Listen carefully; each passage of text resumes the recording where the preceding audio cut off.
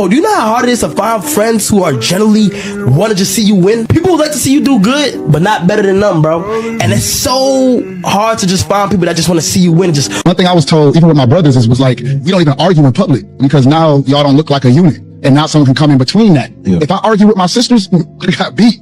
Like it's you protect them. You guys are, like you said, soldiers and mercenaries. Yeah, mercenaries. It's like that. What does your army look like? Can we infiltrate this? About a bro code. I don't care about bro codes at all. You know why I don't care about bro codes? Because people be moving the goalposts. People want to throw bro code out there when it fits their agenda. Every man at some point in his life will face disrespect. But it's not the insult or offense that defines him, but how he chooses to respond. Brotherhood has collapsed. Brotherhood, as you know, it has collapsed in on itself, and nobody told them. Not because men got weaker, not because women changed, not because feelings got soft. Brotherhood died because the system buried it and taught men to perform masculinity instead of experience it. Because men weren't supposed to live life solo. We know this. We know this. Men weren't supposed to do that. Men were supposed to have each other, though. Not in competition, not in silence, not in dominance, but in witness. For black men, be around people that want you to win. Be around people that tell you the truth. Be around people that tell you, hey, don't do that. Be around black men that are going to pull you to the side. Yeah, that's not a good look, bro. Don't be afraid to give real criticism. You know what I mean? Be around people that want you to win, man. And it's hard to get around people that want you to win. You got it, whether it's one person or 10. Be around people that are going to be honest with you. Make sure you look out for each other. Health-wise, mentally, monetarily, yes, period. That's what I believe. We need that as black men.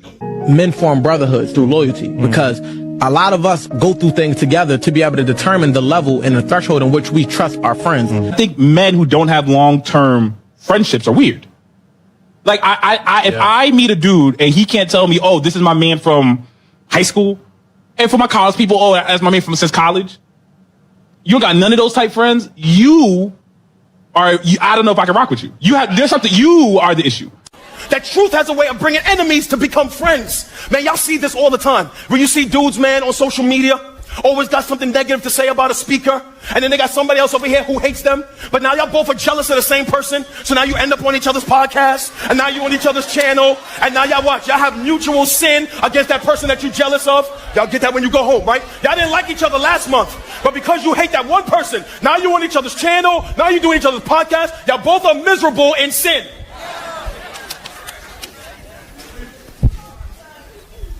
Right here, we also see something you need to protect yourself from. Something I call acquired offense.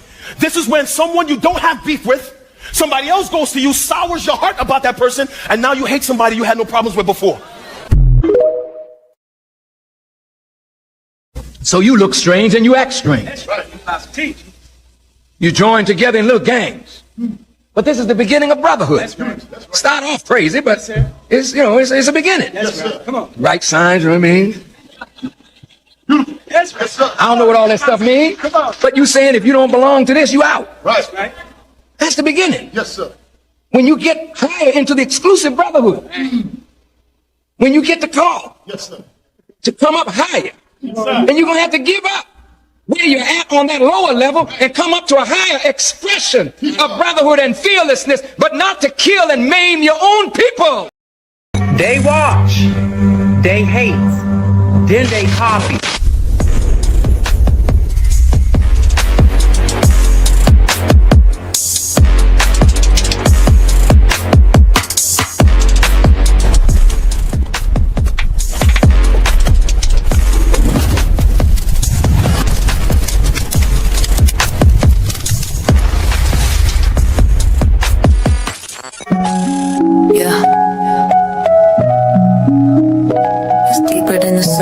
Deeper than the grind. I just wanna know what's on a real man's mind. I ain't tryna guess you, stress you, or finesse you.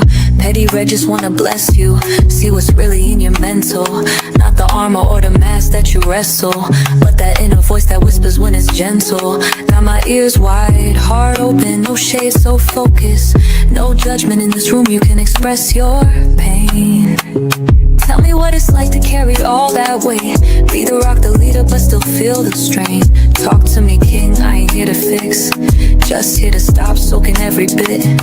You ain't gotta rhyme it or keep it slick. I'm listening deep, I wanna hear what makes you ticks. Blueprint to a man's thoughts. starts by listening. Let him speak truth, no fear, no imprisoning. Open space, real talk, red just vibing here. Trying to know the heart that beats beneath the man's skin. Yeah, I just wanna know your mind. Every corner, every climb. You ain't gotta hide behind. Just let it go, take it time. Tell me about your fears and flaws, your hopes and desires. Did your past teach you silence or teach you to clutch? What do you dream when the world ain't tough? What do you need when strong ain't enough? Where's the joy that you bury in the grind? What fears dance in the back of your mind? Who taught you love? Who taught you war? What's the wound you still trying to ignore? You ain't soft for expressing what's inside. That's king energy, that's real pride. Petty red ain't scared of your tears or your cries. I'm here to witness, not just ride. Blueprint to a man's thoughts starts by listening, not by pushing, pressing, or conditioning. This space sacred, this bond glistening. Truth in your tone, I find strength in it. Yeah, I just wanna know your soul, not just what you control. This ain't no casual stroll. I'm here for the truth, the whole truth. No interruptions, no shoulda said. Just say it raw, say it how it's in your head. You ain't gotta bleed, just speak your mind. I'll hold the story, every word you said. So when you're ready, I'm still here. A woman with ears that don't just hear. I build temples with your truth, cause knowing you, that's the proof. The proof. Blueprint to a man's thoughts starts by listening. I don't understand why it keeps happening. We talk, but nothing changes. Maybe we just see things differently. I just don't understand why we keep having the same argument. It feels like we're stuck. But we are trying, honey. We're here now. And that effort is important. Let's explore that.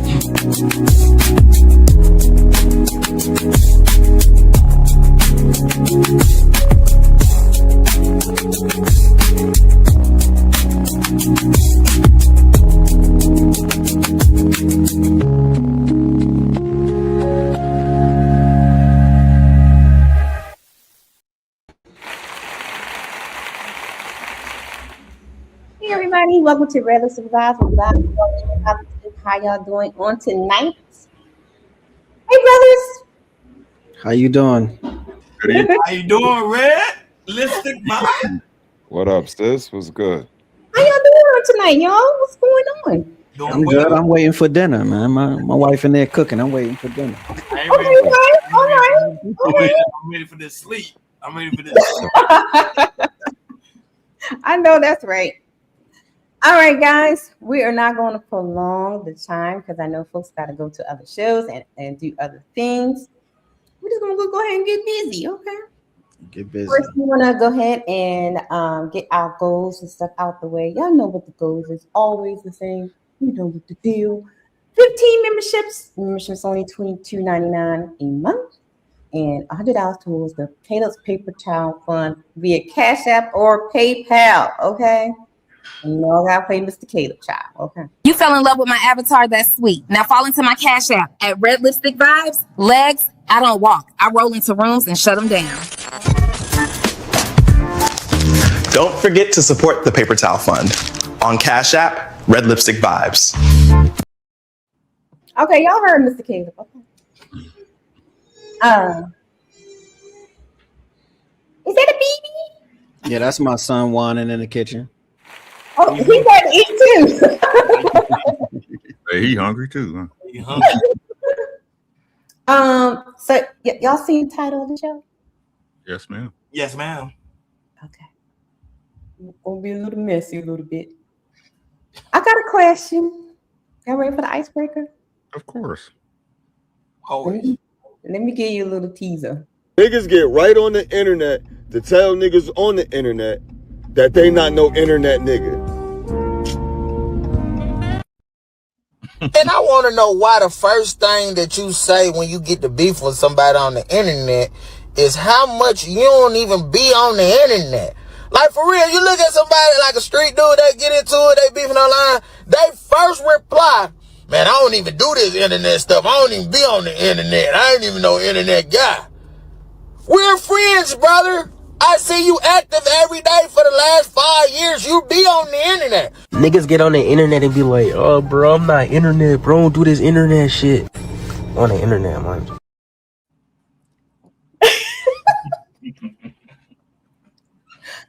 So why do people be, and it's usually the brethrens. That's why I'm saying the brethrens, because y'all the ones that we talking. I ain't no internet nigga. Y'all internet niggas. That's for them folks that like the posture, Why man. y'all on the internet talking about you ain't the internet nigga? Is it something to say? Go ahead. It's goofy. I don't care what nobody say. It is goofy, but it's something to say. Like, it don't make no sense to me. It's crazy. Like, you an internet nigga is cool. You know what I'm saying? Like, that don't mean you can't fight or defend yourself. It just means you chill out on the internet. Like, why y'all trying to but it's really about, like he said, posturing. You know what I'm saying? You trying to act like you got something over the people who be on here every day, when all of us be on this motherfucker every day. Damn near. That shit crazy. Yeah, that is crazy. And it's, for me, I see it's always the ones that I see on the panels and stuff all day and all night, and they be the main ones to say I'm not an internet. They be having the smart cars that be on the internet, the smartphones that be on the internet, unlimited data plans, so they can access the internet. It's posture, bro. It's like I you know what? I think in their mind it sounds like something tough to say. Correct. That was something to say. Correct. It's something to say to make you feel like, oh, I'm not out of the loop, but I'm in the loop at the same time. Hey, you arguing about how many views you get talking about you ain't no internet nigga. No, I'm gonna tell you. All right, damn it, Ricky. That shit crazy. That shit is hilarious to me. God damn. It's goofy. I think it's as easy as a lie ain't hard to tell. Like, they tell that little small lie because in the midst of this argument, in the next 15 minutes, they're gonna tell some huge, gigantic lies. So I think they kind of gearing themselves up. Like, let me tell this little quick lie. It's like the girls when they be like, I'm cute, or I'm beautiful. You know what I mean? Like, they try to land the plane first and get ahead of it before everybody else. So, like I said, I guess let me tell the small lie first. I ain't no internet nigga. So, because now I'm getting ready to tell a bunch of lies. You know what I mean? I'm probably getting ready to lie on you and everything in your circle. So, you know, it sounds like a lot of preparation. It sounds like just a warm up. Hey, revving that bitch up like a. Let's get ready to get it. Like you about to get ready to cook. Go ahead, man. It's cool, bro. It's cool. You know what I'm saying? Could we say it's sort of like trying to be because I view it as them trying to be gangster. But no, because they always say, because in real life, nigga, you won't say that in my face. You know what I'm saying? And we gonna fight, and I might lose, and I might win. That's how it goes. Right. The gangster shit, that's not even applicable. It's kind of like when we used to be in college back in the days. In college, it's like, ain't nobody gangster here. Like, we're all in college. Like, nigga, you gotta nigga, you eat your cereal in the mushroom like everybody. You know what I mean? So, you know, like, I don't even think that that's a thing at the echelon that we at, because everybody got so much to lose, and everybody's so mature, and everybody's so fair. Like, that's what's crazy. In one breath, everybody fair. Yo, I'm neutral. Yo, I'm equal opportunity smoke. Yo, I'm not on nobody's side. Liars, y'all bro. be picking fucking sides. Liars, bro. That's all they do is lie. I'm trying to tell y'all, man. Of course they be lying. We know that. Get mad when you say the truth. Get mad when hey, they get mad, boy. I'm telling you, they be mad for real, sis. What they gonna get mad for? Why should they get mad when they supposed to be real? I'm a real nigga. They say they're real. Because deep down inside, they're not a real nigga. This is stuff people don't want to talk about. You know what I'm saying? They're not real and deep down inside. They're only real to them on the internet. Okay. No, this is the stuff people don't want to talk about, right? They inadequacies. Mm-hmm. You know what I mean? That's really what it is. Like, you inadequate. It's cool. That's why I be trying to tell y'all it's cool, because once you admit it, you can start working on the shit. You know what I'm saying? But motherfuckers being inadequate. That's all it is. But like I be telling y'all, look at their life and see what's popping. You talking all this woo, right, about how you want this and that, but you ain't nowhere near that, for real. You inadequate. Oh Lord, y'all. It's like light and thunder, brother. So just in case.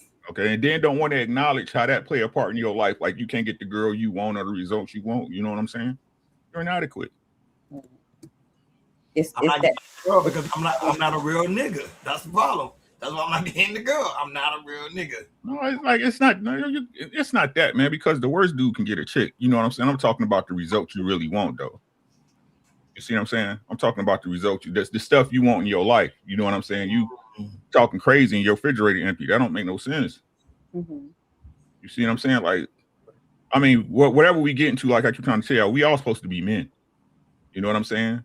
We supposed to be men. Hey, you take it the way it's given, and that's how it go. Like, I don't understand like how these dudes be moving. We'll get into it because I don't want to. I know she got her set up, so we'll get into it. Anything else on I'm not an internet nigga. You are. It's cool, bro. It's cool. Yeah, well, yeah, we are. It's cool. Yeah. So, And hold on before we move on. For the ladies, you guys are not to be missed either. Stop bragging about how your man is not an internet nigga, how cool he is versus internet niggas, how he don't do stuff like y'all internet niggas do, and then you be leaving him in the next fucking year. That's great. That's great. So y'all really need to stop. It's posturing like he said, but it's really planting on me now because the girls do it like hard. Like my man ain't like y'all niggas on this internet. Y'all niggas, and then they be like, I'm leaving this nigga because he is not it. hey, they not equally yoked. Yeah. Like wow. Oh, that's a good one. Oh my goodness. Next up, since we talking about the internet niggas, emotional men. Oh. Emotional men. What do you mean? Overly emotional men. I got a clip I want to play for us, and I want you guys to ponder on the question. The question is, do you believe overly emotional men are dangerous? Right, yes. Let's play the clip. Emotional men are the most dangerous. Well, as a man, bro, I'm gonna tell you one of the most important men you gotta stay away from. The most important men you gotta stay away from, man, is men that's overly emotional. Now, when I say this, I'm saying this because men that's overly emotional do not know how to regulate their emotion. Usually, when they get mad, they act on whatever thought they get on impulse. If you come from a place like I come from, you done met multiple and hella men that can fit in this category. A lot of them done killed the female because she no longer want to fuck with them. A lot of them done killed the nigga because he fucking with a female that don't want to fuck with him. A lot of them done killed people or did certain situations and things that it put them and landed them in fucked up situations. Prison, death. You feel me? A lot of them don't know how to take disagreements. They feel like if you disagree with them, you disrespecting them. And then if you somebody like me, to be honest, you want to stay away from an overly emotional man because it can either happen two ways. Either I'm gonna knock you off or you gonna knock me off. Damn, who he sound like? I'll say hypocrite. He sound like somebody else. It sound like you from Houston. That's how they sound. So, guys, do you believe overly emotional men are dangerous?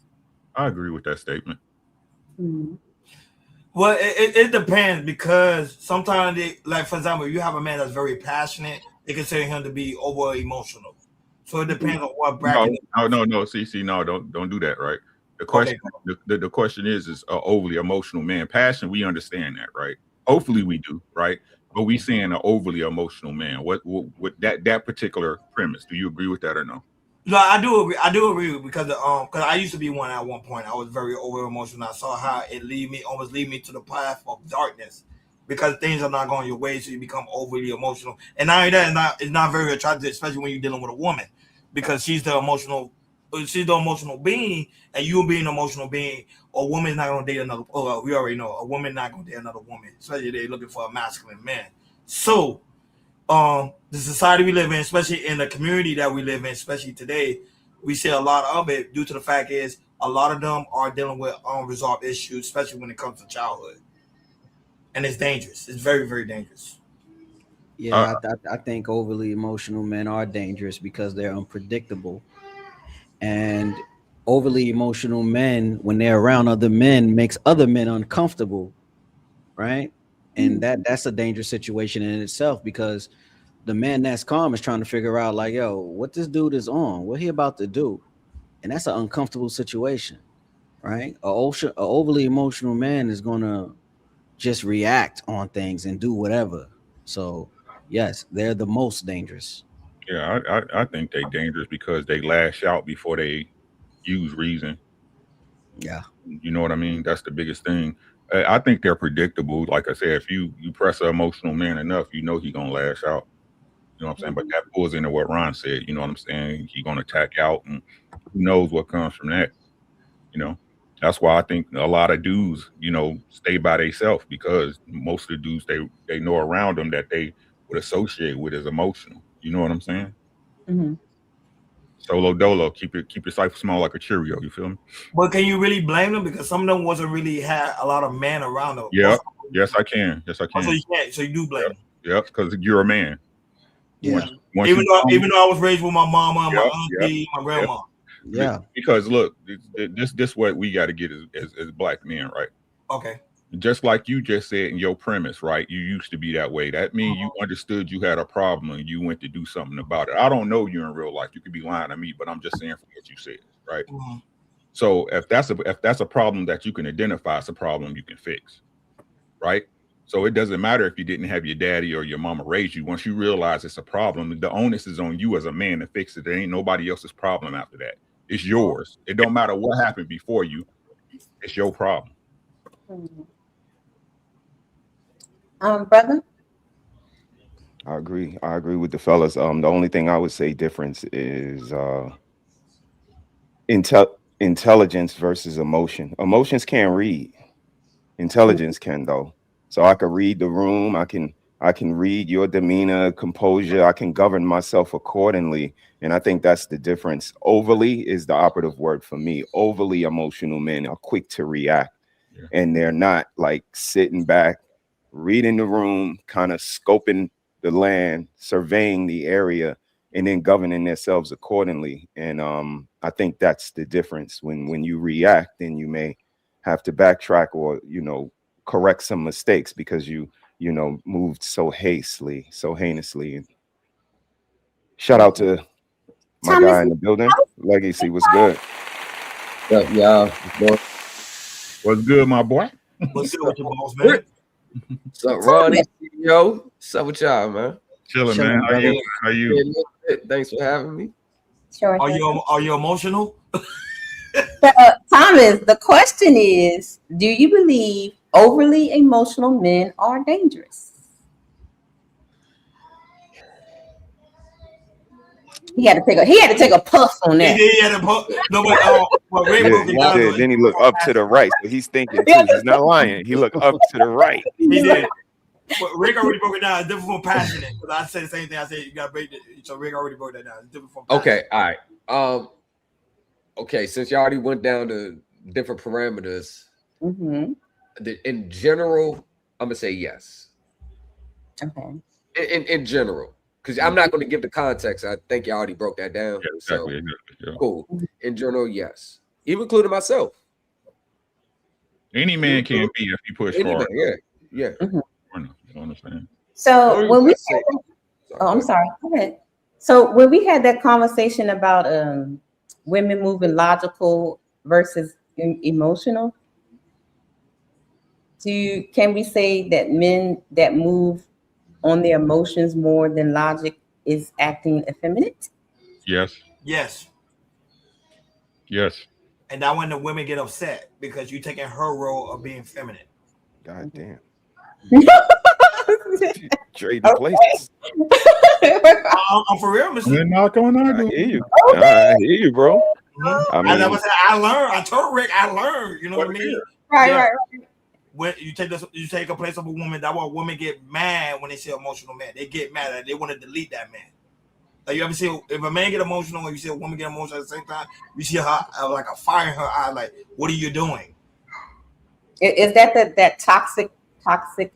What's it? A toxic relationship thing when they always If No, he goes up there too and all that. Is that what that is? I just think it's the nature of a woman to challenge a man she believes is weaker than her. That's deep. Is him being overly emotional make her think that he's weaker? In that moment, yes. Or I could combat that and say, not just. Hold on. Eat a man. Don't come up here and start no stuff. Or eat a man. Look at eat a man. What up, E? Nigga? What up, E? I can combat that. And say, damn, that eat a man introduction just fucked me up a little bit. I'm sorry. I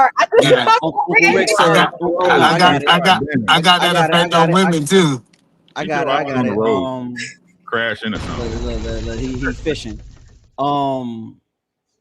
Yeah. Well, Uncle Rick said a woman would challenge a man who she thinks he's overly emotional, or thinks she's stronger than, or something like that, right? Some women mistaken a man not reacting as weakness, right? Okay. So it's like, because a man won't react, sometimes she can take that for weakness, when really that man is just like taming the beast, if you get what I'm saying. That's all I had to say. Yeah, that's fair.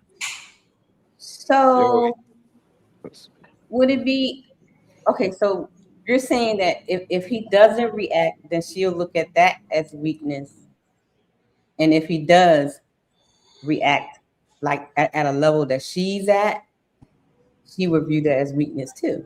Yes. But they always say they want emotionally intelligent men. That's a lie. They don't know how to recognize an emotional intelligent man, because the man that's not reacting and stooping to her level is emotionally intelligent, because he's not acting on emotion. He's actually controlling it, right? Like, you ever seen firefighters put a water shield up and walk into a burning building? It's something like that. The men do that every day. We do that at work. We do that sometimes in the house. We do that when we're out just in the world living. We control that inner rage to just be your normal law-abiding citizen. Okay. The CEO. Do What's you up, brother? think, and this go for anybody can answer too, but do you think that when they think about, I want an emotionally intelligent man, I'm starting to think, are they talking about, hey, someone cut you off, don't go on the road range, or if you out in public, you don't have to get loud and aggressive, embarrass the family, or you don't have to push the guy that cut you off in line. I don't think they're really talking about that emotional intelligence. What I think, I don't think they talk about that. As a matter of fact, I don't think they care. I think emotionally intelligent man is don't say nothing back, don't have boundaries, be an emotional punching bag, don't correct me when needed, don't call me out on my stuff, and don't set those boundaries where if I cross those boundaries, you're going to respond to that. That's my version of when they say an emotionally intelligent man. I think they're talking about Thomas, that. your premise would be true, but the whole aspect is then it won't make sense why a woman would date a thug dude that will put her in her place. He will tell her when she's wrong, will tell her to be quiet when she needs to be quiet, and he's getting all the JJ. So that's what I'm saying. Like, because what they but even that, brother, even with that, I don't think most women even know how to cohabitate with a man. So even if he is that, even is doing that, put in their place, I still think that that's going to be viewed in the majority as some type of attack on them, unless they're used to that type of man. I just don't think they just have enough time put in with the man to even understand that it's not a personal attack, or they just don't care. E, what you think? E? Yeah, I think most men don't understand women just hearing these conversations.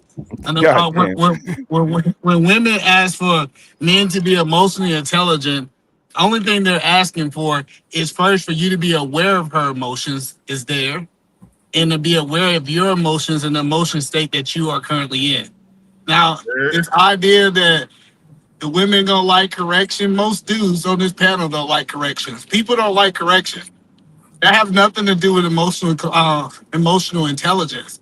When it comes down to emotional intelligence, it's being aware of the emotions that's in the room, not only just yours, but other people too. And I actually think that's fair for women to ask that. Good point. Good point. Okay. Sounds like consciousness. Sounds like consciousness. Trend was good, man. Welcome to the panel. Hope all is well, sir. Yo, you already know. Peace. Peace. We have a question on the floor for you, gentlemen. Let's see. Do you think that overly emotional men are dangerous? Yeah. Hey, he took a smoke. He said, "Yep, took a smoke." Yeah, funny. Okay. While Trent takes a poll and contemplates on the question, Eda Man, did you get a chance to answer that question? Do you think overly emotional men are dangerous, sir? Yeah, overly emotional men are very dangerous to society. But the problem with that question, most men show some emotions and they be categorized as overly emotions. Anytime men show emotions. And then I hear men on the scene say, I don't show emotions. And I see more men yelling and screaming and angry and upset. Just because we're not showing the emotion of being scared, quote unquote, it's a lot of other emotions around there. So I think we was built to have emotions. Men supposed to have emotions, but overly emotional. I wouldn't really say overly emotional. More a man who cannot control his emotions is very dangerous. So you're saying a man that can't regulate his emotions will be the one that's dangerous. Yeah, like control. So if I get overly angry, but I don't act on it, I'm not a danger. It's the man who can't control the anger is the danger to society. Gotcha. Absolutely. Gotcha. Everybody you eat a man?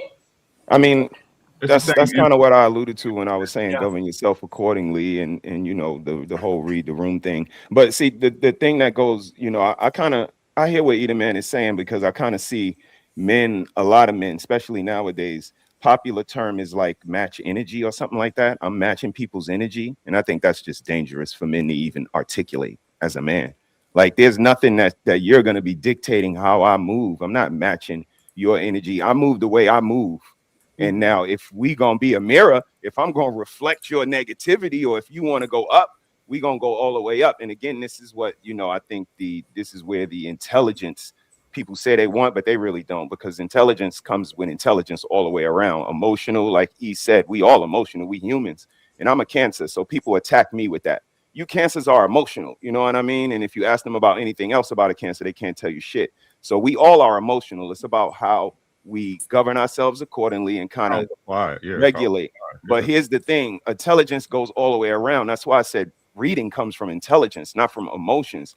I'm intelligent when I'm in the kitchen and intelligent in the classroom. So that comes with scrutiny, with compliments, with kudos, critique. Like it comes with all of these things, and that's what they don't want. They don't want us to tell them they food really ain't that good and go in the kitchen and could cook some better shit and hand it to you. Like they don't want that. They don't want the kids saying, I want to go with daddy. I want daddy's cooking. I want daddy to lift me up on his shoulders. They start, even if the baby say dad first, they be like, why he saying dad first? I'm the one that got the titty in my mouth. Like, y'all, a lot of people just be lying, sis. Like they really talk because they heard other people say it. Not anybody here, of course, not anybody here. But they've been on a lot of panels and been a lot of places where they heard a lot of people say shit, and they just saying it again because, like he said, no one wants to be corrected. But if I can correct you and don't have to raise my voice and can use words, and you be like, damn, did he just say that? I don't think you really want that. So again, when they act like we just barbarians, y'all don't know the way we could talk to our wives and our children, and we don't have to raise our voices, and that we would hurt their fucking feeling and crush their soul for that. Doing that as husbands and as men is just insensitive and just lies. And just to piggyback off what you said real quick, when you said most men most men don't have to raise their voice when they correct their woman or something like that. Even with the correction, with not raising your voice, you still have to have the intelligence to word it right, so you won't trigger a certain emotion in her. And then go ahead, E. No. So, but I think we're conflating two different things. Me correcting somebody typically have nothing to do with emotional intelligence. So I remember everybody was like, want to beat me up because I said, I think we can prove in society that men are more emotionally intelligent than women. I said, if we do a quick study, a man is typically always aware of his emotions because that's his responsibility. And women be having no idea of what his emotion is because they say that they don't show it. Men don't show their emotions. We are showing an emotion. You just cannot read that emotion. So I'm on record saying that men are more emotional intelligent than that. But when we start talking about correction and emotionally intelligent, they really don't go together. I know we're trying to put them together. Me correcting somebody have nothing to do with emotional intelligence. That has something to do with leadership, and that has something to do with submission. But it doesn't have anything to do with emotional intelligence. I'll walk with you, E. So if my baby is in the kitchen and she spills a cup of milk on the floor, I got two choices. I can say, "What the fuck you do? You spilled that fucking milk on the floor. God damn it, you always spilling something." Or I can say, "Baby girl, we got to practice on being able to kind of hold things better. And there's tools that we can work on our grip." And I got a little, like, is that a choice that I use my emotional intelligence to regulate and then decide you can either use shameful tactics or you can use this as a correcting tool to get to the next place? That's what I'm saying. No, that's not emotional intelligence.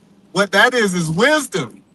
Wisdom tells you, hey, I need to speak to her in a certain way because emotional intelligence is saying I am aware of her current emotions. What you're trying to do is use wisdom to be able to stop any future emotions. So wisdom, you're exercising wisdom in that, but it's not. I'm just going based off the definition. The clinical the clinical definition, it doesn't even say that I am acting correct. It's just like me saying you mad and I still say F you. I am being emotionally intelligent. I am aware of your emotions. I just don't care. Right, that's not intelligence. Lack of compassion and sympathy for others is not intelligence. Again, you're more focused on me as a father, and I'm thinking about the way it's going to affect my daughter in the future.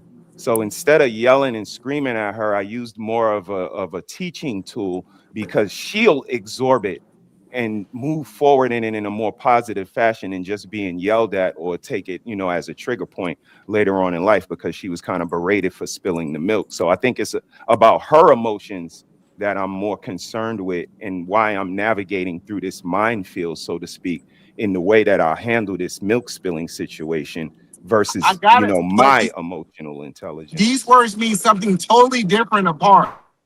Okay. If that makes I'll sense. let You know what I'm saying? If I separate what intelligent is by itself, it means something different. And the only point I was making, when I bring these two words to come together, it have a different meaning. Because I have heard people say all the time, that says when emotion's high, intelligence is low, right? I hear that all the time. They took two words and created a new definition, and I'm using the new definition. I'm not using those words independent when we talk about like intelligence, for example.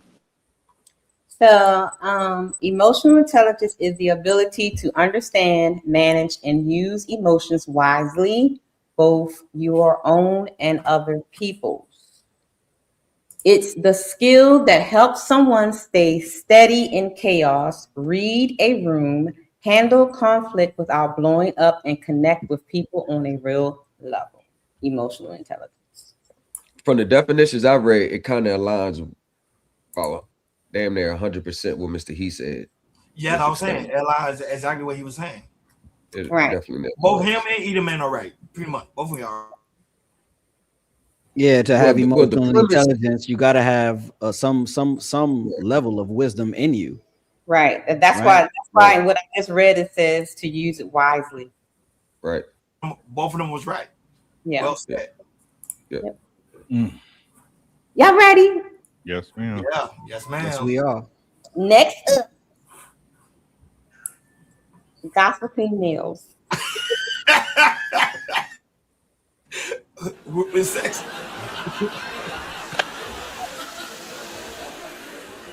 Why?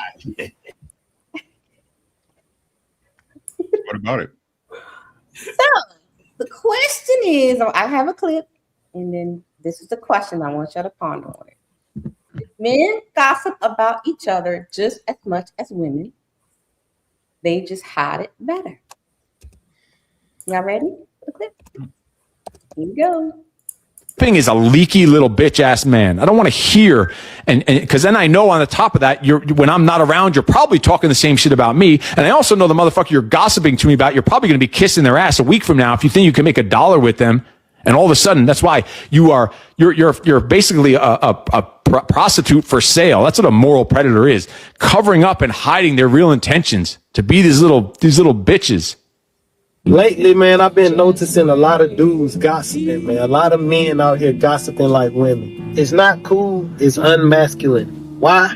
Real masculinity is built on honor, strength, and respect. Gossiping undermines those values, creating division and pettiness instead of unity and leadership. Engaging in gossip distracts you from your focus and your purpose, making you look weak and insecure. There are consequences to being known as a gossiper. You lose credibility, respect, and trust. People question your reliability and your integrity. Practice self-restraint when conversation turns towards gossip. I'm gonna be real, and I don't give a fuck what nobody say. Shouldn't no grown-ass man be spending all his time with other men? All day, every day. You shouldn't be with no nigga more than his kids. When niggas really think that they that young nigga for real, but they really just like every other nigga, and you talking about a nigga that's very different and way more confident than your ass and really got a direction and purpose, you think it's cool talking about a nigga. You can't come talk shit about one of my friends to me. No. I'm not an ear for it. Agreed. Now, if you come to me and you say, hey, I'm having a problem with John, are you coming to me because you want me to patch this up? Because that's the only conversation we're having. But if we're here to talk shit about my friend John, I'm telling you, I'm not the ear for it. As men, I don't think men should behave this way at all. I think it's extremely effeminate for dudes to do that. If you have a problem with a dude, talk to him. Sit down and talk to him. I was raised that way. We didn't talk shit about each other. If I see you, I'm going to step to you. Like being a man? Yes. You do like being a man, but thinking like a woman. I don't think I think like a woman. I think like a man. No, you don't. I'm here to tell you, you don't. I think what you're trying to say is I appear to be thinking in feminine ways. No, you think like a woman. I don't think so. Okay. You think like a woman. I'm put you on to game. You ever heard of Mr. Telephone Man? See, I'm not talking about the new edition. Shout out the new edition. I'm talking about the type that always know everything, and he always talking about people behind their back. See, he somehow knows all the tea and so quick to spill it. See, he ain't just messy. This dude is the whole mop bucket. He's in the center of all the drama, like he is auditioning for Real Housewives of the group chat. And let's keep it a buck. He got more female tendencies than some of these women out here when it comes down to gossip. So be careful of the one that's always trying to put you on. Let me put you on about this and put you on. Because trust me, when as soon as you turn your back, you're going to become the next headline of his next conversation. So those track sneakers, they're already laced up. And he is ready to run and tell your business like TMZ or something. See, the truth is, dudes like that are worse than women these days when it comes down to gossip. Don't talk about my friends around me. Don't drag their name through the mud around me. Don't throw shade at what they got going on around me. Because I'm going to check you as if what you said was about me. I don't play with my friendships. And I don't use the word friend lightly. So you can have your feelings and your opinions, but keep them to yourself when I'm around. All right, guys. Do men gossip about each other just as much as women? They just hide it better. Yes. Absolutely. What do you mean we hide it better? You can see what's going on within this space. I don't think they hide it. They might have hid it back in the day. I say 95% of people on YouTube on here gossiping. That's what I'm saying. We put it in the Don't space. hide it. That's the problem. They don't hide it, right? I think most people have conversations about people. I think motherfuckers calling that gossiping is just trying to make somebody feel bad. Most people talk about other people. Correct. Right? So, but the difference is that can that person hold that shit to themselves, hold that water? Right. You know what I'm saying? I tell everybody, like Shout out to the fellas on the videos, right? Like, if you ain't my friend, I don't owe you shit. I'm just gonna keep it 1,000. If I didn't establish a friendship with you, that's not what we are. That's some shit made up out your own head. You know what I'm saying? I make it it's one of my codes that I don't share conversations. Right? I don't share conversations. You can tell me whatever we talk about gonna stay in between me and you. Right. Right? But we know that ain't the case with most people. It's definitely not the case with most people, and Yeah, I agree with Uncle Rick as well. Because, go ahead, bro, because you driving. Go ahead. Yeah, because you're lagging. I'm lagging. I don't. Nah, it's your cell phone signal. Don't worry. Go ahead though. You jumping towers. That's all. You good now? I was just saying that, yeah, man, we gotta understand that gossip sells. It is gossiping. When you up here reviewing somebody and you add it to the story, we done seen a whole bunch of people add into the story. Oh, this person was with this woman. He gotta be sleeping with her. Guess what? That's gossip. You cannot verify that. We just gotta realize that the men of today is not the men of the past. Gossip is actually part of what men are today. So I wouldn't even argue that that's feminine. I know, like the guys in the video, they say it's feminine because they're not on YouTube. So I get that, but I'm telling you, if you are a content creator, at some point either you're gossiping or you ain't got that many followers. One or the other. So if you look at independent journalism, is independent journalism gossiping? Absolutely. Yeah. Because absolutely. Their opinion, some of them don't even get the true fact. We don't gotta split every here, right? But let's look at it as independent journalism. They get the story, they pull up the facts, they did their research or whatever the case is, right? But they bring the story to a new audience that probably would not see the story. That's gossiping? Yes. Yeah, they gossip. That's gossiping. Just because you don't like the word don't mean what it means. You see what I'm saying? I'm missing it. I'm completely missing it then. No, but look what happened with Tasha K. Tasha K is a quote unquote blogger, right? And she got sued by Cardi B because of her gossip and her false narrative. Right, but you see how that looks differently because she's creating false narratives about somebody. That looks more like gossip and drama tip, which gossip tends to follow drama. When if I'm talking about the Iran war and we're just talking about events. I see what you're saying. Yeah, that's what I'm saying. I don't think that's gossiping at all. I see where you're coming from. Okay, right? But no, that's still gossip. No, that's still gossip too. When people talk about Go ahead. No, he's lagging. Oh no, only thing I'm saying, man, you lagging. I'm saying that's gossip too. When people say, okay, you want me to go out and come back? Yeah, you gotta come out. Yeah, you lagging. Yeah, I think if you talking about something that you had nothing to do with, it is considered gossip. And I think we all engage in gossip and we package it as commentary, right? The distinction factor for me is that it focuses on a person, right? Not an event or a public event, right? But it's the people involved, right? Hey, like I said, with y'all know with the Anton stuff, right? If you gonna say something, say your piece and move past it, right? But every day you in it with this particular thing, that's gossiping to me. That's just me. Okay. That does become gossipy. I do agree with that. That does become gossipy because then it becomes when you start adding salacious behavior in there and the drama, that's when, to me, from my angle, it becomes gossipy. That's when it becomes hair salon talk, like what they attribute into the feminine nature of it. That's what it comes across to me at. Do you guys think that, like the analogy that Ron gave about the Tasha K thing, like it becomes gossip when you are formulating like a false narrative, something that's not true? That's when it becomes gossip.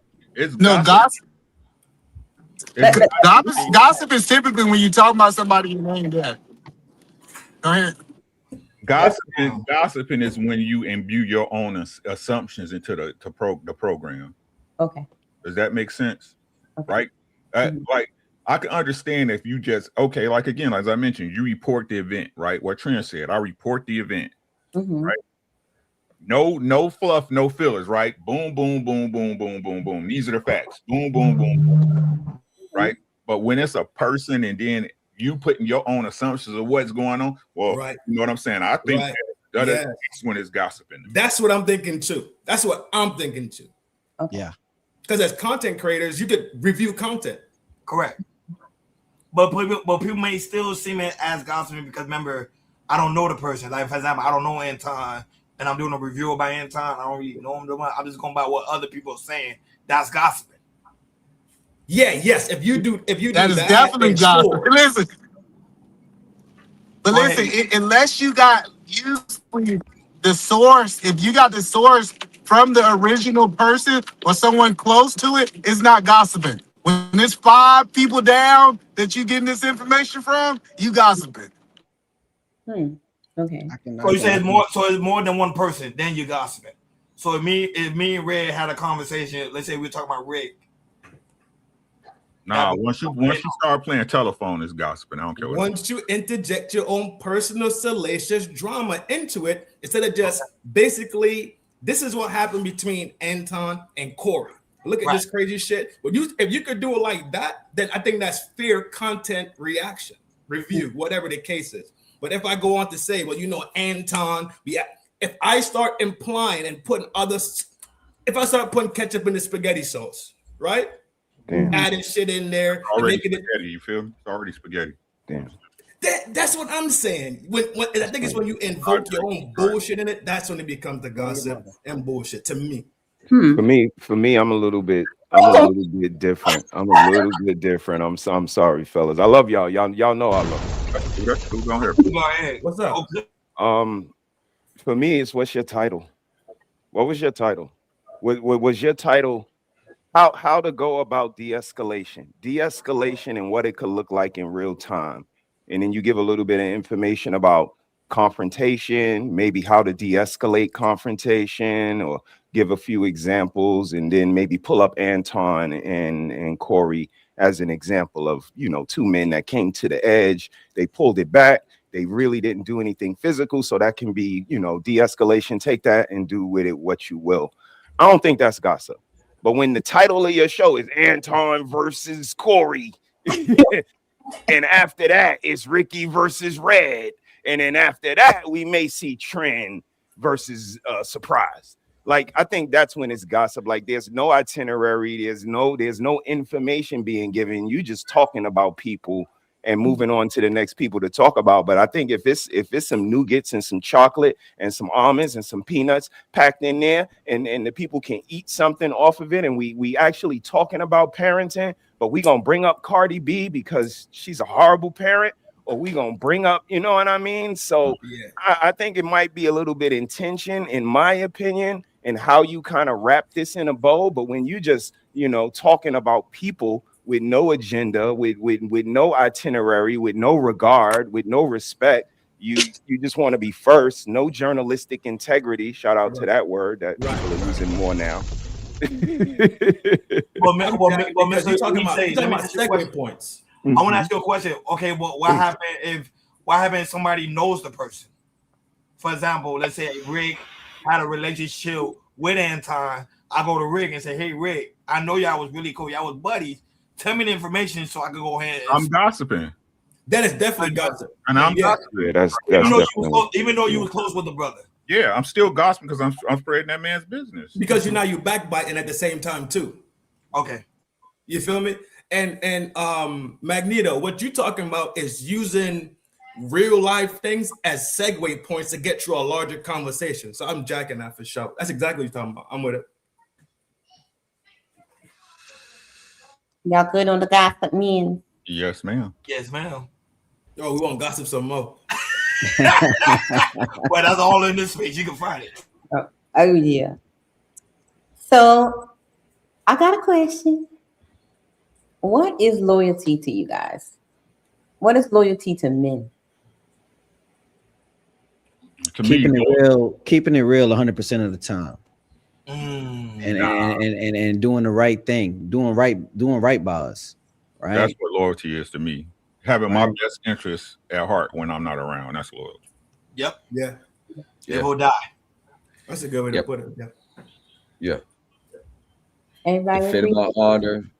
my honor when I'm not around. If we got being able to hash out our differences without any malice intent, being willing to not only go to war with each other, but keep each other out of war, keep each other out of harm's way. Being able to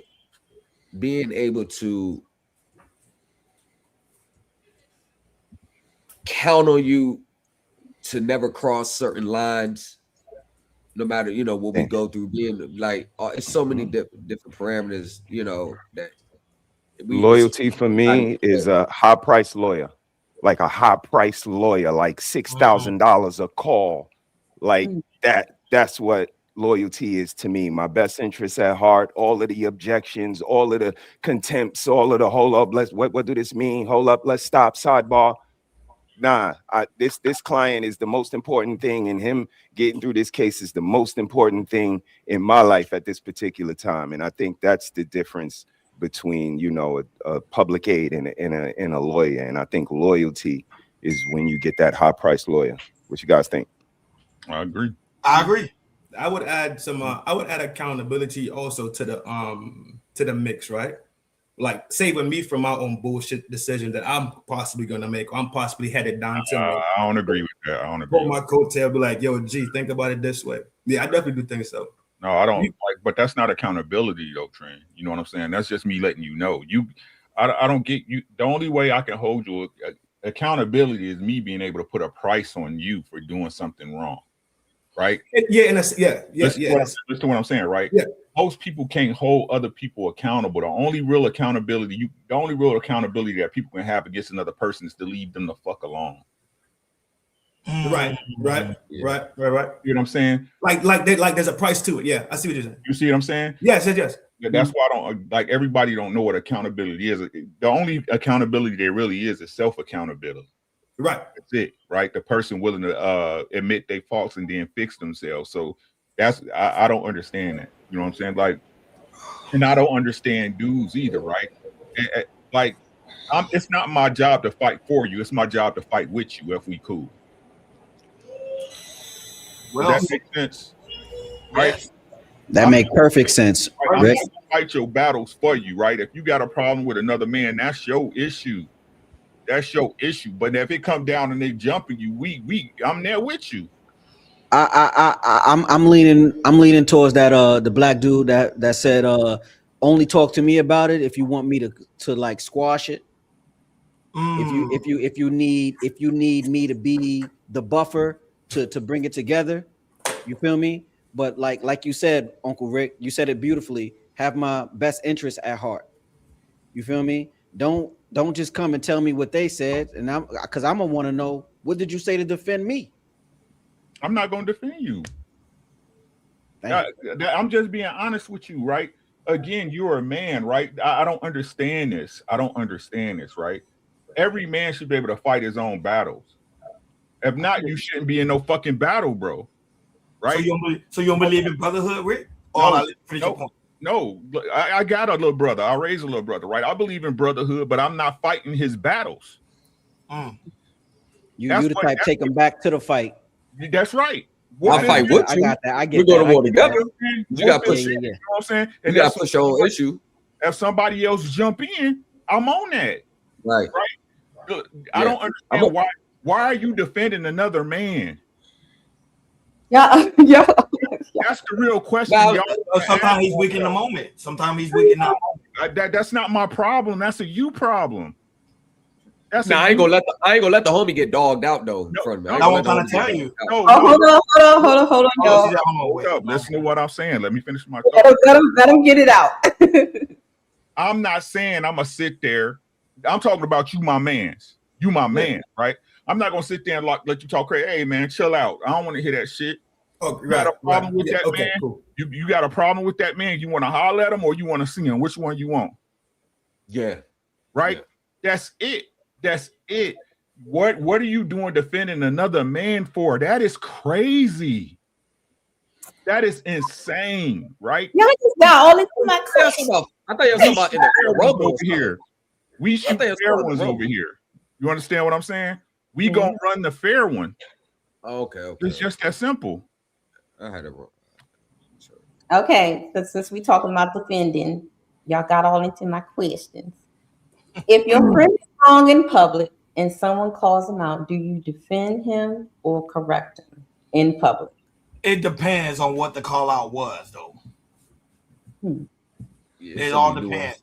Like Rick said, I'm not gonna fight another man's battle, but it depends. Because, like I say, because you know, sometimes you like me, I have a lot of homeboys. Sometimes I have a homeboy that's weak in a certain moment, so I step in and say, hey, you know, chill out. But then there's times I say, okay, he can fight his own battles. That's why I said I believe in brotherhood. Like I believe in brotherhood. We together, we've been, like most of my friends, we've been together for like more than 20 years. So we got like a brotherhood system. You know, so you know, but people are different. That's why I say I like with terminology on certain things. Okay, so since you keep bringing up the brotherhood thing, and that was the next thing I was about to go to, I need you guys to define what brotherhood is, because what is that? What does that look like? We ride or die. Just like that loyalty we discussed earlier, in my eyes. You understand what I'm saying? And it's like the brotherhood does go to war together. We don't fight each other's battles, but we go to war together. We want it even. You feel me? If it's you against three, it's gonna be us two against those three. You feel me? But if it's one-on-one, I'm gonna be there for you on the back end, but like you gotta go handle that. I'm just here for support. Go ahead, brother. To answer the previous question, was he wrong? Oh, you asking me? No, I'm asking Red, right? On your previous question. Was he wrong in public? Yeah, he was wrong in public. He was. In public. Oh, so he was wrong in public, then that's on him. Yeah, then he gonna correct it. Like I keep trying to tell y'all, I'm on the side of right. I ain't on nobody's side. I'm on the side of being correct. That's right. So that's the problem, right? No, if it happened, I keep trying to tell you, most people don't get corrected in the moment, and that's their problem. Okay. Right? It's like you don't let the dog just piss on the floor and then tell him a week later, you know, ooh, wait till I get home to put your nose in the piss. Yeah. No. Yeah. Because I hear some people say, I'm gonna stand by you in public, but I'll correct you. No. Don't embarrass us in public. And there's nothing to talk about. You hear what I'm saying? Mm-hmm. Don't embarrass us in public. There's nothing to talk about. No, correct me in the moment.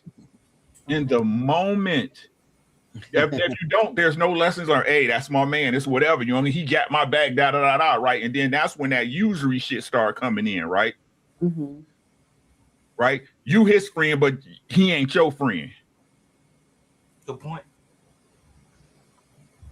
That's what I don't understand. Like, even with your girl, I understand what it looked like, but why you got me here looking like this? Mm-hmm. It has to be corrected in the moment. Not when we get home, when nobody else can see it. Right now, you out of pocket. You wrong. Yeah. And if you my homie, you my ace, we brothers, I expect the same thing. Mm-hmm. Yeah. That's what I was referring to with the accountability factor earlier on. You're saying it's not accountability, but if you're holding your brother to a standard that you know he's better than, he's slipping. That's not accountable. That's what I'm saying. Okay. What's the word or what's the terminology you would give to that? You making a correction. You pointing it out. But if you're my dog, if you're my man, 100 grand, like we riders, do we have a level of accountability to each other to keep each other on the straight and narrow as much as we can? The only accountability you have is that you believe our friendship means something. Right. That's it. So if you want to be cool, listen to what I'm saying, Trent, right? So if you value me as a person, you respect me as your man, 100 grand, you will make the self adjustments. It's just me pointing it out. Right. So you said, okay, got it. Track. And the type of circle we are, like, again, this is why we have to be individually decent people. Right. Because if you a decent dude and I'm hanging around you, we ain't nothing but mirrors for each other to see. This is what I be talking about relationships, whether it's platonic or romantic. Like it ain't nothing but a reflection. And if I ain't shit, I'm gonna look over at you who ain't shit, doing crazy shit, and I'm gonna be like, it's all right. You could do that. I can't tell you nothing. It depends, because I'll turn around and do the same shit and don't want you to have. But once we moving as gentlemen, we moving with a certain level of decorum. We gonna make each other better, so to speak. Iron sharpening iron, so to speak. You know what I mean? So that's, maybe I'm wrong, fellas. Let me know. Yeah, we should we should be an example for each other. Correct. Right. So, like I said, again, I don't understand why would somebody let that slide when, especially if we being upstanding men, it's a mistake in that moment. Right. It's a mistake, but then, like I said, you defending him, right? No matter what, that's how y'all rock, because y'all be fucking up, right? And again, people extend the grace that they want. Let me say that again. People extend the grace they want, that they expect to receive, right? I don't want that type of grace. Well, I'm out of pocket. You gonna wait till we get home. I don't want that type of grace. Wait, tell me that right there and then. So, there's some weird stuff going on in the YouTube streets with the brethrens. So the question is real brotherhood still alive amongst men today, or are most friendships just temporary alliances? Wait, if you're talking about YouTube friendship, outside of YouTube, I got brothers. Well, they people be saying they friends up on here. So yeah, YouTube. No, because brotherhood is like, to me, I gotta know you like 10 plus years. It's a difference. So you have a time frame. Yeah, I have a time frame. Like, Rick, I know Rick for like what, 2 to 3 years. You get what I'm saying? See, some of these guys, man, Beans, I knew Beans way back. So like stuff like that. So, but it's just a time frame to me. Because the brotherhood, that's deep. That's like the loyalty aspect. That's really, really deep. Okay, explain that. So you have like the NOI. You saw how the NOI back in the days when they talk about brotherhood, like Malcolm and them, like it's really, really that deep. It's like, okay, we're gonna ride together. We're gonna make sure we correct each other when we're wrong, when we out of pocket. We don't do no form of no conflict. We keep everything neutral. I got your back. You got my back.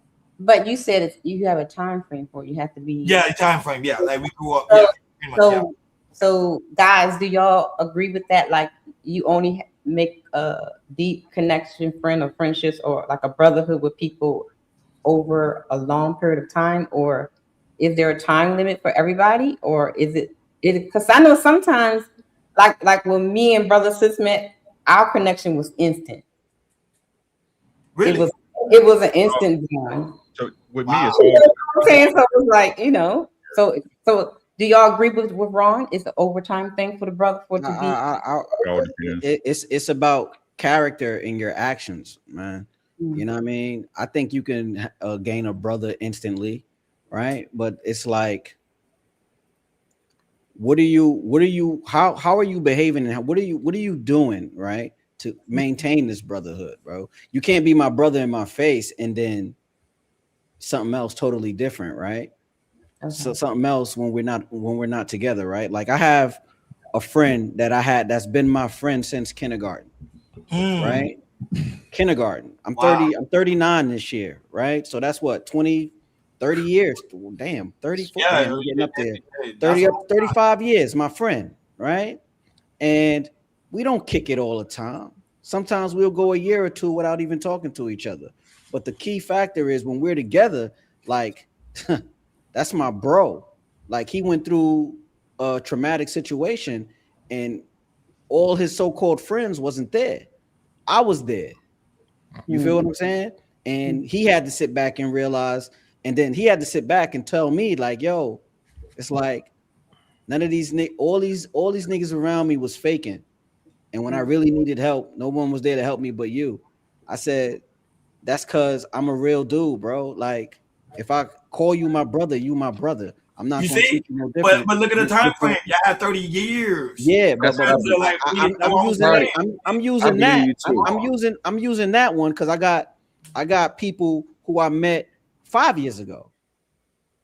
That's my brother. So I don't think it's a time frame. It's all about somebody's character and how they behave with you. Okay. Y'all agree? Beans in the building. What up, Beans? Beans. What's up, Beans? What up, Beans? Ron, what up, though, kid? It got to be some traumatic stuff. It got to be some activating event that kind of links us. It definitely got to be time put in. It got to be some activating event. It could be just something went down where you had my back, I had your back. I think that's what look at the military for a second. Like they, we come home, they was at war together. You know what I'm saying? Oh, yo, you helped save my life. Yo, we help get each other home. I'm not saying it gotta be that drastic, but it gotta be some for me to consider something a brotherhood of because I got a homie, we've been cool since 7th grade. He lived like 10 minutes down the street from me. You know what I'm saying? We know each other, since what, like 99 or something like that. So like with him and my other homie, he just went back to the feds. We was all in 7th grade together. We all hang up. Yeah, we all hang out together. So that's what 20-something years. Like that's the brother. That's what I consider brotherhood. Like we've been through a lot together. Just I don't even think a year or two. I mean, it could get there, but to me, with Ronnie, time, there got to be a certain level time, and to me, there got to be some type of event that went that, like something that glues it. And that's my take on it. Facts.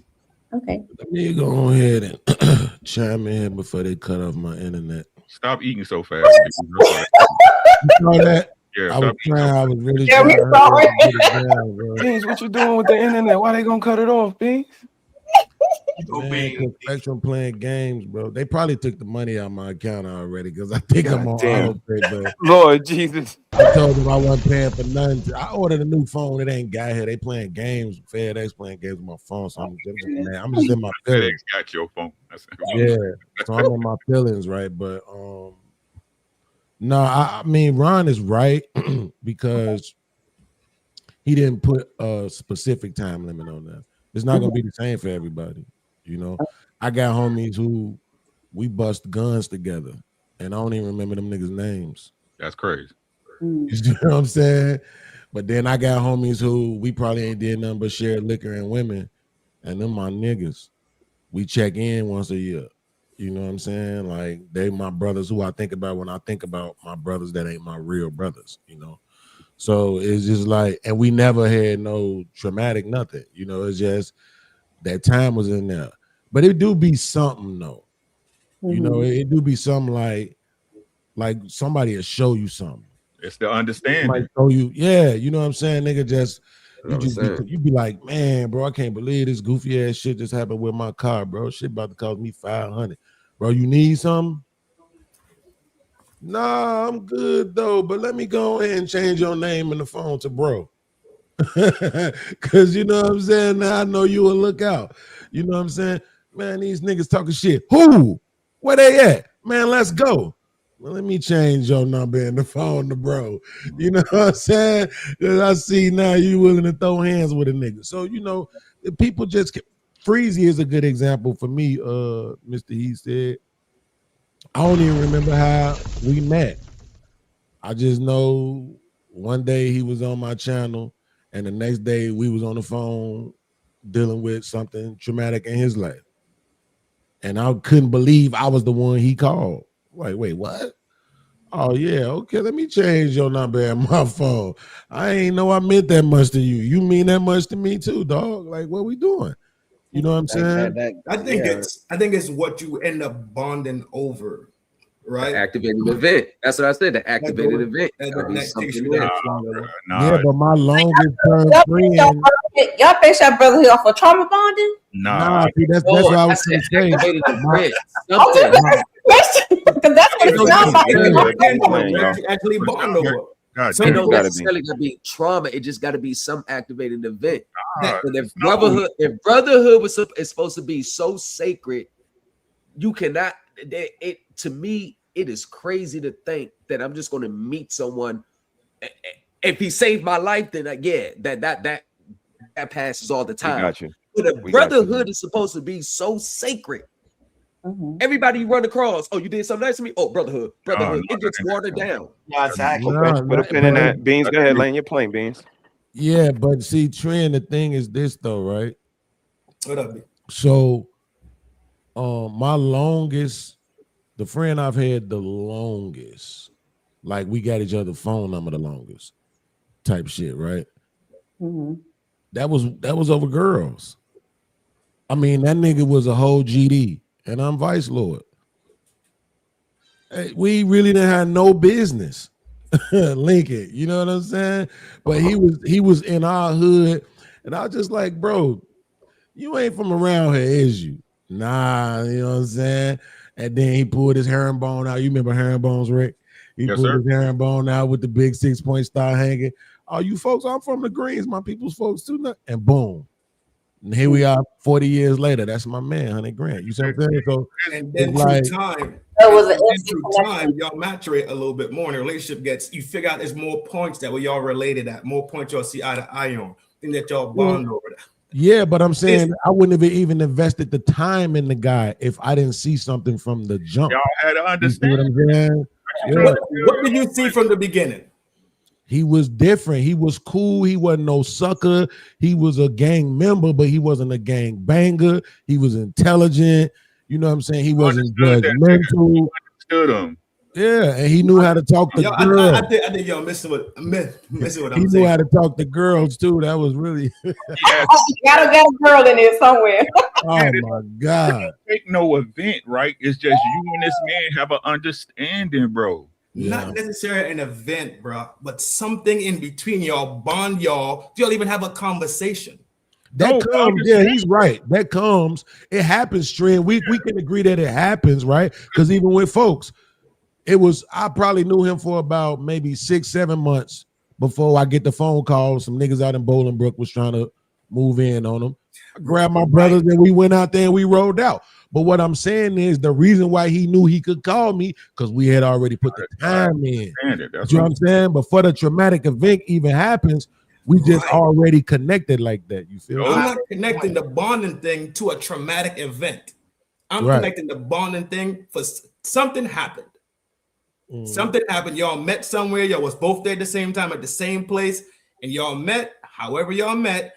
And from there, you said hello. That motherfucker said, "What's up?" Conversation happened. Y'all start checking down. Shit worked. Boom, boom, boom, boom. That's all I'm talking about. Yeah, I'm not talking about you had 6-7 months later when that scenario had happened. That's where you bonded at. I'm not talking about brothers that went to war and came back, and because they was in war and they found out they lived in the same neighborhood, that now they bonded by spilling blood. I'm not talking about any of that. Yeah. It don't necessarily got to be that. But it's something that's initial that happens. That's what I'm talking about. And from there, time matures it. That's what I'm saying. It has to. Otherwise, you become boys. You see what I'm saying? I understand that. That was all I was saying. No, but me and Trent saying the same thing. But you know, it's like, time don't determine. Time does determine. Time does have a factor in it. It does. It does. Yes. It does. Always I mean, they're all. It's a perfect storm. Because you know, I can contest and attest from sports that brotherhood that basketball creates. You know, high school. I've been playing basketball my whole life, so high school teams, college team, like, and then you know, Rucker and all of that New York City, you know, street ball shit, and it creates a brotherhood. You know. From what we've been through, not all adversity. It was good times. We won some championships. Like, I've been on a bunch of teams, but it is the time and what we kind of invested in. But I'm gonna be honest with y'all. The biggest brotherhood I'm a part of is in this clothing line. No matter where I go in the world, it's a low life nigga that connects. And it's over clothes, and there's no danger associated. Like, I meet niggas all the time, and I don't never feel like this nigga trying to get me, or these niggas is deleting people off of, you know what I mean? Like, it's not like that. And once you realize, like, yo, where you from? You know, like, yo, I'm from the land. And like, yo, you a low life? Yeah, I'm a low life. Yo, me too. We going to lunch. We building this brotherhood camaraderie off of a clothing line. And again, sis, you see me go to the city, like how large that crew was. Like, that's hundreds of niggas, and that's London, that's China, that's Egypt. There's a low life everywhere in this world. And if people that wear the same clothes can create a brotherhood, how the fuck we got the same skin and can't create a brotherhood is crazy. Preach. Oh, that's but that's easy though, because even on the basketball side, I wasn't cool with every nigga I hooped with. Right? We could have been on the same team. It was niggas I couldn't stand. And we on the same team. I hate every time I pass this nigga the ball, I'm mad. Because I gotta pass this nigga the ball. I really want to hit him in the face with it. Right? But I'm just Here's saying, my question like, though, Beans. If y'all are something away at about an away certain game people. and something happened to him, are you gonna let something happen to him, or are you fighting for him because that's your teammate? Right. But I don't want to. I want But to. there's I want to stand back and watch him get his ass kicked. the implied brotherhood that is y'all team, Right. got That's you it. fighting for him because it's Absolutely. But this ain't enough, right? I think it was Malcolm X that said, "Oh, skin folk ain't kinfolk," something like that, bro. Like we can't bond over this. This ain't enough because this. Chuck D said every brother ain't a brother because a blackhead squeezed on Malcolm X, the man, the shooting of Huey Newton for the hand of a nigga pulled the trigger. Right? So we can't bond over this because niggas that look like this is the worst niggas in the world half the time. Okay. So if you can't bond over just us being as black folks or kin folks or whatever, so it's basically you bonding over character of the person, personality of the person, and if you guys mesh together, that's basically what you bond over. Yeah, the bond is the bond. Yes, you could connect, right? I could connect with somebody just because they black, but I ain't gonna bond with you just because you black. Right. You know what I'm saying? Time determines. So that goes back to my question when people be saying it's a brotherhood, but I think it's more of a alliance. Yeah, friendship alliance. And then we're working our way to brotherhood. Right. Alliances end, brotherhoods don't. Right. Right. I want to know as you talking about YouTube right now. Ray. I still, God damn it. Yeah, that is a good question though. Brotherhoods don't end. Brother for life. I'm your brother for life. We brothers. We right? But alliances, you know what I'm saying? Partners change all the time. That's life. Yeah, alliances, it could change in the drop of a dime simply because of a power play. Like we just here to do alliances sound more businessy, for real, to be honest. Yeah, right. Absolutely. More beneficial to my brother. We both got beneficial interest. Yeah, because brother is powerful. Brother's like, man, I'm gonna go to Rick crib. I'm gonna fly to Rick. He needs me. I'm there. If we brothers, right, we can have issues, and even though we got those issues, it's not gonna break us up, right? It's all of us, right? Yeah. But an alliance, again, because we're just aligned for this particular goal, whether it's money or clout or clicks or whatever, right? Once something happens that we don't like, that we don't agree upon, that alliance is going to be broken. Exactly. Yeah. Because I mean, like you people alluding to the YouTube streets, or whatever. So let's go there. So they trying to gossip. That's what they trying to do. Right? Who got the tea, bro? Red, you got the tea? He's trying to gossip. You know I love you. What the fuck is wrong with you? My bitch runs the street at night, and I can't sleep. That's what Beans want to do. This nigga here, man. Let's go. I'm so tired of Corey. I don't know what to do, man. Hey, Corey ain't no internet nigga. And I want to know why the first thing that you say when you get the beef with some niggas get right on the internet to tell niggas on the internet that they not no internet nigga.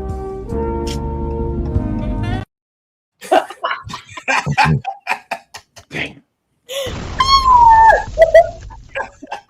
All right, y'all, I got a clip. I ain't never telling that lie. I'm definitely an internet nigga. I just ain't no internet gangster, but I'm definitely an internet nigga. Man, I keep trying to tell folks, man, it's all right. Y'all ain't gonna go your way all the time. Do that shit though. Y'all ready for the clip? Yes, Okay. All right, let's go. Person who doesn't defend you when others talk badly about you behind your back is not your true friend. Let me tell you what true friends are. True friends never spread rumors or talk negatively about you behind your back. They are trustworthy and they will never betray your trust. Say you got a buddy that's screwing up, right? A lot of people let that guy leave, and then when he leaves, they'll talk behind his back and be like, man, he's really screwing up. Particularly with like how I feel about it is I'm gonna grab him and jar him like, you are messing up. And I'm not putting up with it because I love you. And you can get mad at me, but I love you enough that I'll stand in the fire of you getting mad at me so you can fix your issues, because it's not acceptable. And I think more of that dark, kind of ugly truth is necessary. 7 is never betray your brothers for a woman. The code is simple. You put your bros before the drama. No woman should ever come between you and your real day ones. No. Unless she Puerto Rican, though. Does that include the women on the panels too? You have fucked, man. Yeah, fucked. I guess we're all going down in a blaze of glory, huh? What? No way, man. Get out of here. Dude, all that shit I was saying the other day about you and the fraternity, fuck that. All right, I was out of line, man. This stuff is important. Like, regardless of anything, we're brothers for life. This is on me. I took it too far. That's why you gotta go. You got a bright future, kid. You're the smartest person I know. I'm the president of a fraternity. You could be president of the United Nations. There is no president of the United Nations. Yeah, but see, that's my fucking point. You know shit like that, man. This is all my fault. You're not taking the heat for this. I fucking will, man. I call it the difference between a real friend and a deal friend. Real friends will talk shit to your face and praise you behind your back. The shit friends talk shit behind your back and praise you to your face. Real friends are people who are willing to be uncomfortable. Deal friends are only there because of what you can do for them. As soon as you can't do anything for them, they bounce. And when you feel that difference, you gotta run the fuck away. Find a group of friends. Real friends. One thing I was told, even with my brothers, was like, we don't even argue in public because now y'all don't look like a unit. And now someone can come in between that. Yeah. If I argue with my sisters, I got beat. Like it was, no, it's you protect them. You guys are, like you said, soldiers and mercenaries. Yeah, mercenaries. like that. What does your army look like? Can we infiltrate this?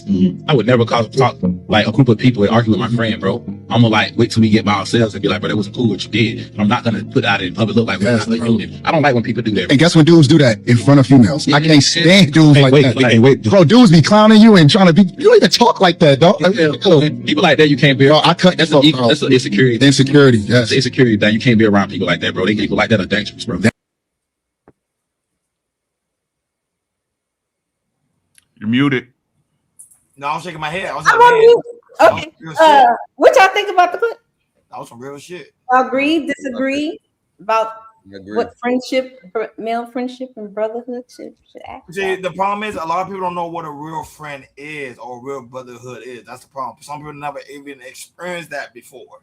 Mm-hmm. So when they see something like that, oh well, like me, I would say I'm a type of person like if we cool, if we're friends, if you talk shit about me and I talk shit about you, I'm gonna tell you in your face. I'm not gonna walk behind your back and tell you. I'm just telling you in your face. Just like I said, if we ain't got no understanding that we friends, what are you talking about?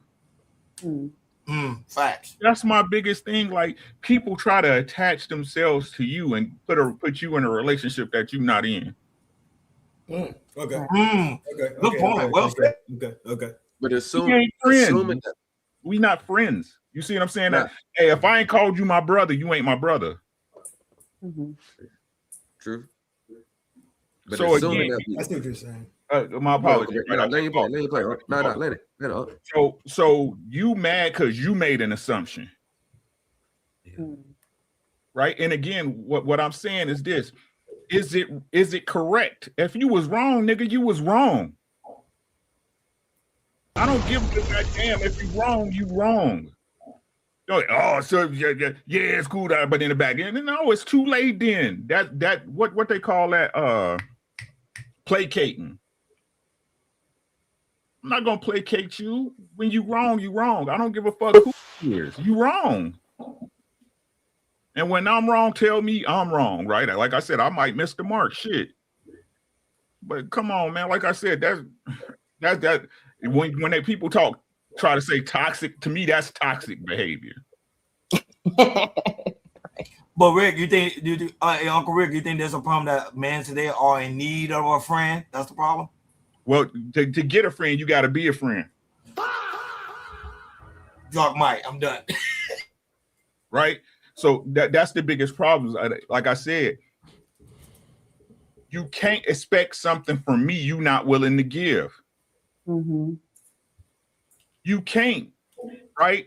That's why I baked that argument y'all was saying off. I'm gonna fight with you. I don't fight for you. Right? You got a problem with that man? Talk to that man. Talk to that man. Right with me? Oh, that's my man. That's my man. 50 grand. No, my man. Hey, you got a problem with him? Talk to him. You know what? If he put hands on you and he whoop your ass, is what it is. It's what it is, right? And if you whoop his ass, you proved your point at that point by whooping. Hey, it's what it is, right? I fight with you. I don't fight for you. I don't fight no other man's battles. I don't want no man fighting my battles. I got mine. And if you win some and you lose some, but you live to fight another day. I get what you're saying. That's kind of like the OGs. That's the old school, man. I get that. That's from the old school. So I get where you're coming from. I think today the dynamics are kind of a little different. Like me personally, like Uncle Rick, we out, and let's say you dead wrong, right? And you get the arguments about you dead wrong. To me, that ain't the time to tell you wrong. When we get in the car, once we get up out of this, hey yo, I got you. I got you. That's all because my job is I'm a back my homie. I'm gonna make sure he's protected. I ain't going. Listen to what I'm saying. Listen to what I'm saying to you, right? But this is the thing, right? This is why I keep trying to tell y'all. Y'all gotta understand, being correct remedies everything, right? What's gonna usually happen if you correct him? Let's say you roll up on your boy and he out of pocket, right? Yeah. And it's a dude that got beef with him, right? Yeah. And you correct him, hey bro, chill out. You know what, man? You know what I'm saying? Chill out. You know what I'm saying? And if your man rock like you, listen to what I'm saying, right? If your man rock with you and he like you, right? Hey man, you know what? I was out of pocket. You know what I'm saying? My man, That man gonna be like, you know what? Understood, respect, and move on. If not, he gonna be out of pocket. Then it's whatever. That's a fact. I agree 100%. I was actually in that situation. My homie almost got his smoked. And he was drinking too much. He was popping off the dudes. We was down there in Newport News, and I literally had to, hey y'all, everything's cool. Yo, I had to get us nigga, come on. Yeah, nigga, come on. It's one of those like yo. Yeah, that's what we talking about. Like sometimes that's right. You go ahead, Rick. Right. You got it. Right, but like, yeah, you got it, bro. On behalf of him. So different dynamics, though. I don't want to make it sound like a one side, but different dynamics. No, but that's the whole thing. Like I keep saying, that when you correct, you're gonna know what type of person you dealing with. You see what I'm saying? That's what I'm trying to tell you. When you do that with your homies and you keep letting them slide, you placating them, right? And then they gonna keep putting you in other situations because my man's got me. You see what I'm saying? The correction is what lets you know what type of man your man's is. But I just be talking. Let me say something real quick. Let me say this real quick. Let me just say this one. Let me land this plane. That is true what you're saying.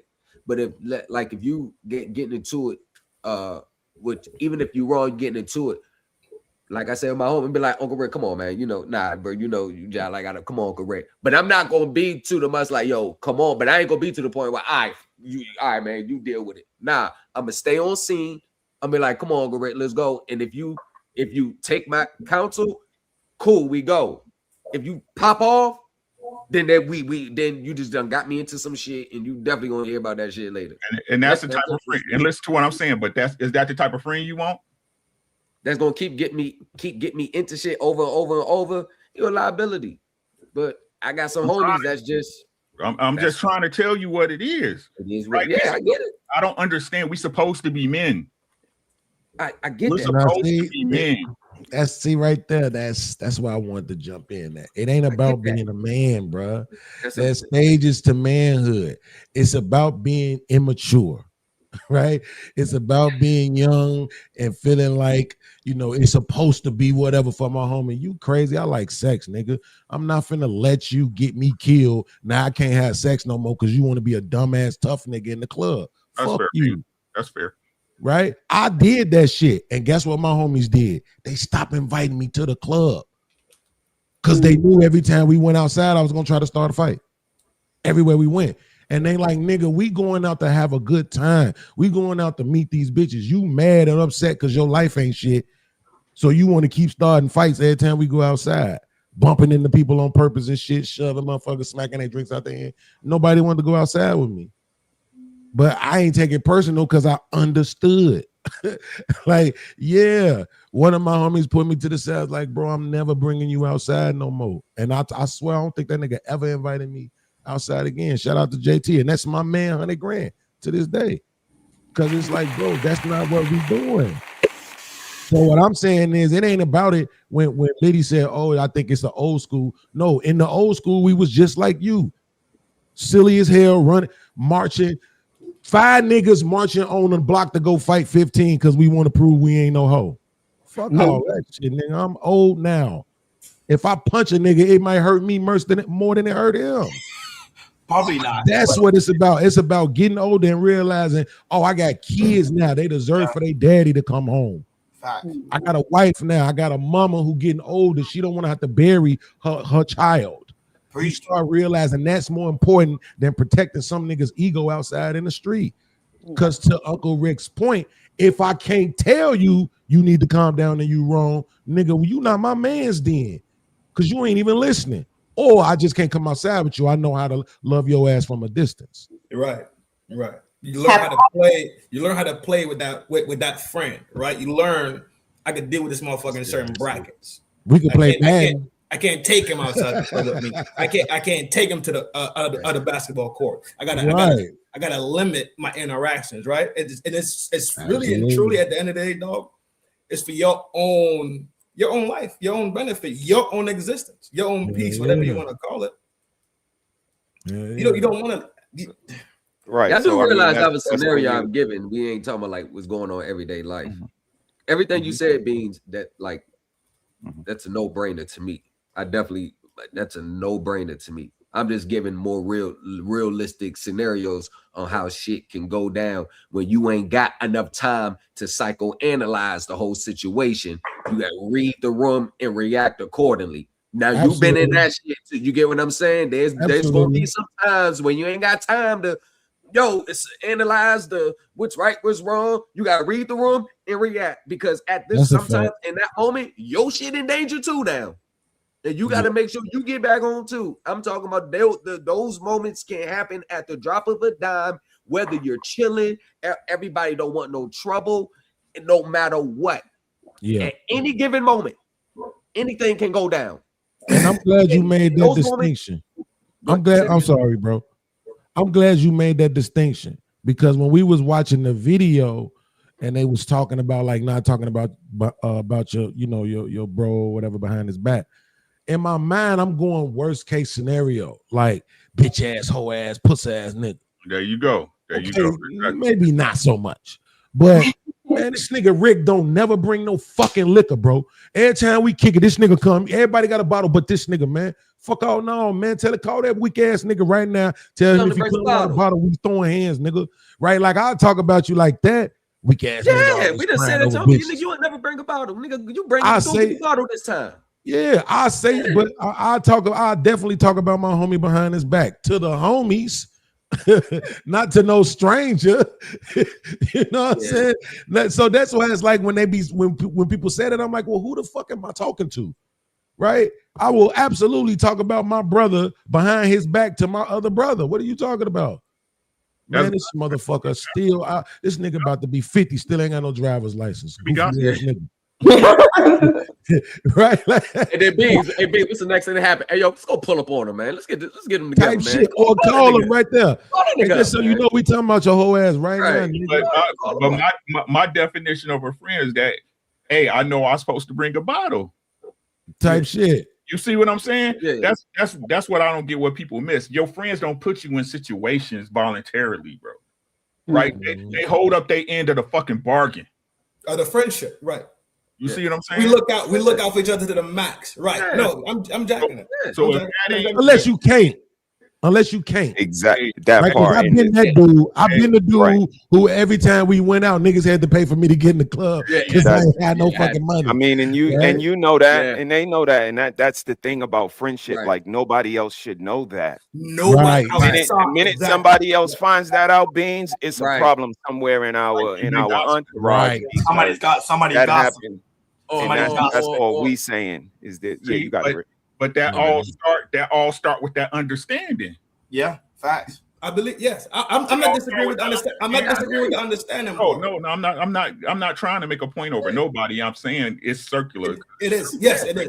It is a very much understanding that. Right. So that's what I'm saying. Like, we as friends, we gotta fucking understand. Yeah, we do. Absolutely. If I'm cool with you and you know me, you know I'm gonna correct you out in public because I'm your friend. We homies. Yeah. You see what I'm saying?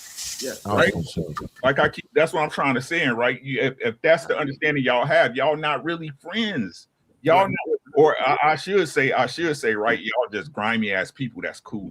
You know, I mean, they might, right, and they might even start out thinking that they might be able to become friends. But here's the thing about everything we saying right now: you got a mirror in your bathroom, and like I was saying, Beans, you know that you don't got it when you go to the club, and when you go in the mirror in the bathroom, you look in that motherfucker like, God damn, Rick be like, I know I could have brought a bottle, I ain't got it though. If only they knew. But instead of being honest with your friend and letting them know what's going on, because maybe they could put you to a next opportunity, you keep it to yourself, or you get mad because they getting money, or if y'all both get $5,000 one night, you get mad because it's like your $5,000 lasted longer than mine's, nigga. Why your $5,000 look like 10 and mine's like, I had a friend like that. Like, that's crazy. We both got the same check cut, and this nigga gonna come to me and ask me why my money look better than his. What the fuck you talking about? This what I was thinking about too, low key, right? If we talking about us being grown men, right? Being friends, being grown men, pushing each other for betterment, right? Pushing each other to be better, whatever they can, in the good positive light. But you don't think criminals get together too? The same speed that we doing it on one spectrum, I'm 1000% sure they getting it the same way on the other spectrum. It's just that shit full of fuckery. Oh my God. I mean, but that's the same Or the with ones friendships. that always trying to Go ahead. Go ahead, bro. Nah, you got it, Thomas. You got it. You was about to cook. I was saying, all the ones that always want to try to one up or try to flex in front of the females, like you were chilling when you got females around, but like, bro, you still need that 200. Oh, bro. No way, son. I had to check one of the so-called homies. So I said, bro, why you doing that sucker shit, man? Oh, that's hyper corny. Yeah, that's wild. You see him? Yeah, he'll do that. He'll let the homie like borrow some shoes, but like, yo, see them shoes? Yeah, I let him wear them joints. Yeah, I'm like, what the fuck you tell?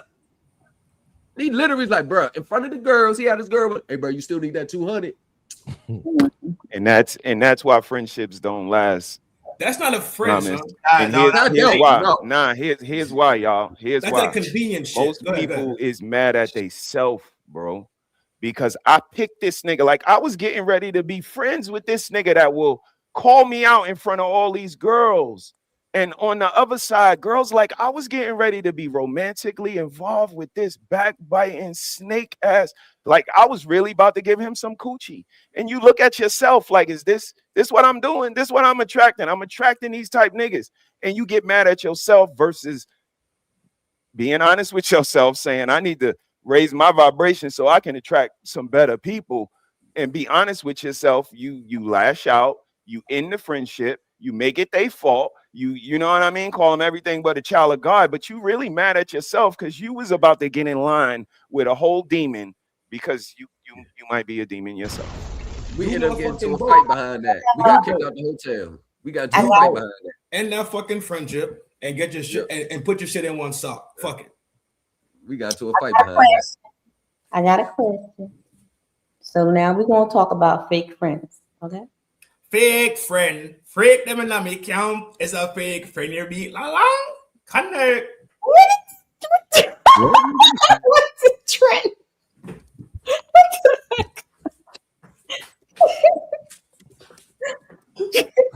Oh, guys.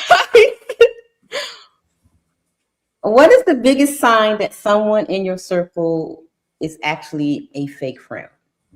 What is the biggest sign that you would have that you would say a person would exhibit? You would not say that they are fake.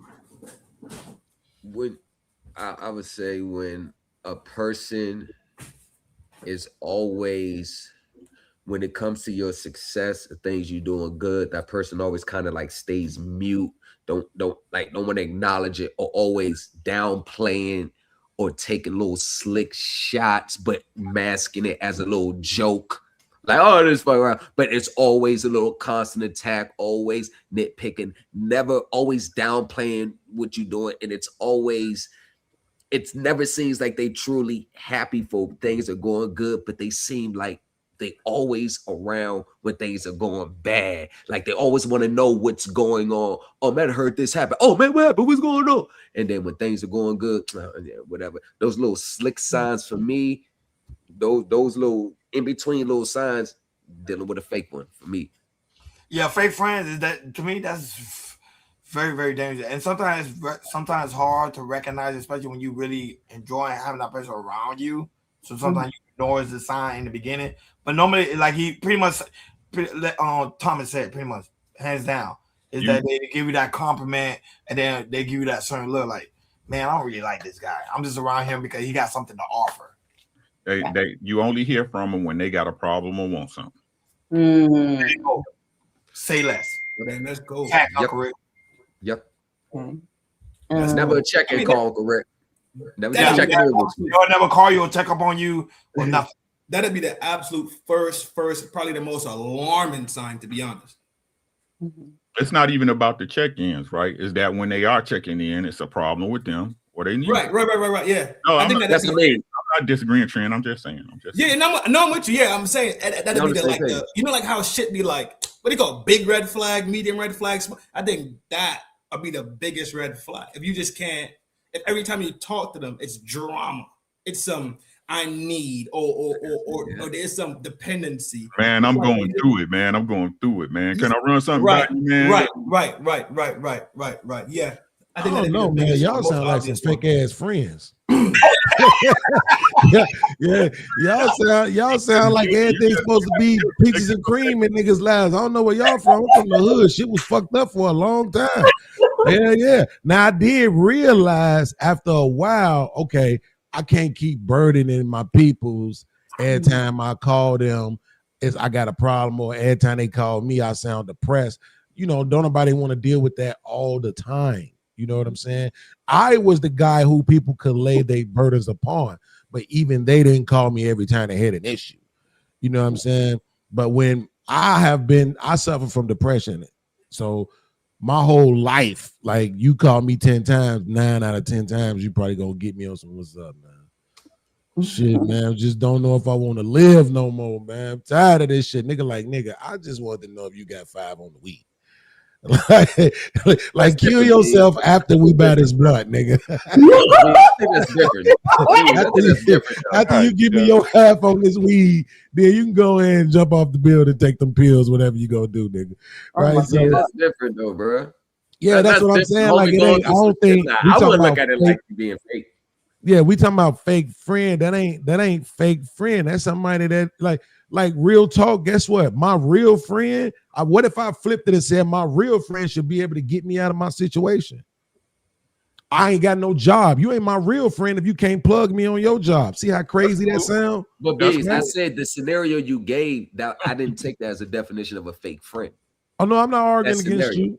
No, I'm just saying I think yours that's an understandable joint there. I don't think. Yeah, you know, I'm just responding to everything that was said. I ain't. You believe in fake friends, then? I'll be like, no, I ain't. No, that's not what I'm saying. What I'm saying is, what I'm saying is this. No, I know you don't go to work. When I was going through the worst shit in my life, I would have shot somebody for one of my friends. So I couldn't have been fake. You know what I'm saying? But at the same time, though, I'm just saying that was my real life. What you want me to do? And it got to a point where maybe like when I was around 13, 14 was when I stopped pretending. Before that, I spent most of my life just trying to pretend like wasn't nothing wrong. But after 13, 14, you'd have been homeless a couple of times, all this kind of shit. Your mama on drugs. I stopped pretending. You know what I'm saying? Like, I'm like, no, I'm not pretending. If you ask me, how's it going? Be like, man, it's fucked up. You don't want to know, don't ask me. You know what I'm saying? that's a bad thing. I think that's a good thing. I think most men. I think fake friend, right, can be the usury thing. You know what I'm saying? You drop $5, nigga, pick it up, put it in their pocket, don't tell you about it. Nigga always looking your girl up and down every time you see it, every time y'all in the room together. Like it's shit like that. You know what I'm saying? Backbiting, you know what I'm saying? Talking bad about you when you ain't around, shit they won't say to your face. You know what I'm saying? Shit that ain't even an issue to nobody but him. He the only one having this conversation. You know what I'm saying? Or her for that matter. You know, I think that's when you start talking about fake friends, and especially this YouTube shit. Nigga got 10 people watching, ain't nobody around. You start getting 40, 50, here they come. Man, I've been watching forever. Let me tell y'all something. Let me get this off my chest real quick. The next motherfucker who tell me, man, I've been watching you forever, bro, but I just be in the clouds, I don't be saying nothing. Fuck you. I don't want to hear that shit. That shit ain't a good thing. That don't. I know y'all be thinking that shit means something to somebody when y'all say, man, I've been watching you forever. I promise it don't. No, but being the one thing I promise it don't. If you ain't gonna say nothing in my chat, don't say nothing to me for real then, nigga. Fuck you. Beans, I do commend you. You went on Freezy Pound the other day, right? You was on Freezy Pound the other day, and you literally went up there. You say, "Hey, Freezy, if I have something to say something about you, I'm gonna tell you in your face." And you did it at the panel where you was on like recently, and I was like, "Man, that's what we need. We need to see more of that because there's no fakeness there." But then you have people like, "Oh no, I never say nothing bad about you." Right. You do research and you find out, oh, they did say something about it. But Ron, you know I've been saying this shit since I've been here. Like all the issues that I had, so many people was always coming, man, why you ain't take care of that shit in the back chat? Nigga, A, it didn't happen in the back chat, and B, people need to see this. True. We're supposed to be, for a lack of a better term, us podcasters, you getting on this motherfucker running your mouth, trying to tell people how to live, right? You are technically a philosopher.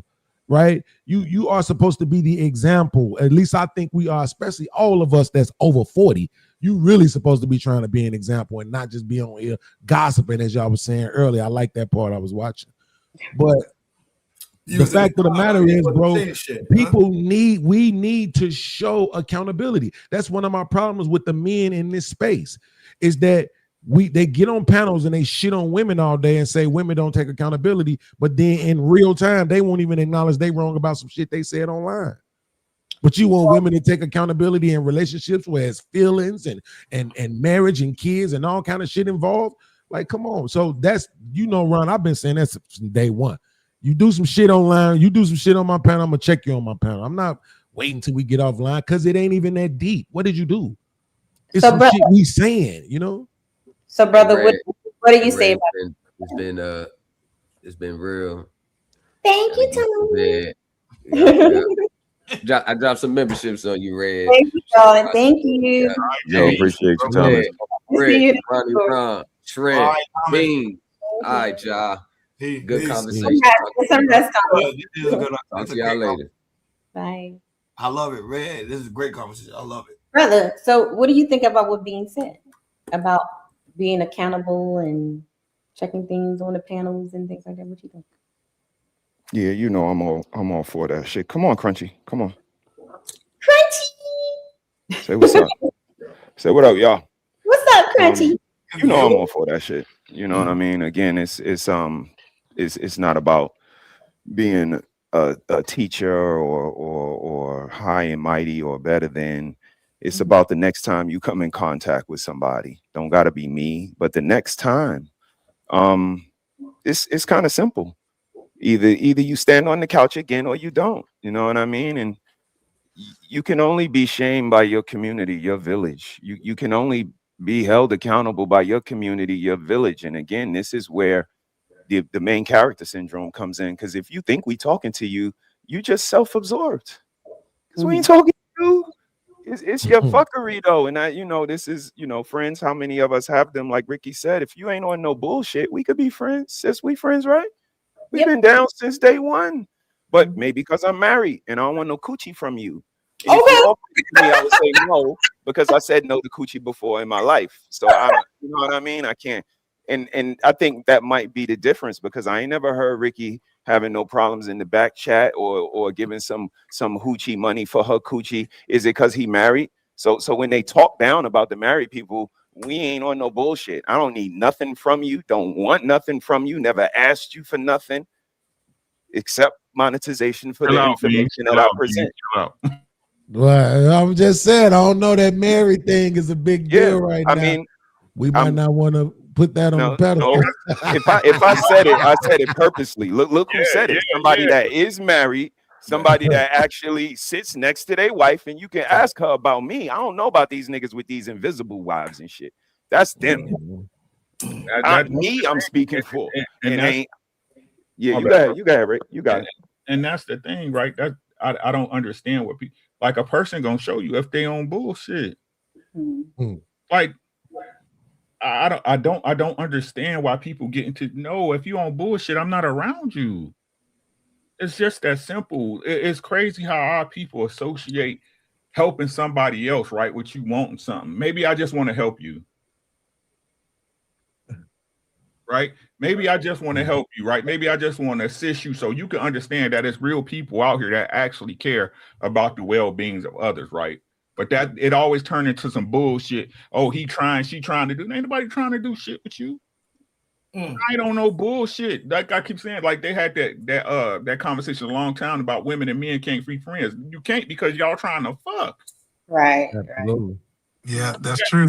If it's a girl you ain't trying to fuck, she could be your friend all day. Y'all can cook and play cards and go play basketball, whatever the hell y'all do together. You ain't gonna touch her. Yeah. Right?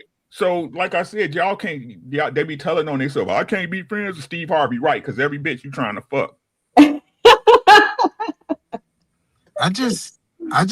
Man, Bean's been cooking lately, and he talked a little bit about accountability and hold people. Yeah, Bean. I just want to hold him accountable because every time I see this do-rag, I always thought it was waves underneath this do-rag. I never in my life thought he would have a bald head underneath a do-rag. So I just came up here to hold him accountable for this do-rag that he be wearing up here. No, I'm just joking. I'm still waiting on everybody to slide for Jesus, right? Ain't nobody slid for Jesus yet. You got to slide for Jesus, E. Okay. You can't be up here doing it. In the name. Rick, I guess I just ain't mature enough yet because I'm standing on this one. I can't be friends with no female, bro. We can't be. Why, nigga? Wow. Yeah, wow. Look, the only way we can be friends. Friends mean you got my number, I got your number, we can connect, we can talk. Like you said, we can go places and do things. There's no way I'm gonna be able to just do all of that with you and I ain't never got none. Exactly. Like not even. Do you know you're a little whore? That's crazy. So you agree with what you're saying? You're agreeing with me, right? No, so it sounded like you were saying we can be friends without having sex. I can't be friends with you. Like Red is in my mind, she's a coworker, right? Correct. Because we on the YouTube thing, that's my coworker. Now she could be the home girl, but we ain't friends. She ain't got my phone number. I don't got her phone number. We ain't calling, texting. We ain't going to hang out. We ain't going to do nothing. Right? You can't be close friends with a female. No. So I get. Don't even use that word. Because you said home girl and then you said friend. I could be That's like, two different things. Girl is different. That's something. Okay, so what's different. the difference between home girl? I ain't calling the home girl. The home girl is just I see her. Like if we in the same spot. But a lot of your friends is like that. What is you No. So That's the point that I was gonna make. Hold up. It sounded like hold up, right? Because you could have friends and y'all friends forever. It's like everybody. I got a friend from kindergarten. Right? Again, no matter how you put it, whatever box you put it in, Beans, it's still the same box. It's just got another name on it. But it's not. I'm gonna tell you why. For two reasons. He just started off. One, my home girl. Let's see. Home girl ain't your friend? No. I'm finna explain to you why. It's a girl that lived in the neighborhood I grew up in. Her name was Sunshine, right? That's the home girl. Because when I see Sunshine, it's, oh, what up, Sunshine? See, what's up, Beans? And we could stand there and rap for 15, 20 minutes, and it is what it is, and then see you the next time I run into you.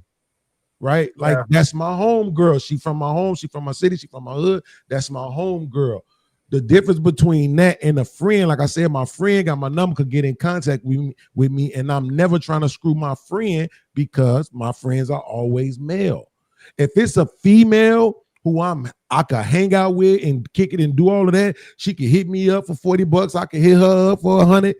We screw at least once. We at least got it out the way, bro. Like, so hold on, hold on, because here's the other thing about it, Uncle Rick. You can't be my friend and be ugly. So now, guess what? You my female. You a female that I associate with. You automatically are attractive. So now, if I got a woman, then we still can't be friends. But I could, socialize with you because I don't cheat. But at the end of the day, I'm single. You single, and you my friend, man. You ugly ass motherfucking gorilla. Let me see what them areolas look like. Fuck yeah, but hold on. And so I think men can be friends with women. It's just sex. It's just sex won't be on the table. For example, any female friend that I quote unquote had that we didn't, she dated maybe my homeboy or my brother. When women talk to my friends and my brothers, they're no longer attractive to me. Every other man ain't this way. So I could be friends with you because I know I'm not gonna cross that. Like if you was messing with my blood brother, I'm not gonna mess with you. I'm not touching you. I feel like you off limits. So those type women, I ain't gonna say that. That's me though. That's me. That's just how my father raised me. Now everybody wasn't raised that way. Let's go. I think personally, I think it's all comes down to the matter of if you are trying to pursue at any time or another. You see what I'm saying? Because I got homegirls. My homegirls, they my friends, right? My friends I grew up with like since teenage years, right? And it was never nothing. We stayed a block away from each other. I hit them up there, hey, you cool, woo, everything good, boo, boo, boo, boo. Hey, can I get 100? Can I get, you know what I'm saying? You know how I go, right? Would you be watching movies with her? Like, would you watch like a movie? Yeah. Oh, nah. But stop. What's wrong with the movie? There's no but however, right? Like I said, our families was cool too. You see what I'm saying? Yeah, I guess our entire clique. It's just some girls I'm not trying to fuck. It's just that simple. Some girls. Yeah, my brother. I get that, but I'm still straight. Hold on. Real quick, E. To E's point, yes, my brother's girlfriend or my cousin's girlfriends and they baby mamas and stuff like that, when they was together, they could call me because they call me and talk to them about my brothers and my cousins bullshit. Why your cousin like this? Why your brother like this? So, but and in the moments, them my sisters. You know what I'm saying? So yeah, that's very different. But once them relationships is over with, if you ain't got no kids by this woman and she fine enough or a Puerto Rican nigga, I'm nailing. What you mean? That ain't your woman no more. I understand. That's what I said. That ain't. I don't know why niggas be doing this, bro. You hate this bitch. You can't stand this bitch, but you're gonna be mad if I nail her. Kill no. I get your mindset, Beans, but my father taught us that it was so many women in the world that we didn't have to share. He set all of us down. Yeah. He said, hey man, I shouldn't see y'all messing and sleeping with the same women. And this was just a principle that he taught us, right? And I'm not saying that it's right or wrong, but what I realized is typically why. Huh? But can you tell me why? Yeah, he told us that it's enough women in the world that we shouldn't have to go after each other. That's what he taught us. That's not a why. That's a what.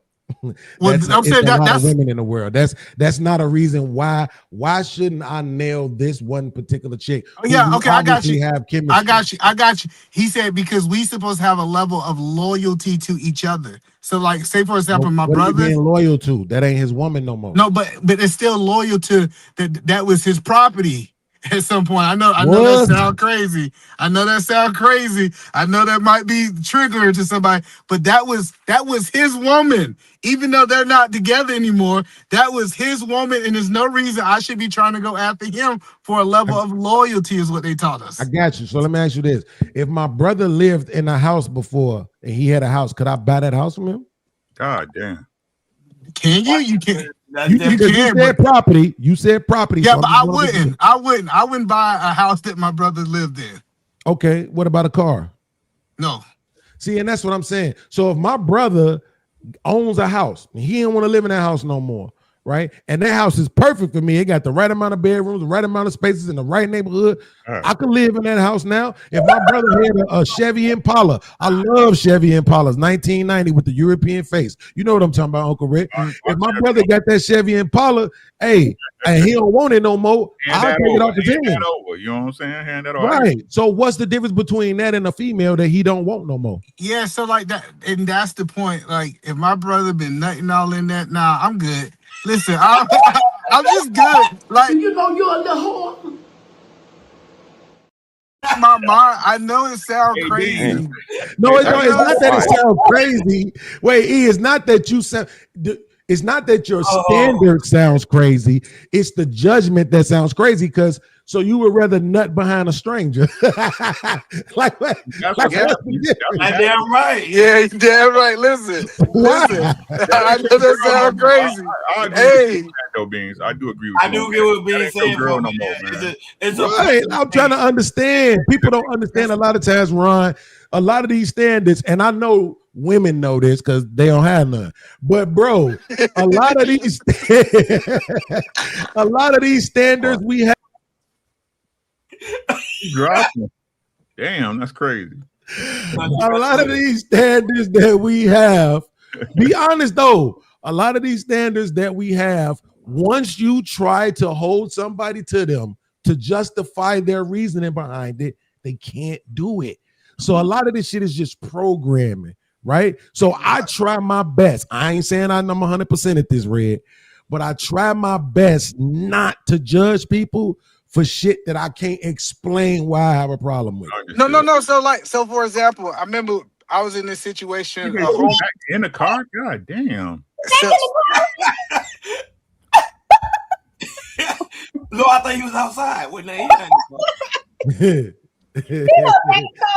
He like it in his car. Shit. I got all these kids, Beans. I gotta tell you, I'm always working. Now I had pulled up to my house and it connected to my Wi-Fi automatic. Okay. But no, so the point that I was saying is I had a homeboy, Beans, and that homeboy, he's talking to an ex I had back in the day. I have no problem with him because that's not his standard. I never try to project my standards on another man.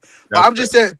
So I'm not saying other people should do it. I just say I move this way because I respect my father at a higher level, and he felt that this was a principle that he wanted his sons to know and his nephews. So that's just kind of why we move that way. But say if I was talking to a girl and one of my homeboys tried to holler at her, I'm like, bro, do you? I don't care about it. It's how we move. It's not dictating how other people move.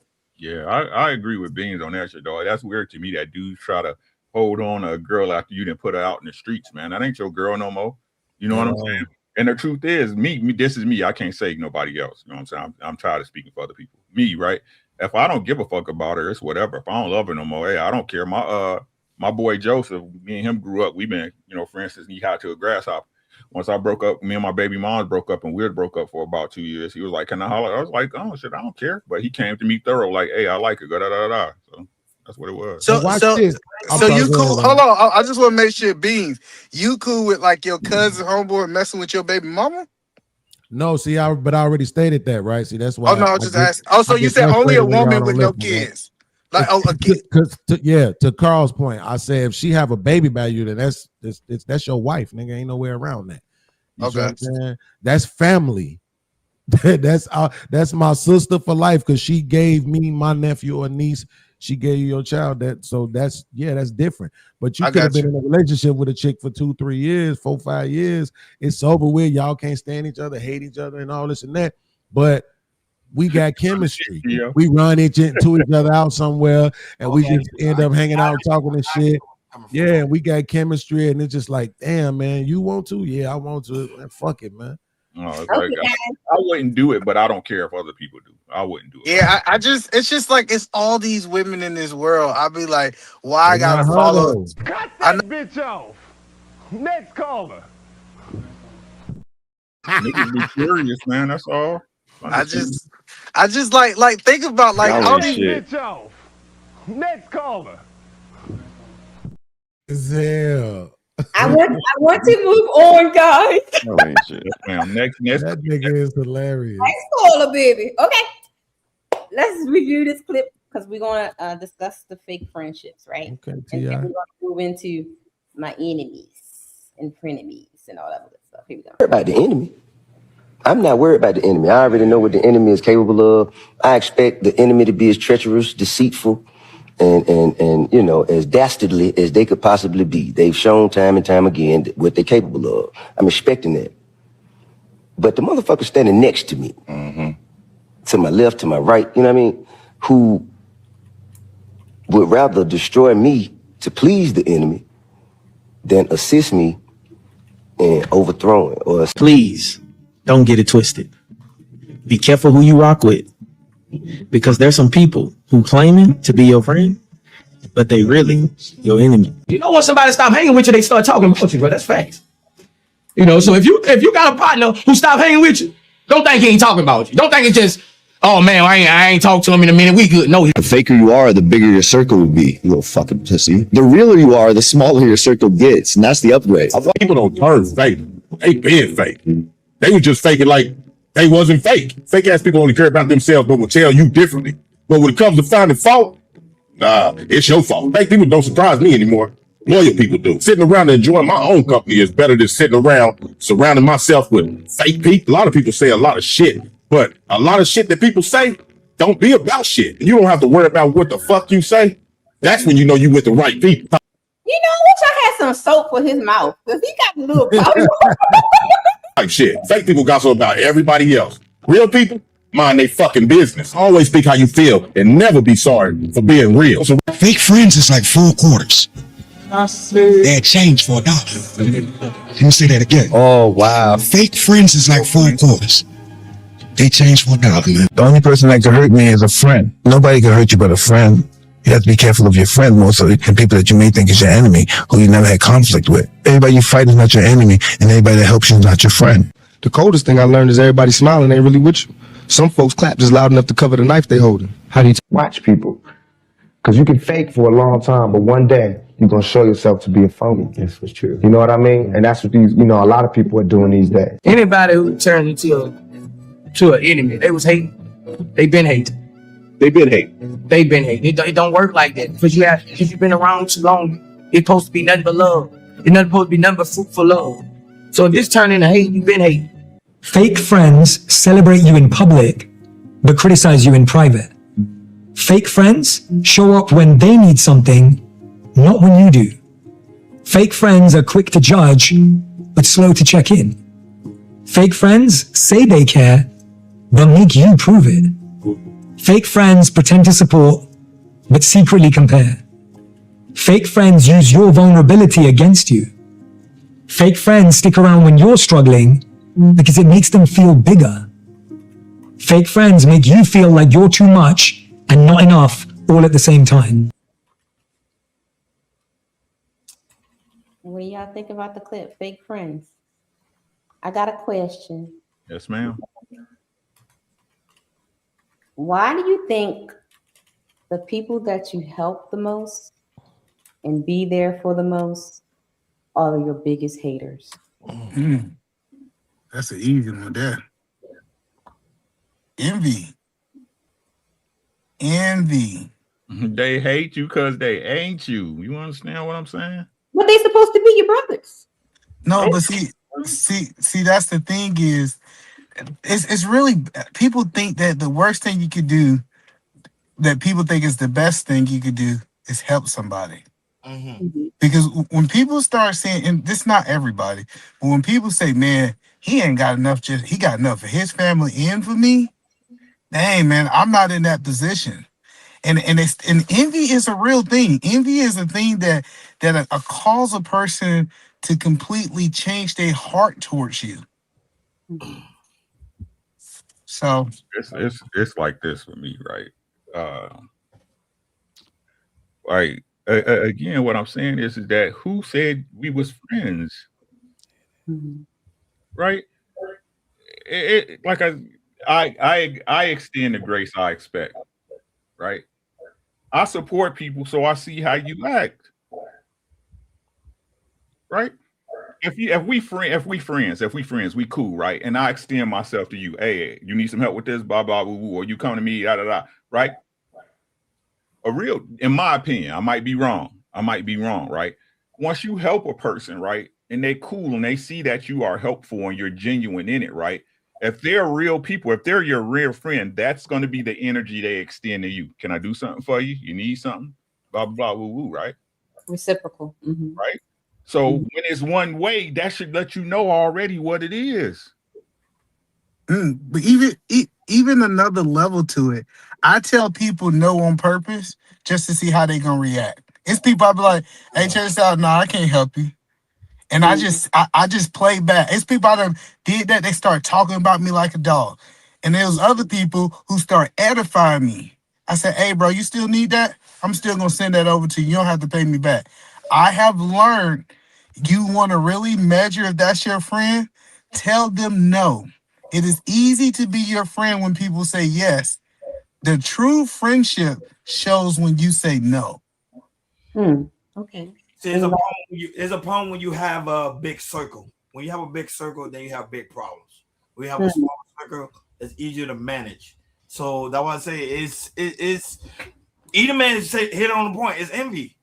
How you gonna be around me and calling me a quote unquote friend, but then hate me deep down inside?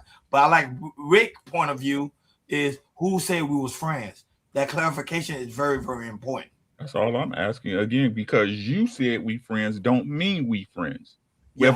If we haven't come to an understanding, but like I said, this is the problem with most people, right? They think just because they cordial that they're friends. Right? No, we're cordial, we associate. Right? But again, like I told y'all, if we haven't had the conversation that came to it, like, hey, this where we at, we gotta understand it. It ain't nothing. So that goes back to the difference between the brotherhood and alliance.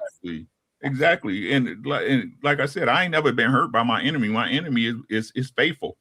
You see what I'm saying? Somebody I had beef with. Somebody I had beef with is faithful. That was my next question. You see what I'm saying? About the enemy behavior. Never will be. Right? It's the people that you thought you had an understanding with, right? That stabbed you in the back because I thought we was better than that. Right. But if we ain't ever came to that understanding, again, that's an assumption you made. That's your own fault. Don't blame me. Don't blame me. Right. And like I said, especially right. If you have the understanding that when I see something wrong, I'm gonna speak on it. Ain't that the way I am with everybody? Yes. Right? If I say, hey, that don't sound right. Why? What's the question? Why you think that way? I don't approve of that. You bogus. That shit ugly. Like, that's why I don't get with people. That's why I tell everybody, be your fucking self. Because can't nobody hold you against you. This is the way I think in my belief system. That's why I don't argue belief system, Sean, right? I don't argue belief systems because that's what you believe. A belief doesn't require any proof. It's something you believe. I don't argue belief systems. I argue your thought process. Right.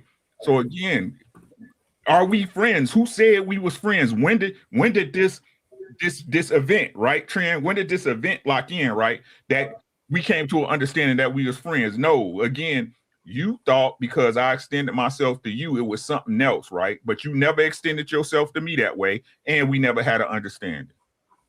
I'm Jack. You dead on the money, G. You bombs of a Baghdad, absolutely. Right. And that's where the conflict arises, when that becomes known.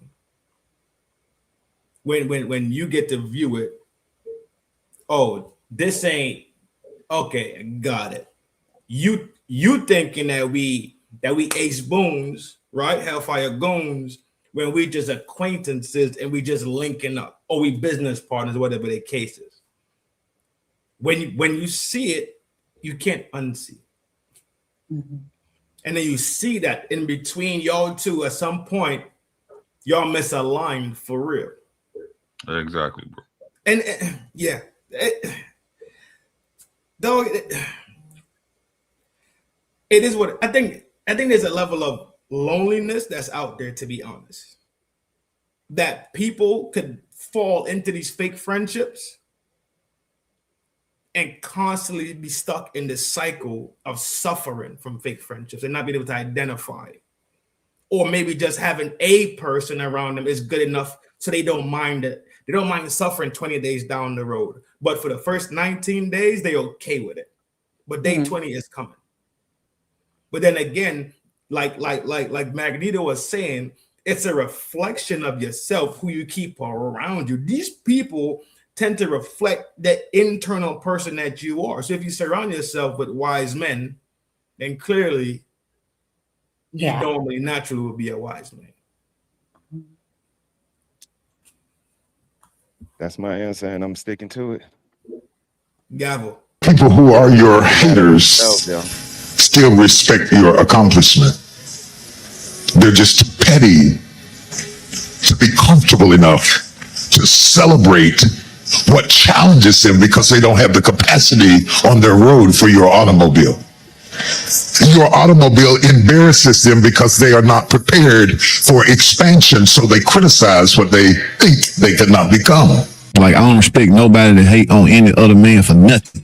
Like, man, if motherfucker feel uncomfortable, that's on them. There's a lot of weak men out there, and they hate seeing other men put the work in. They're so freaking bitter inside. You'll notice the moment you start leveling up, dialing in your body, getting lean, getting jacked, building your business, making money, they've got something to say. You know what one of our 1% club members does? He writes everything down. Every insult, every passive comment, and then he recites it to himself at 5:30 in the morning before he hits a session. He uses that shit as high performance fuel. If you're on the upward trajectory, you need to let people hate that you're more successful. I said it's so weird to me that people will hate on successful people that they can learn from. Like, I could turn all y'all to millionaires if you listen. Some people don't want to put their pride aside. No, not at all. Some people don't want to put their pride aside. They know you can turn them up, but they don't want to admit to it. But the thing about it though, if they don't want to admit to it and they don't want to, they don't want it. They don't. And shit, at the end of the day, it's fuck them. You know what I said? I said most people can be successful in life. Everybody can be successful in life. But the problem is that most people are stuck in their ways, right? And they settle. And what people fail to realize is, like, when you settle, anything that settles lands at the bottom. Belly. Real niggas like to see other niggas win. It's you fuck niggas. Yeah. That been doing all that trouble. You know, from a guy that's pushing myself to be a better person, I've noticed that it's very prominent that a lot of people are very inferior to seeing other people's success. And it's so evident to the point where people act like they're not jealous of people. Some people don't want to like and subscribe and show love to your content is because of the fact that they're insecure about what they're not doing. And I'm going to tell you something, and let me get straight to the point. All content creators on the panel, do y'all agree with what he just said? I ain't gonna lie, I ain't even make out what he said because I was too busy being pissed off at the other dude. If you mind for it, because he's talking about content, because everybody's on the content creator, so pay attention, beans. Okay. This is crazy. That been doing all that trouble. You know, from a guy that's pushing myself to be a better person, I've noticed that it's very prominent that a lot of people are very inferior to seeing other people's success. And it's so evident to the point where people act like they're not jealous of people. Some people don't want to like and subscribe and show love to your content is because of the fact that they're insecure about what they're not doing. And I'm going to tell you something, and let me get straight to the point. You'll never be able to be blessed hating on others. Most people block their own blessings by hating on other people. And that's very evident. Like, I've noticed the more I've helped others and the more I show love, the more blessed I become. And the problem is tons of us don't want to help others, so therefore we'll never be blessed. Envy. What do you guys think? Let me knock this off. Go ahead. And then go crazy. Okay. When I was small, my granny told me to never envy anybody for what they have because I never comprehend what they did to get it. When I was small, my granny told me this lesson. I've never left that lesson alone, ever. I tracked that lesson my whole entire life. The other lesson that I have, or the other parable that I walk around with, is what's due unto Caesar, then you give to Caesar. I don't watch what anybody else does or envy anybody else, because what's for me shall be for me. Whatever I pour myself into and my energy gives off, that's what I shall receive. Plain and simple to me. I don't have a haterism born in my body. I don't. I killed that shit a long time ago. So I think he's absolutely correct. I do think he's correct in what he's saying. But here's the problem. You think the executive gonna give you the secret on how to become an executive? They need workers. Especially that's not the problem. That's just the system. And the system is always the system. This system been around for centuries. Right. It's not gonna change. Right. So learn to work the bitch. You see what I'm saying? It's like start on the bottom. Like the it's always gonna be start on the bottom. Right. Right. I love seeing niggas win, bro. I don't see how people can't. I love seeing, like, even with, like, I look at it like this, right? Again, let me tell y'all, right? I extend the grace I expect, right? So when I see you and I'm at your channel, I'm a super chat you $5, $2, something, something, right? Y'all pay for cable.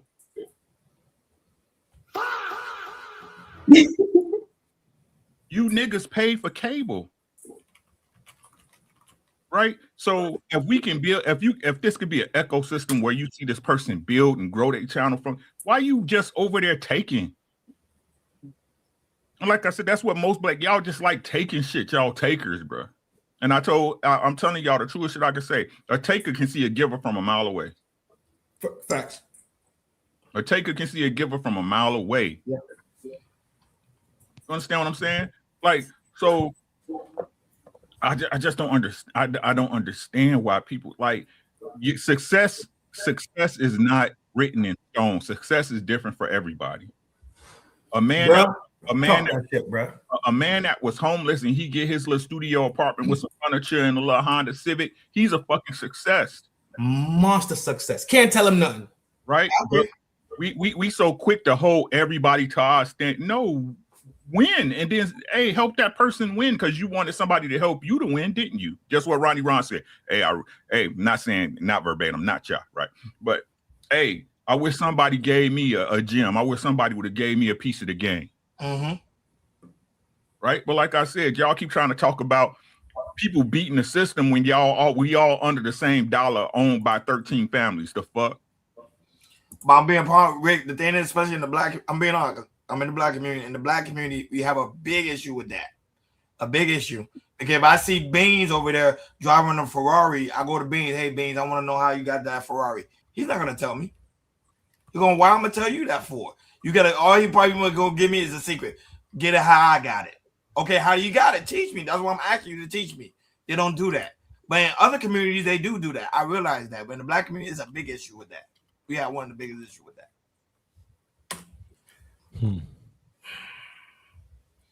Really think anybody else? You see possibly you see your own shortcomings in somebody else's success.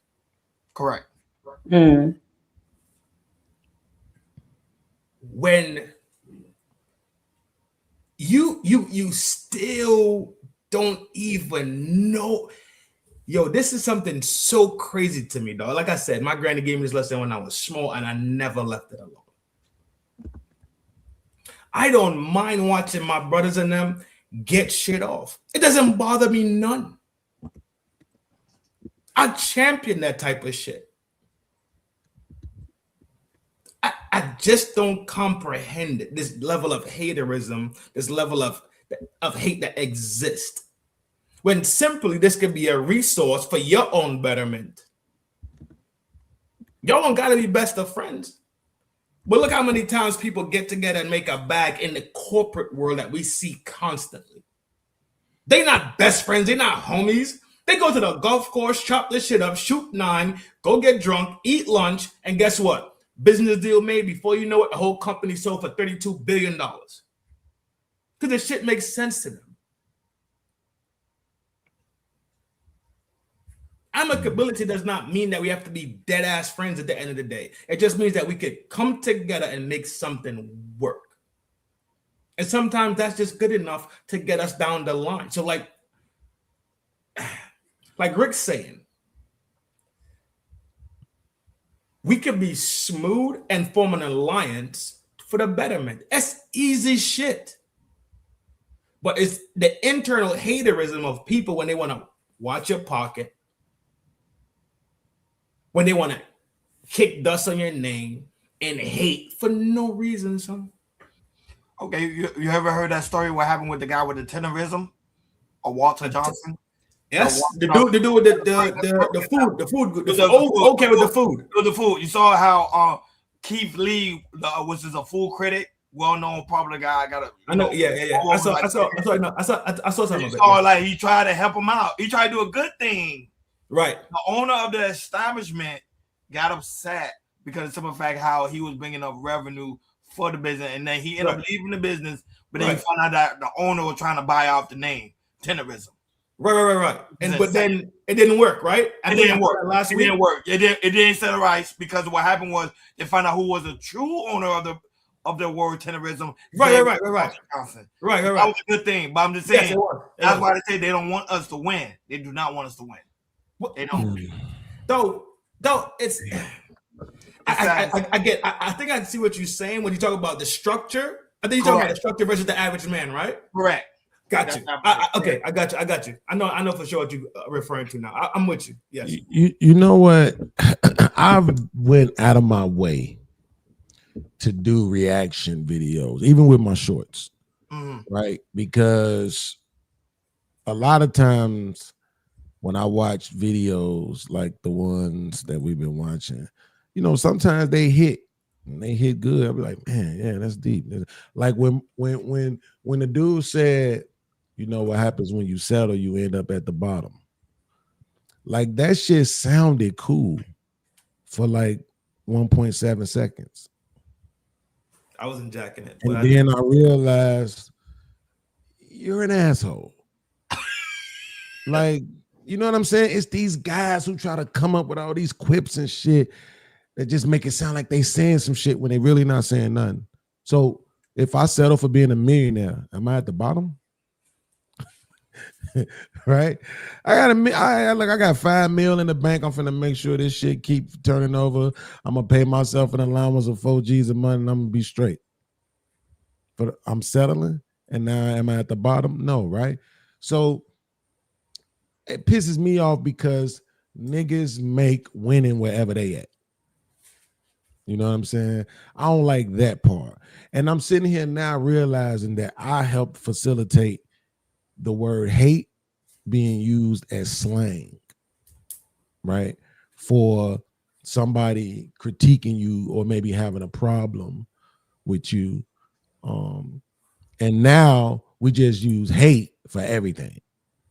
Nigga got something to say about your game. Man, you know what I'm saying? You don't drive enough, bro. You take too many threes, man. You a hater. Really? You went 7 for 30. What the fuck you mean I'm a hater? I'm just trying to tell you, maybe, you know what I'm saying? If you go to the basket a couple of times, if you pass the ball a couple of times, it'll open up the jumper a little bit more. You create more space, maybe, right? But they know you're going to take the three. So you see what I'm saying? Now everything is hating. And I just don't like that part. And then to the last guy, when he said, about people not liking and subscribing, bro, some of that shit ain't about jealousy. I watch a lot of videos and don't click like. I just be forgetting. You know what I'm saying? I watch a lot of videos and don't click like. He's like some of y'all shit trash. Some of it is though. But it hit the dislike. Some of it is though, but it's just like sometimes when you scrolling, you really be scrolling. You know what I'm saying? Like you watching, you just, all right, you get this shit 7 minutes and I'm out of here. Now, when I go, if Ron live and you see me put the stars in the chat, know that I hit the like button. You know what I'm saying? And that was probably the point. I'm going to come through, I'm going to drop the stars, I'm going to hit the like button, and I'm out of here. Yep. I might leave, if I open up a tab, I might leave the tab open for a few minutes so it look like you got some engagement. Motherfucker didn't just come in and just leave right out 10 seconds later. You know what I'm saying? Because I understand how the game go. But what about the regular motherfucker that just don't understand how the game go? Which is 98% of people on YouTube. They not hating, nigga. They just, a lot of times you niggas saying the same shit over and over and over and over and over and over again. No, but I think it's hating. Like, for example, if it's someone big, they say I have over 1 million subscribers, right?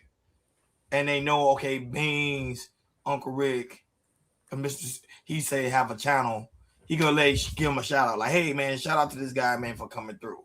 They don't do that at all. Yeah, but that's like I said, I don't expect.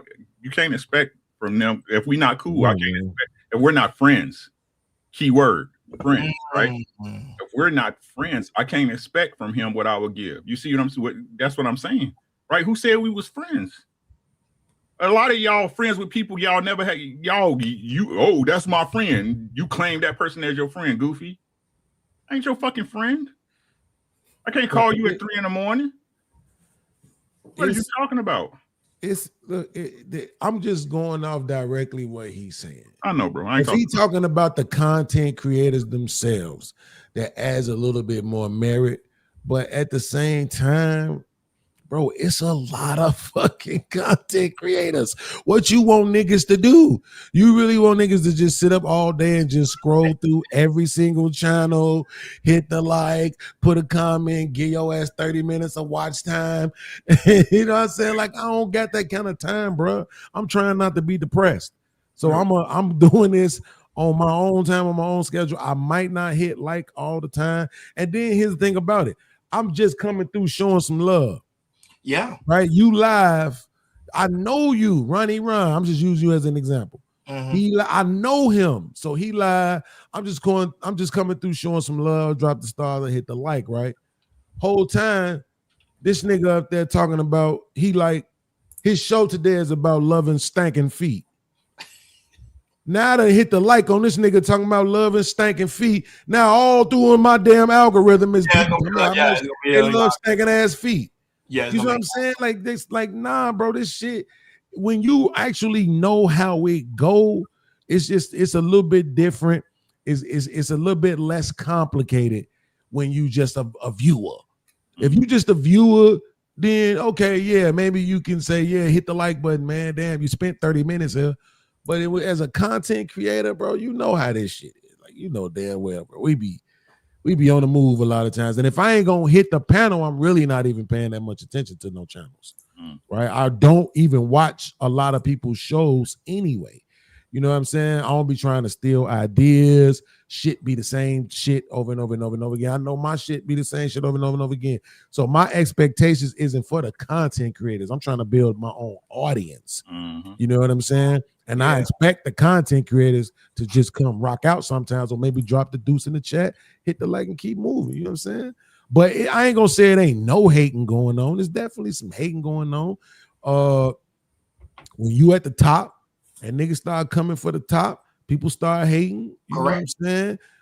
People try to find any reason to say something's wrong with what you doing. You know what I'm saying? Thankfully, I ain't like that. I'm so glad I ain't like that. I don't like what I like, and I like what I do like. And if I don't like something, I might say something, I might not. If I do like something, I might say something, I might not. But I ain't gonna try to make it seem like them niggas was all the way wrong.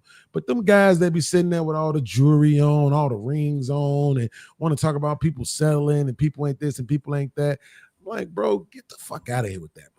You don't get to determine what a win is. You see how Uncle Rick said we celebrate wins? Uncle Rick, let me just confirm. You are from Chicago, right?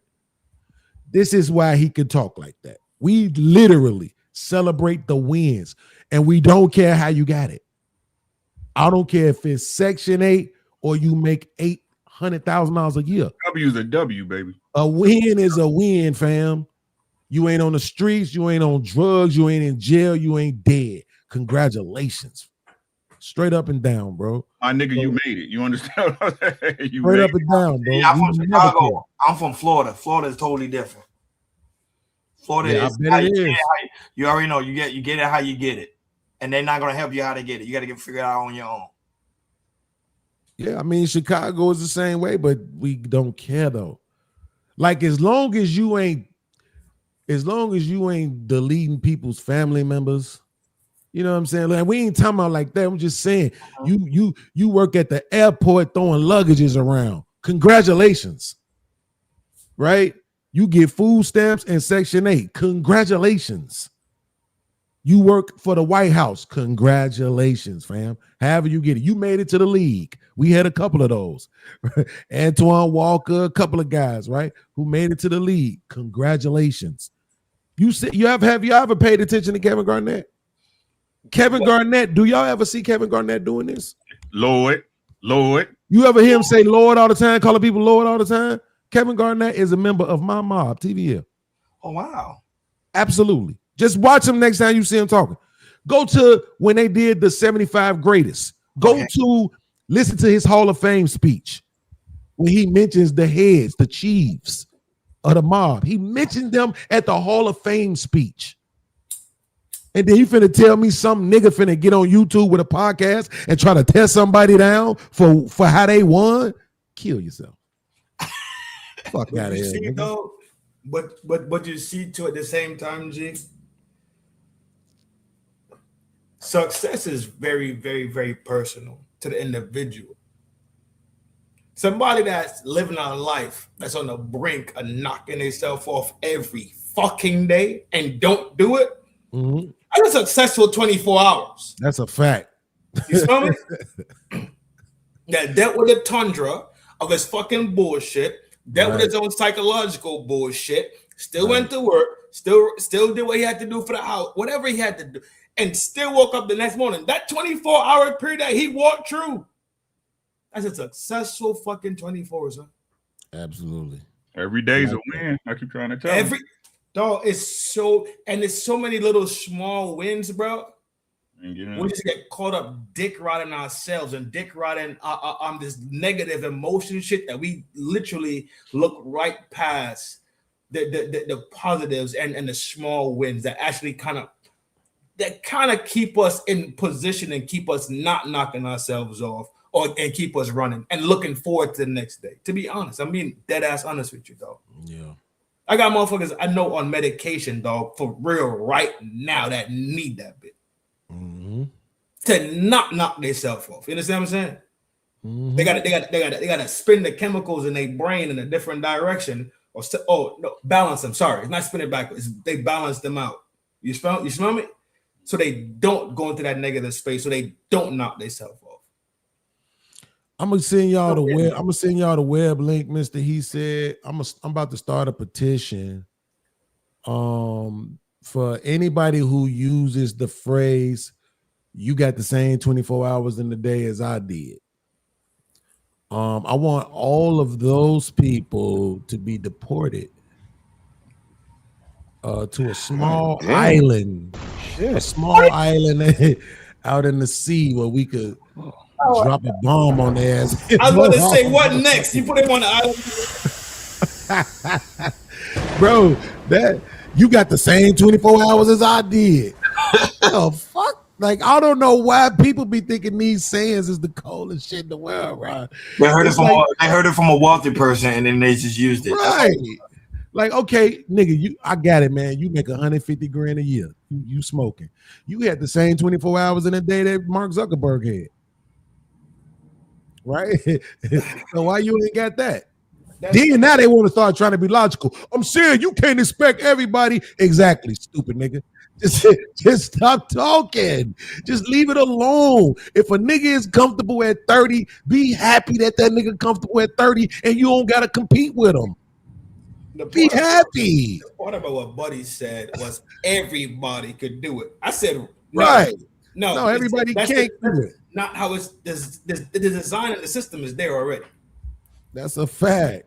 Everybody can't do it. Yeah, that's the part I didn't agree with, but I'm backing out, G. I like him. He got a little chain. He probably gonna make sense. I got a question. Can I be messy real quick? Go ahead. That's gossip, and we don't gossip. Yeah. So I was watching the live, and some gentlemen had a falling out, and this is what was said. So the guy that had the two guys that had the falling out, the guy that he felt was wrong was the guy that did the wrong was calling the guy that didn't do the wrong. But the guy that that was offended didn't answer the phone when he was talking to them. And he said because he didn't answer the phone, he was disrespecting him. So my question is, if you and your friend had a falling out and you've been calling him and he didn't answer the phone, do you take that as disrespect? I was confused because he said he felt disrespected because he didn't answer the phone. But if the person I know, who you're referring to, yes, because on the show he called them friend. Remember what Rick said? I don't answer the phone every time, brother. Call me. No, but I'm just saying, but he called but I'm gonna tell you why. No, look, he called him friend, and then he was expecting him for at least a call back. Now, of course, we know stuff goes, things get busy. I'm gonna reach out to you all the time. That's what I'm saying. That was a him problem. Right. It was disrespected, right? You're projecting because you already have a bias and feel a certain way about what's being said or what went on, right? If I call Mr. He said, and it's an ordinary day and he don't pick up, that man busy. Correct. Right? Listen, right? But if we get beef, right? And I call him, and the reason in my mind I'm calling him, oh man, this Kana went this way, we beefing, da-da-da, I feel this type of way, da-da-da-da, and he don't pick up, then I look at his disrespect when any other day it was just that man was busy. Boom. That, like, all people do is tell on themselves. People just don't listen. That's what I thought too. I was like, he telling me. That's what I'm saying. If we cool, if we friends, I don't even take it a certain way. We friends. Yeah. Shit happens. You see what I'm saying? That's like again, we should holler. That's it. But everybody want to jump to assumptions because everybody getting numbers and they getting money. You know what I'm saying? And it's looking good and shit. You know what I'm saying? Like motherfucking egos get involved, and that ain't got nothing to do with it. Right? Was it correct? What was the correct answer? To me, he ain't disrespect them at all. But I think when they the next, go ahead. I'll let you finish. Right. And the issue that happened that we all done seen, right? What was correct? Right? Was it that lady disrespected her and that man on his own show? Right? Yes. Or was it that, you know what I'm saying? Oh, she felt the type of way, and I can understand that she felt the type of way. Anything past that is bullshit. Correct. Yeah. You just trying to justify what you did. You're wrong. No, you know what was correct and not. That's what I'm saying. We supposed to be men. Beings. I mean, listen, man. Okay, so I hate because usually when we talk about stuff that's going on in the space, I don't even be knowing what nobody be talking about because I typically don't watch shows. But it just so happened I was a part of a panel where they was talking about this, so I know what you're talking about. And yeah, I'm gonna take it as disrespect. But the only reason why is because if I remember hearing that man correctly, he said he called multiple times. Correct. And the one thing that I do know is that in 2026, most people, men and women, they phone be on them. What kind of that phone is right there. Right. You're not missing 3, 4, 5 calls. You might miss one. I'm gonna call you back. No. But check this out though. So you got to put in context. So if I'm mad at you, I ain't even wrong. Right, that's intentional. Right. So it's not this. I'd rather not answer the phone because if I answer the phone while I'm still mad at you, I might say something that's going to be, that will be disrespectful. Wait, but that's what makes it that's what I'm saying. To me, that's disrespectful. So you rather for me to answer the phone and cuss you out? No. Or you wait till I cool down, gather my thoughts, and then call you back or then answer the phone. Or grow the hell up. Yeah. That is growing up. I'm regulating my emotions. No. Hold on. Answer the phone and say, yo, Right No, now, no, he ain't mixing. no, that's fucked up. No, that's fucked off. That's fucked Why? off. How? No. Wait, can I finish? Yeah. What I'm saying is this, bro. I'm going to always use this excuse, ladies, so y'all might as well just get over it. When you go to work and they piss you off, you go to work the next day? Yep. I want that same energy. You don't get to take no time off because you mad. You don't get to put no days in between because you mad. That's childish. That's petty, bro. And here's the thing. The same thing. I'm not jacking it. Hold I'm on. not jacking it. Hold I'm on. not jacking it. Here's the thing. The minute you say, but they pay me, we're done. That's the point. Now you saying I gotta buy your civility. Kill yourself. I'm not doing it.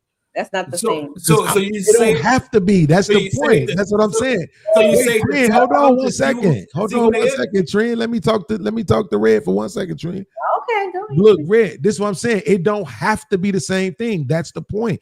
I'm saying I see you give your best to somebody else. Whether that's, and I'm gonna be personal in my situation. I see you give your best to your children, no matter what, no matter how mad at them, you showing up, whatever they need. You not stalling out on them at all. I don't care how mad you are, whatever they did, you ain't stalling them out. I see you give your best to your job, no matter how much they piss you off, no matter what happened. You ain't gonna not show up. You gonna be there. Your boss call, you ain't gonna not answer that phone. You answering that phone. You see what I'm saying? Right. Yep. I see you do that with your homegirls. Hold on.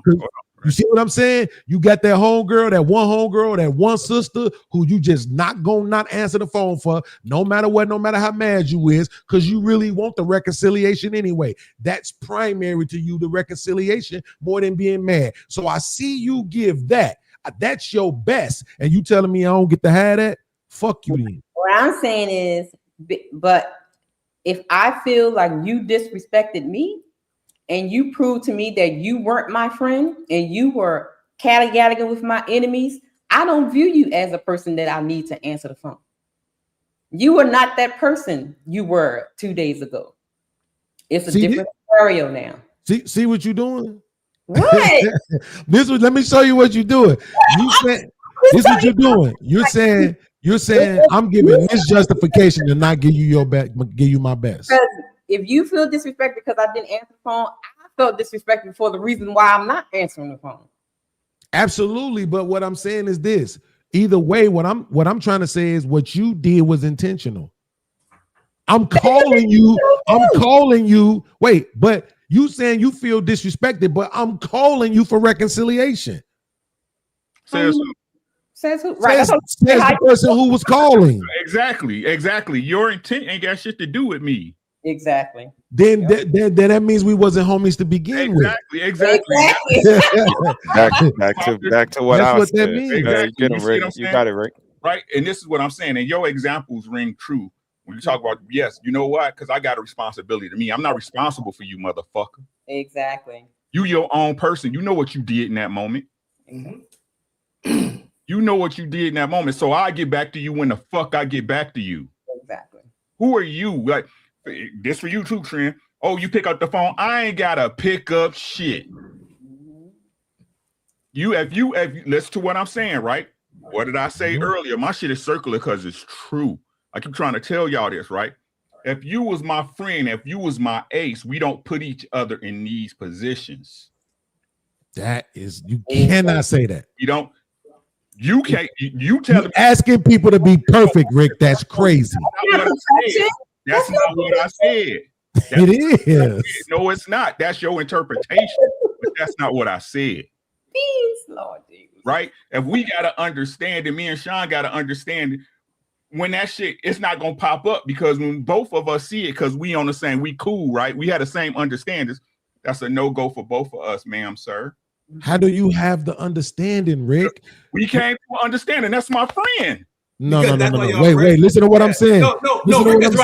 How do you get the understanding? We talk. We homies. Okay. We friends. We talk. No. Stop. Let me finish. Right. We talk and have an understanding about our standards and the shit we do. We don't put up with. Come on, Rick. Stop. Don't give me the internet answers, Rick. Don't do it, bro. What are you talking about? I got too much respect for you. Don't give me the internet answers, bro. It's plenty of shit. It's plenty of shit that my homies could do wrong that we ain't had a conversation about, bro. Come on, man. Nobody don't have a conversation about every single thing. And a lot of times you don't know that something's wrong until y'all go through it. Can we just be honest about that? You don't know that. You don't know that this thing is going to actually bother this person until something happens. Then you get to say, oh, okay, I see how you feel about that. And now you can make a decision on whether or not I'm willing to comply, right, with this thing that's bothering you to say that I'm never going to do it again. Let me know when you're ready. I'm saying, can you just be wait, hold on, Trent, please. I'm begging. Rick, can you just respond to me and tell me this? Are you trying to tell me that you and your homies have talked about every single thing that could ever happen in the history of mankind that you won't like? No. Okay, so that's why I'm saying you can't say you won't put me in that position. What's the context? What's the context? Is that you can't say you won't put me in that position. No, sir. I don't know everything that's gonna make you mad, bro. Sir, what's the context of this particular conversation that we're in? Is that he didn't know that bro was gonna be mad about that. He didn't know. No, that's not the Well, I'm talking about, I'm responding to you about what you said. So whatever else you got going on, I don't know. I'm just talking about what you said when you said if you was my homie, you wouldn't put me in that situation. You can't say that, because if that's the case, no homies will ever fall out. I didn't say homie, I'm saying friend. Okay, no friends will ever fall out then, because everything that could ever go wrong, you'll know not to do it. That's not what I'm saying. I know you not. This is why I'm telling you to stop saying that shit. So again, listen to what I'm saying, Bean. Yes, sir. If we going down the long end to the end of time and Loki, right? You were correct. Mm-hmm. You're correct, right? I'm saying in this particular situation, bro. This particular situation, all my shit. I don't know why y'all try to do this to me, because I know what I say every time, right? Mm-hmm. It's just like I said, they was never friends. They was never friends, because they don't even have an understanding of what their understanding is. This person's understanding was that if you stand with these people or such and such, that I see them this way, right? You ain't my friend. They never had that understanding. So how can you say they was even friends? So again, if you're not my friend, listen, yes, I do. Yes, I do. Right? So listen to what I'm saying, right? So listen to what I'm saying, right? So if we're not even really considered friends, who are you to dictate if I should pick up the phone or not for you, nigga? Yep. I see both sides of it, Beans. I'm trying to tell y'all. I'm trying to not you, right? I'm talking about other people, right? I know. I'm trying to save niggas time. But you only talking about one side of it. No. I talked about both sides of it, not here. You see what I'm saying? But right. on that man's channel, I told him what it was. After the fact, some shit happened that was ugly, right? I don't agree with that, right? But how did we get here? Right. But Rick, by your own measure, and I hate to do this because I know you're not going to concede to this. Go ahead. But by your own measure, if they wasn't friends, then niggas shouldn't have been mad in the first place. I don't disagree with that. so that's what I'm saying. Like, that's what I'm saying. We gonna take that you ain't friend shit. That shit gonna have to be applied to both sides. That's what I'm saying. I'm personally listening to this. 7 years, nigga, we friends. Right. We homies. I ain't spending 7 years with a motherfucker. For real though, you see what I'm saying? Listen to what you saying now, right? For real though, maybe you Beans, and maybe Mr. He said, right? Maybe Trent, yeah, right? But it's never us. It's never us, right? We infallible. It's never us on the panel. You ain't getting 7 years out of me. You hear what I'm saying? We not homies. You hear what I'm saying? No. Listen, we might be homies. We ain't friends. Well, homies, I apply that to men, and that's how I refer to my friends. I'm clarifying, sir. Yeah. Right? What a homie mean to me, that's my homie, right? You ain't my friend. My friend is my friend. Mm-hmm. No. Yeah, I know. I'm just letting you know, when I say homie, I need you to know that I mean friend, because I don't even use friend. We use a friend because we on the internet right now. I don't be like, yes, that's my friend. I understand that, bro, but I'm telling you, to me, my friend is my friend. I got you. I understand. I'm just making sure we both understand what we mean and when we say it, so we don't get lost in translation. I got you. But 7 years, yeah, that's the friend. And because of that, I'm asking. That's all I'm doing is asking questions. Absolutely. But that's what I'm saying. Because of that, 7 of them things. And guess what? I understand that because I was a person when I fell out with Def Jam, I told niggas to pick a side. So I can't even pretend like I don't understand the pick a side ideology because I did it. I wouldn't necessarily do it now, but I did. Well, no, I did because I just did it when I fell out with Drip. It was the same thing. Kiki, Shanika, y'all pick a side. You not gonna go sit over there with that nigga and come over here with me. Not gonna happen, right? Now me and Drip cool now, so it's all good. It ain't no thing. But I'm just saying, like I understand the ideology about pick a side. But what I'm saying is, if I ain't told you that, I can't hold you accountable to it. I can say that I think you should have known, right? What I was saying. But I can't necessarily hold you to it. Now, after I tell you, now you get to let me know. That you saying me and you on the same sheet of music right now, boy. That's all I'm saying, right? Right. So again, right? If y'all work it out, if it really what it was, if not, it's what the fuck it is. That's all I'm saying. True. My desire says homies and friends are different. Not the beans, and he's entitled to right but that's what I'm saying. It's language, right? It's language. It's like when I say homie, I'm talking about that's. But remember, I said when I say home girl, I'm not talking about a friend because I don't see females as friends.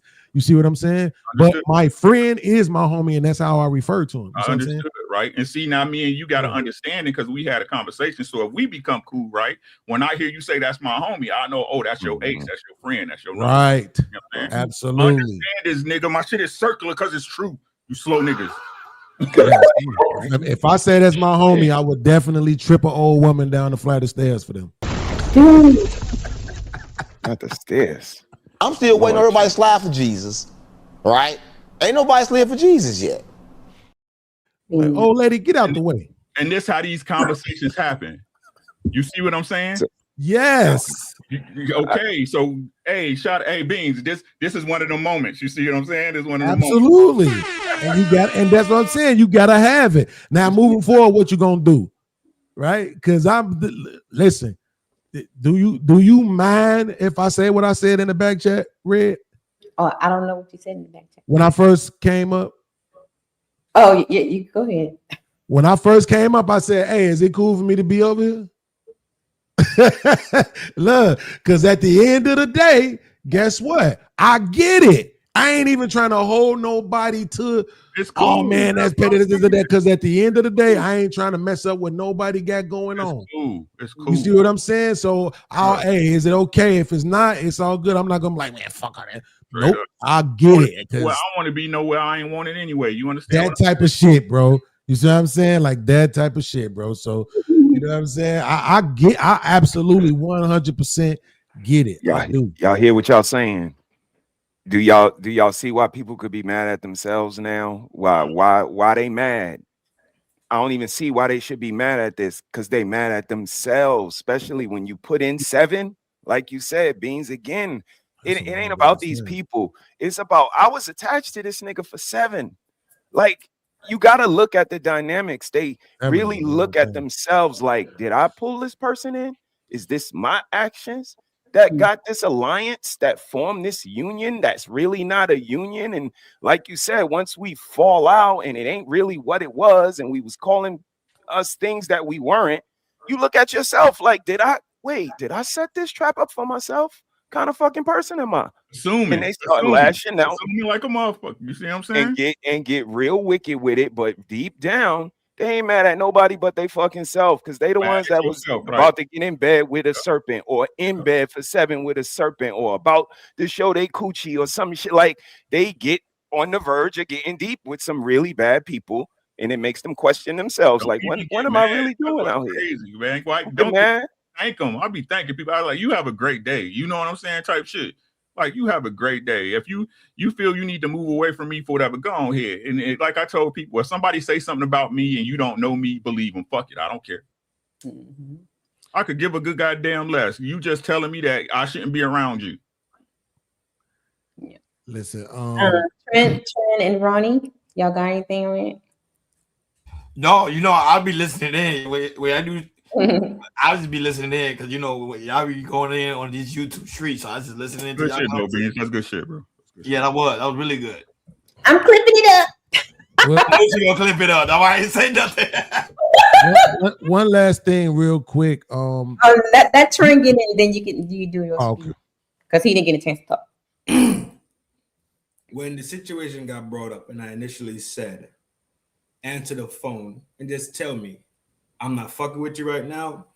I didn't know we were talking about the friendship scenario. I thought we were talking about the boo love scenario. No friendship. That's the way I know I went up the radar, right? And throughout the conversation, it was clarified that we were still talking about the homies, the friendship thing. So it became clear throughout the conversation. So I'm smooth. Go ahead, Beans. Yeah, I just was gonna say that if you have the internet, you have access to this thing called a dictionary. And if you look in the dictionary, what you will see is that misogynistic. Misogynistic means the hatred of women, right? And this is why smartphones need to go. Like, they just need to just bring back brick phones so people can stop typing on the internet. Because anybody who knows me know I don't actually hate women. They get on my damn nerves, but I don't hate women. And saying that I can't be friends with a woman absolutely does not signify hate. It signifies lust, which is the exact opposite of hatred. All right, so I just want to. I don't see the chat. I only saw it because you brought it up. Yeah, that's fine. So that question is going to go into this clip. Here you go. This is the last two clips, guys. Can you be friends with your friend's enemy? Man, what's happening? Let me talk to y'all for a second. Stay away from the people that's cool with the people that try to destroy you. They laugh and key in with your enemy. How that go? Nah, look, they playing both sides. And if you decide to confront them on it, they gonna just play in your face. Save your energy, man. Stay away from that person. I only fuck with who fuck with me, man. If you go fuck with a nigga that don't like me, I don't like you. If you hang with a nigga that got something against me, I got something against you. A friend of my enemy is a fucking friend of me. And I ain't talking about my friend. I'm talking about a friend that's a fucking enemy. Look, and this is the way our culture works too, like the street culture in general. Like, if you befriend someone who's my enemy, you're my enemy too. Right. Yeah. You know, it's and us. that's just, It's us. because It's all about if we're on the gate, and I come over and see you, and I'm like, hey, what's up, hey guys? I'm talking to you casually because I saw you. I'm happy. I'm coming over, and then I'm right in the lion's den because you're standing right next to guys that have this issue with you. Most dangerous narcissist is the one who is a friend to you and also a friend to your enemy. Such narcissists will never truly take your side. They will always defend your enemy and justify their behavior in the end. They're dangerous at a level where you believe they are your own person and you think that when the right moment comes, they will stand by you. But when the real situation arrives, they always end up understanding and supporting your enemy's point of view. Never trust a person that's friends with your enemies. If you see a person befriending all the people they seen come against you for absolutely no reason, do not trust them. They are talking about you. And it all really based on who they knew longer. And if y'all was in a friend group, if y'all was like in a friend group and you fell out with one person in the friend group, you ain't got to cut them off. But if you see a person blatantly going out trying to befriend everybody that you know had differences with you, cut them off. You know how many dudes is walking around with a so-called homeboy, a so-called brother that hates his guts? I argue more friends have secret hate for you than love. Friend of my enemies. What y'all think? Friends of my enemies. Can what do y'all think? Can your friend be neutral, or is he a snake? Yeah, neutral. Yes. Yeah, you can be neutral, especially if you're working with like a coworker that you used to have beef with. Yeah. We're not talking about coworkers. Oh, it's like no. My brothers. I don't understand. I just don't understand this. I don't understand it. Like they be trying too hard. You know what I'm saying? Like I just don't understand it. Like no, you can't control that person. Either they rock with you or they don't. It's just that simple. You know what I'm saying? And again, the one video dude said, and I quote, he said, "People coming after you for no reason." Yes, he's 100% correct. But it was you wrong, nigga. Right. I don't understand. Like this is my opinion, right? Most niggas be wrong as fuck and thinking people still supposed to rock with them because we say we friends. I'm not rocking with you when you wrong. I'm not rocking it. I'm not what my boy said down there. I'm not jacking it. You wrong. You wrong. What I look like, I feel less than myself defending some motherfucker I know that's wrong. What that say about me? Yeah, fuck with your own integrity. But y'all defend a motherfucker, not y'all. You know what I'm saying? Again, but motherfuckers, y'all defense like what you doing defending another man? What? And then you mad because somebody said I ain't with that because you know you was wrong. Oh, but it's okay, Red. It's okay when you do it in the background.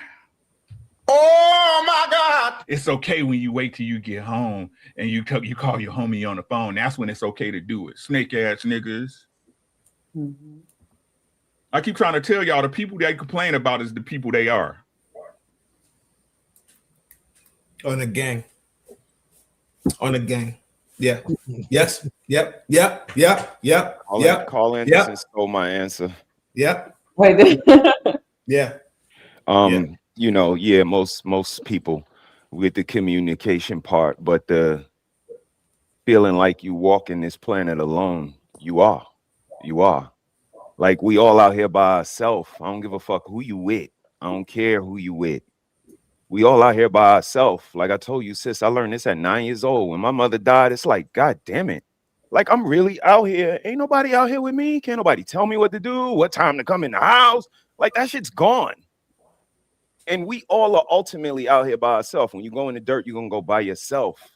And it's that. Like I said, these a lot of people are really upset with the circle that they bring in, the people who they called friends and they were really backbiters, and they couldn't wait to get around you to talk about, like, that's what they're really mad at. And in the real world, yeah, like true enemies, I get that. Sometimes you can't pick a side, just stay out of it, especially where I come from. Like, stay out of it. These niggas is probably about to kill each other. Stay out of it. But at the same time, when you on both sides, it's problematic for one, and I don't know how to say this nicely. I got it. A wishbone breaks on the side of who's the strongest at that particular time. So when you got a backbone like a wishbone, you know what I mean? There's no equality depending on who breaks in what direction, or pulls the hardest, or has the most money, or has the most notoriety, or you have the most to gain from it. They're going to be the one that wins out. And that's where you do yourself a disservice, because that's who you truly are. You're an opportunist. And it just circles me back. Like, you're really just mad at yourself because you got caught in this web, or you got caught in this con, or you got caught with the wool being pulled over your eyes because you was trying to get something out of it. But that says more about you than this situation. You can try to make it about the situation, but what was you trying to get out of it? And that's where bro's like, well, was you wrong though? Like, what part do you play in this? And most times people are trying to get something, usually more than what they give, and that's where the problem lies. That's not how it works. Anybody else? I'm going to put in a request to get sent to another planet. I just can't take these guys no more, man. It's like, because they say certain things. Let me pull out the one guy. He said, never trust a friend who's friends with your enemies, because he will always choose your enemy side. Mm-hmm. Here's the thing. He don't have a choice, dumbass. Let me paint the picture for you. Here's the guy. Here's the two friends who are enemies. One of y'all wrong. Mm-hmm. But it don't matter which side he's picking one of the friends and one of the enemies. So he don't have a choice but to do that. Do you see what I mean? He has to pick one of the enemy side. Do you see that? He doesn't have a choice. I mean, that's a catch-22, right? You see what I'm saying? So when he makes that statement, but he's making that statement like, oh, they gonna always side with the enemy. He ain't putting the thought into it that they don't have a choice. Y'all enemies. And one of y'all wrong. So if he's a stand-up guy like Uncle Rick, he's gonna pick the side of the guy who's right, which means he's gonna pick your enemy side, even though you wrong as hell. You see what I'm saying? Niggas just be saying shit. Okay? Like, no. I get my brother. I haven't had to do this, thankfully, too many times. Like, but I got my brother. I remember two of his homies. Them niggas just fell out, couldn't stand each other. Guess what? He been friends with them niggas for 30 years. Why? Because my brother ain't no snake. Them my niggas. I can hang with you when it's time to hang with you.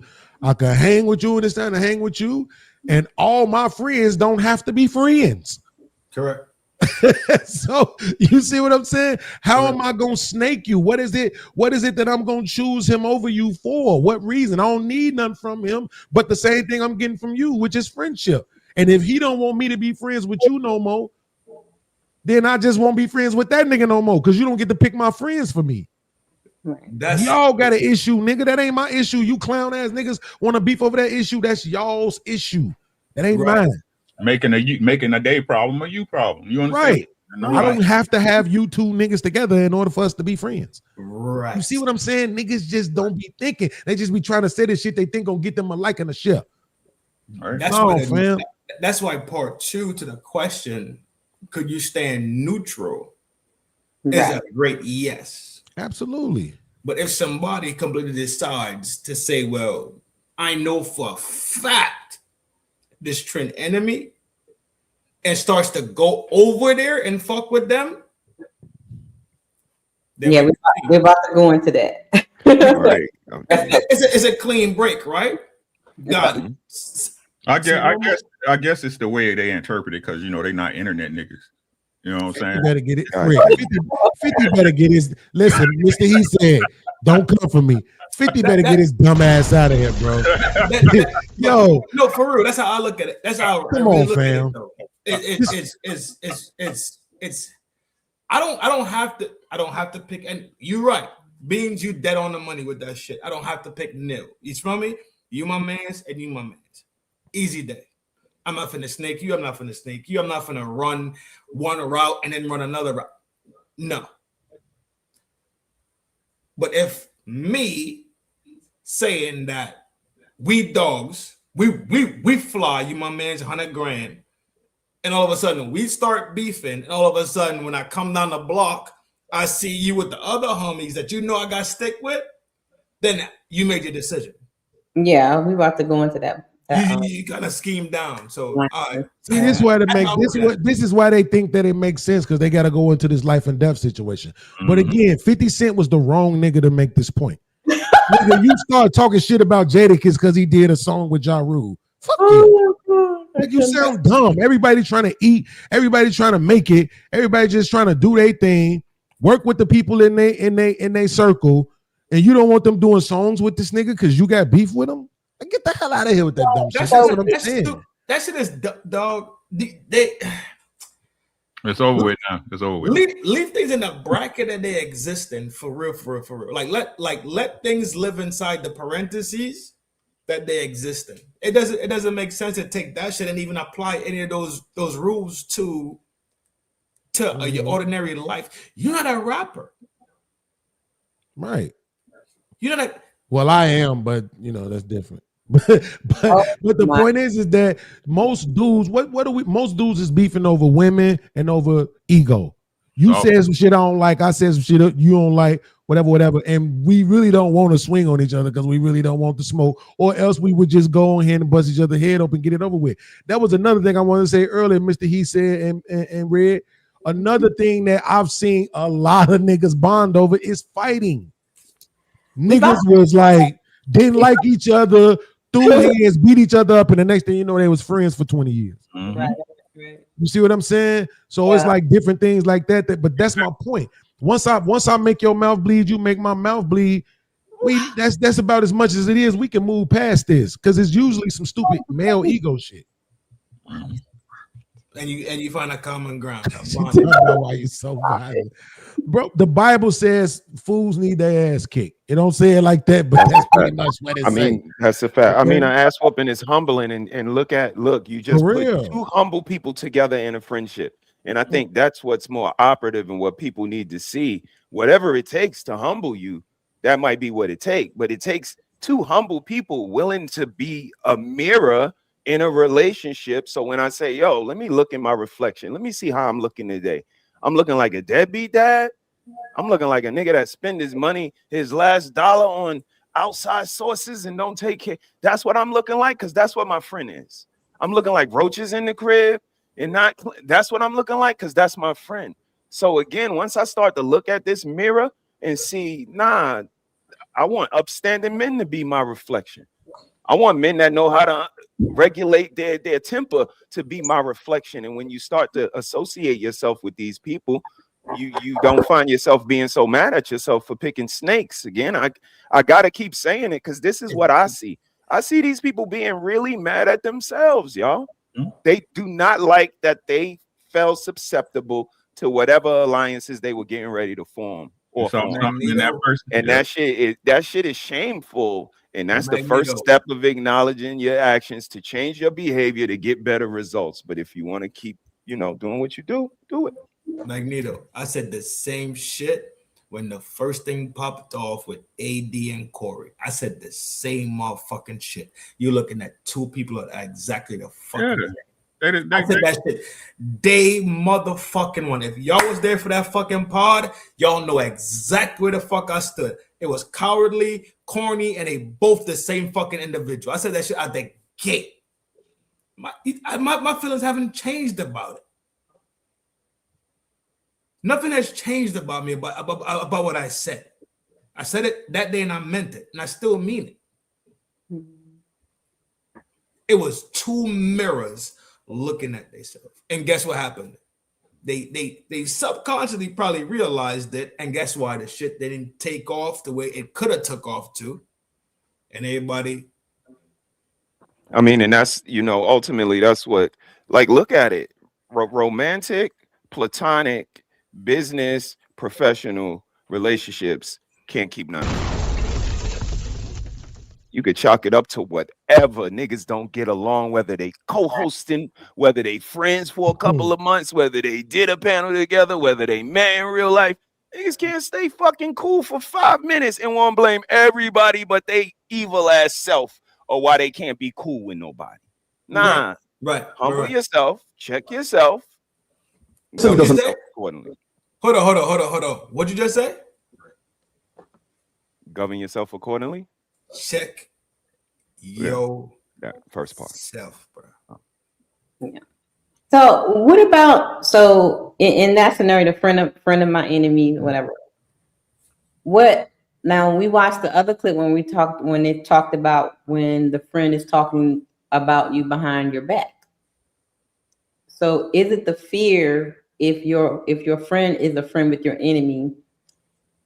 The notion is that they're talking about you too. Say that again. I'm sorry. So Remember in the other clip we talked about your friend talking behind your back to your enemies or other people. So how can my friend be friends with my enemy and not think that they're talking about me too? No, they are. That was a point for me in the first place. So that's what I'm saying is that's why some people have an issue with a friend being a friend of the enemy because they fear that they're talking about them too. So why you still friends with me? Take your ass on. You like right. We like talking my about enemy, like my certified enemy. Like and you're not neutral. I understand that, right? But like I told you again, if we friends, we friends, right? The only reason I would rock with your enemy is that I'm cool with them. That doesn't make sense to me. I don't see it either. I'm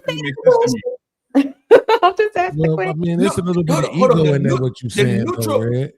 Are you talking about the neutral point? No, it's all ego. It's all ego, Beans. It's all ego. You see what I'm saying? I mean, but again, I don't understand. That person is your feelings are yours, right? You can feel I'm talking about you, but what I'm saying, you understand what I'm saying, right? If you know, if I operate with you, if you was cool with somebody I didn't like, I wouldn't. You see what I'm saying? And again, like I said, enemies isn't too strong of a word for me. Right. There you go. An enemy is somebody who gonna clip you on the porch to me. Right. Fair enough. Fair. Yeah. Fair. Right. There you go. So what's the appropriate word? A non-friendly? That's probably too strong. Listen, yeah, op is definitely don't drop no location. Right. You with that nigga. I'm really asking for words because we already went through this word thing earlier when I just used the word accountability. Give me a second, right? This is what I'm saying, right? Are we talking about a true enemy of that person or somebody you have a disagreement with? Disagreement sounds better. Exactly. Or somebody they don't like. So listen, Beans. But listen, Beans, right? Or exactly what you said, right? That's a you problem. That's a you problem, Trent. You see what I'm saying? I'm checking it. Again, like I said, are you wrong? If you're correct in your stance of being with this person, I'm gonna be with you. You my friend.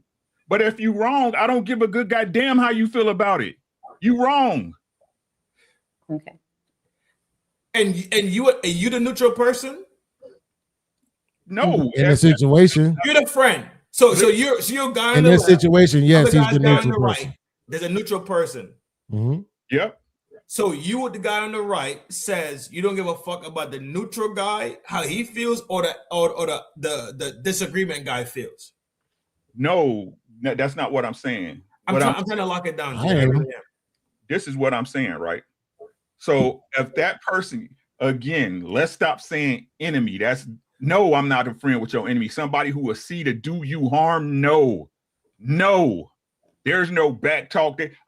There's no associations. That's stupid. That's stupid. Let's talk in real terms in the shit we see and referring it to, right? Because we're on a panel, sir. I don't fuck with this person. Right, cool. Right. Exactly, right? Cool. Because you don't fuck with that person don't mean I can't fuck with that person. Correct. The problem you have with that person is your problem. You should know that I'm not talking about you in a bad way because when you bring that person up, I'm not talking about them in a bad way to you. Does that make sense? Right, because you're the neutral homie. Right? So again, it's simple. That's a you problem because again, if I'm coming back and being messy, that should already let you know what the fuck it is. I'm being messy on the other side too. Because you can't help it. Yeah, boom. That's what I'm trying to draw. Okay. Because you can't help it. Yeah. Right? Yeah, I'm with but you. If you know when I talk to you, I can't stand that motherfucker. Hey man, that's y'all thing. I don't even want to hear about that shit. That shit ain't got nothing to do with me, dog. But then too, when you peep that, and that was my first red flag, to be honest. When we brought up the red flags early on, and we were talking about big red flags, my first red flag would be to hear how somebody talks about other people. That was my first one. You brought up The I only hit you when I want. I only hit you when I'm in need. Like every time I hear from you is right because you want to tap me for something, right? Mm-hmm. That's a good one too. But my first one that came to mind was exactly that. You talk about people so recklessly and so weirdly that it's somewhere in the back of my brain it says like, you know, well, probably when you go across town, right, you put my name in your mouth and the story changes up or whatever the case is for whatever reason. That's the shit I look at. Well, you probably wouldn't like me then, because I do that all the time. But I do it. It's like I'm that way, bro. Like I'm gonna say what I really think about your behavior in the moment. And there's nothing wrong with that. Look, let me say this real quick. Hold on, wait. Watch this. Watch this. What I'm saying. So again, let me make it personal, right? I got a homeboy. I met him through one of my cousins. Now that's been my man for 23 years, right? He started doing business in the streets with one of our other cousins. Some shit went sideways on some money shit with them. And nigga calling my phone like, yeah, man, he fucked up the money, man. Motherfucker might want to do something. My nigga, I don't want to hear that. That's my man.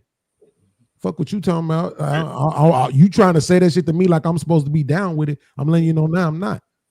That's my homeboy. You know what I'm saying? Like, I don't got nothing to do with that shit y'all got going on the street with money. Whatever y'all do, whatever beef, I don't give a fuck if it lead to shooting each other. That shit ain't got nothing to do with me. You not putting me in the middle of that shit. So if that's why you telling me, you can keep that shit to yourself. If you just telling me because that's your life, that's what's going on, that's all good. I'll listen. Even if that is the homie, he could be a bunch of bitch ass niggas because you mad. And I understand that. And I'm not about to go run to him and be like, man, Cuzzo said it, because it ain't my business. I never once mentioned to my homie that I had that conversation with my cousin about him because it wasn't my fucking business. Can't hold water, bro. Most people it wasn't my business. Right? That shit was like 9 years ago, and I still never mentioned it. I think once again, what I'm saying is being misunderstood. We're not disagreeing with you. Agreeing with you, Trent. Right, we're just making our own point. We're just making our own statements. We're not necessarily disagreeing with you. But what I will say this. See, the thing about it is nothing is 100%, right? So yeah, it could be a dude who could sit in your face and laugh and joke with you and then go run and sit with your enemy and talk crazy about you behind your back. That is also true. But what we saying is when people say something, it's like, okay, for me, is it the majority of the time? Is it 51% or more? Because if it ain't, then you just full of shit, you just talking, you just making up shit. And I'm saying in most cases, when you're dealing with adult ass men, it ain't that deep. Sure, everybody ain't sitting around worrying about whether or not you finna shoot somebody or nothing like that. It don't be that deep. Niggas be into it because we said some shit to each other that we don't like, and you're not gonna get over that shit till one of us make the other one mouth bleed. That's just the truth about it, bro. Until I make your mouth bleed, this shit gonna always be bothering me. So it's fuck you, right? So now I'm going to my homie and telling my homie, you can't fuck with him no more because I don't fuck with him. Get out of here with that goofy shit, bro. That's crazy. And that is way. And Trent, just so you know, this is what I was saying. So Trent, this is hypothetical, right? What I'm saying right now is not personal to you. Yeah. So I'm sitting with Rick. You my man, he my man. Yeah. Rick like, man, Trent ass be musty as hell, man. Motherfucker don't act, this nigga act like he don't like taking showers and shit. I'm sitting right there with Rick, knowing that y'all don't like each other's shit. That motherfucker do need to wash his ass, stinking ass nigga. I don't know what the fuck is wrong with this nigga. A matter of fact, I'm about to order this nigga some Dove soap right now and send this shit to his crib with a gift card, right? Like, I'm gonna talk shit about you, but guess what? But watch this. I'll say that same shit to your face. After I leave Rick's house, I'm going to call you and be like, nigga, you know what I just thought about? Do you need some soap, motherfucker? Because motherfucker tired of your ass coming around funky, nigga. Like, you know what I'm saying? Like, I'm not going to say nothing behind your back that I won't say to your face. That's what makes it not, to me, that will make it not gossipy and grimy. That's what clears the air about gossipy and grimy shit. Because then let's say Rick I run into Rick at the grocery store, right? Mm-hmm. And we both in the cereal aisle. He'd be like, yo, motherfucking Bean told me you musty ass. Bean was kicking your back. And I'd be like, well, no, Bean's He sent me a fucking bar of Dove the other day because I probably do be musty. You feel me? That whole shit is isolated now. So now Rick look like he talking jet. Is it? What is it? I'm saying? Oh yeah. I see what you're saying. Because now Rick, why you trying to start shit? Why you trying to start shit, Rick? It's all flat. That's what I'm saying. And I agree with Uncle Rick. The word enemy petty, nigga. You like, I ain't trying to start shit. You just petty. Right? Why you gonna tell this nigga what I said about him? We could be bullshit. We could be laughing, and me and Rick could not get along. And you could be the middleman, but we just not that tight, like how me and you tight, and how like you and Rick tight. It ain't that serious most times, man. Yeah. It don't get that too, unless it's a chick involved and motherfucking eyes on it. I keep trying to tell y'all. I'm trying to tell y'all, bro. Hey, that emotional kind of shit, motherfuckers be in their feelings, bro. That's the real reason why it came up earlier when bro was talking about his dad said that you shouldn't pop something that your brother popped or whatever the case is because men carry feelings and harbor shit because they feel entitled and egotistical and primal about shit. If you don't, and listen to what I'm saying, it's not something I would do because I look at it a certain way. I look at it a certain way, right? Right. Like I said, if you ain't got no feelings for that girl, you wouldn't care. You wouldn't care for real. Right. Listen, if you was gonna keep it G, you would hip your man onto what she like put him on the smoking. Right. You know what I'm saying? So he know how to deal with it, but hey, I'm just talking. But motherfuckers harbor feelings. Yes. All the time, and they swear to God that they big G, and they'll tell you to your face, nah, dog, do your thing, dog. Oh, she liking on you? That fucking same night. Boop, boop, boop, boop, boop. Oh, you trying to fuck Trent, you dirty ass bitch. And now all of a sudden you're getting fucked off now. I'm telling you, this is real. This is real shit. Motherfuckers harbor feelings personally and act like they G'd up outside. Quit it. I mean, but you should be emotionally intelligent, Trent, and understand how these things are going to affect your friend, right? And make sure you make the right choices. No, I do agree. I do agree. So if you gotta just give your man like, yo, lay up off. I don't agree because your feelings are yours. I do agree. If I know my man go over there, it's gonna be tragic. Right. I'm like, dog, this the warning. Yeah. Check this shit out. This is what it's really like. You have to make me give a fuck about your feelings. No, I don't harbor fit. I don't harbor. No, I'm not talking to you. I'm not talking to you. I'm just talking to general. Yeah. But I can't harbor it for something already burnt true. You know what I'm saying? I'm not there for a reason right now. Right. I'm gonna keep it thorough. I don't give a fuck about your feelings. I don't. I just don't. Who's feeling? No, I'm just talking in general because that's what this all about is feelings. Right. Yes. Yeah. I don't give a fuck about your feelings because real talk, you don't give a fuck about mine. And you're gonna still make a decision true at the end of the day. If we keeping it a super stack in the G, you don't give a fuck about my feelings, so why should I give a fuck about yours, right? On everything. You better make me care about your feelings. That's being a good friend. A good friend would put in the view and show you stuff that be reciprocal to make you want to care about that person. But like I said, a lot of you niggas is one-way streets. A lot of you niggas is different. Hold on, Trent. Look, hold on, Trent. Earlier when you said a friend, having a friend is knowing how to be a friend. Right. It ain't just swearing to God that you want friendship. Trent, wait. Let me show you something, Trent. Yeah. Watch this. So because remember, when we talking about the previous situation, sister was just asking us about. We was talking about how motherfuckers will talk about people behind their back. Right. Bro, one of my homies, he was messing with this girl, but it wasn't his woman. Just some chick he used to slide up in and get money out of. Spend nights at her crib and shit. One day she just came at me. So I went.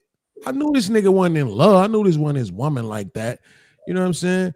She tried to talk to me about him. I ain't here for that. We don't talk about other niggas to women. Like I don't want to talk about the next man. I actually don't want to hear you talk. I want to hear gagging and tears, right? So like the Do you know you're a little whore? the whole point the whole point is that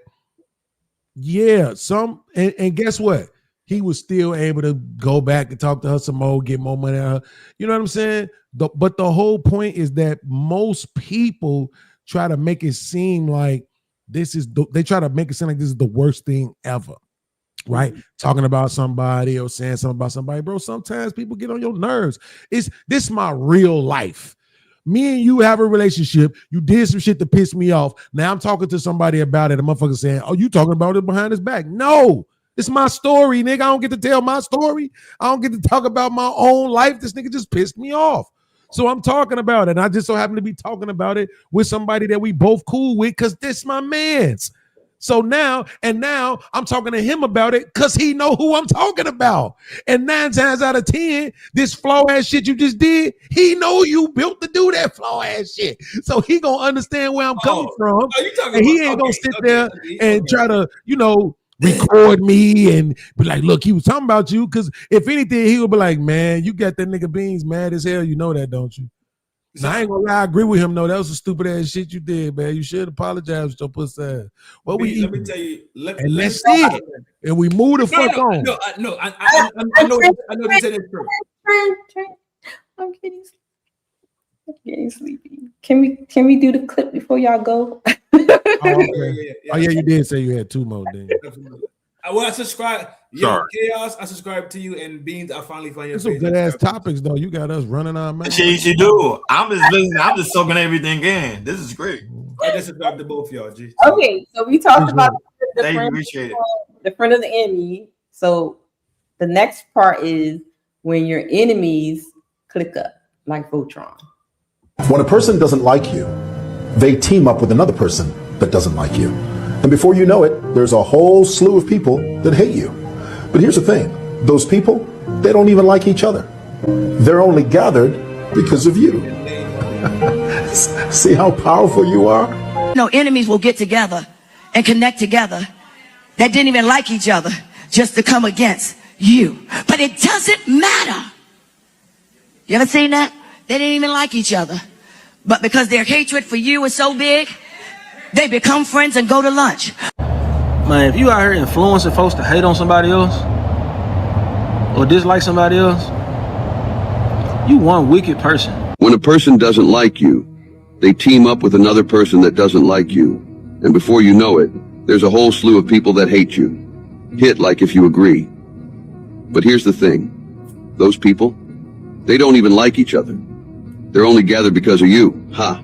See how powerful you are. What would you do in this situation? It's funny how your name can unite people who wouldn't even give each other the time of day. They bond over you.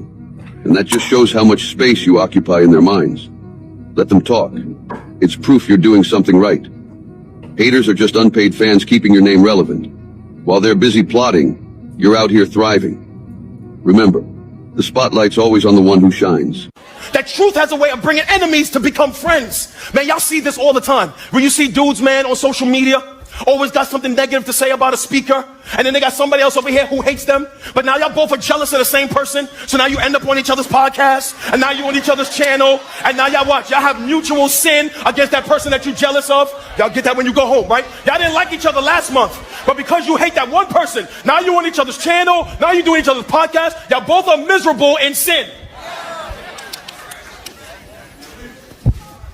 Niggas said they said it. Right here, we also see something you need to protect yourself from. Something I call acquired offense.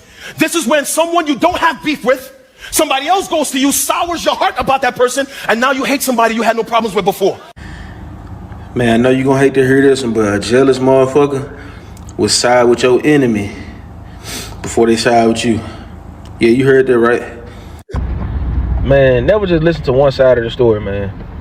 Because people had you out here disliking people that you was really supposed to be cool with. Yeah, and then people be knowing that too. People will see a connection on the left side or the right side, and they'll fall out with a person, but they'll know that if you connected with that person, y'all will really start winning for real. But they'll try to go cause confusion amongst people to try to stop certain connections and things from happening. You got people like that out here for real, man. If you need to gather multiple people just to gang up on one person, excuse my language, but you're bitch made. And if you're that one person that's getting ganged up on, you got motion, bro. Like, you're threatening to them so much so that they feel they need reinforcements just to deal with you. And no, I'm not even talking physically. Like, if you have to convince other people to hate somebody, you're automatically in the wrong because the truth speaks for itself. You don't need to convince someone to hate someone. I got good news for you. Your enemies are starting to hate each other now. And the reason why is because they really not friends for real. They came together based off lies. They came together off one mission, and that was to destroy you. Now these same people are starting to see that, damn, I really don't like this person. We trying to destroy this person we can't even get in contact with. We can't even bother this person. They starting to see that them coming for you, may God come for them. Common enemy intimacy. Common enemy intimacy is a cheap form of connection where two or more people bond over what they hate instead of what they love. Common enemy intimacy is when they don't even like each other, but they like each other long enough to not like you. They are now bonding over the fact that they got a common enemy. You want to know what's crazy? And once they still can't defeat you, they finally end up realizing they don't even like each other.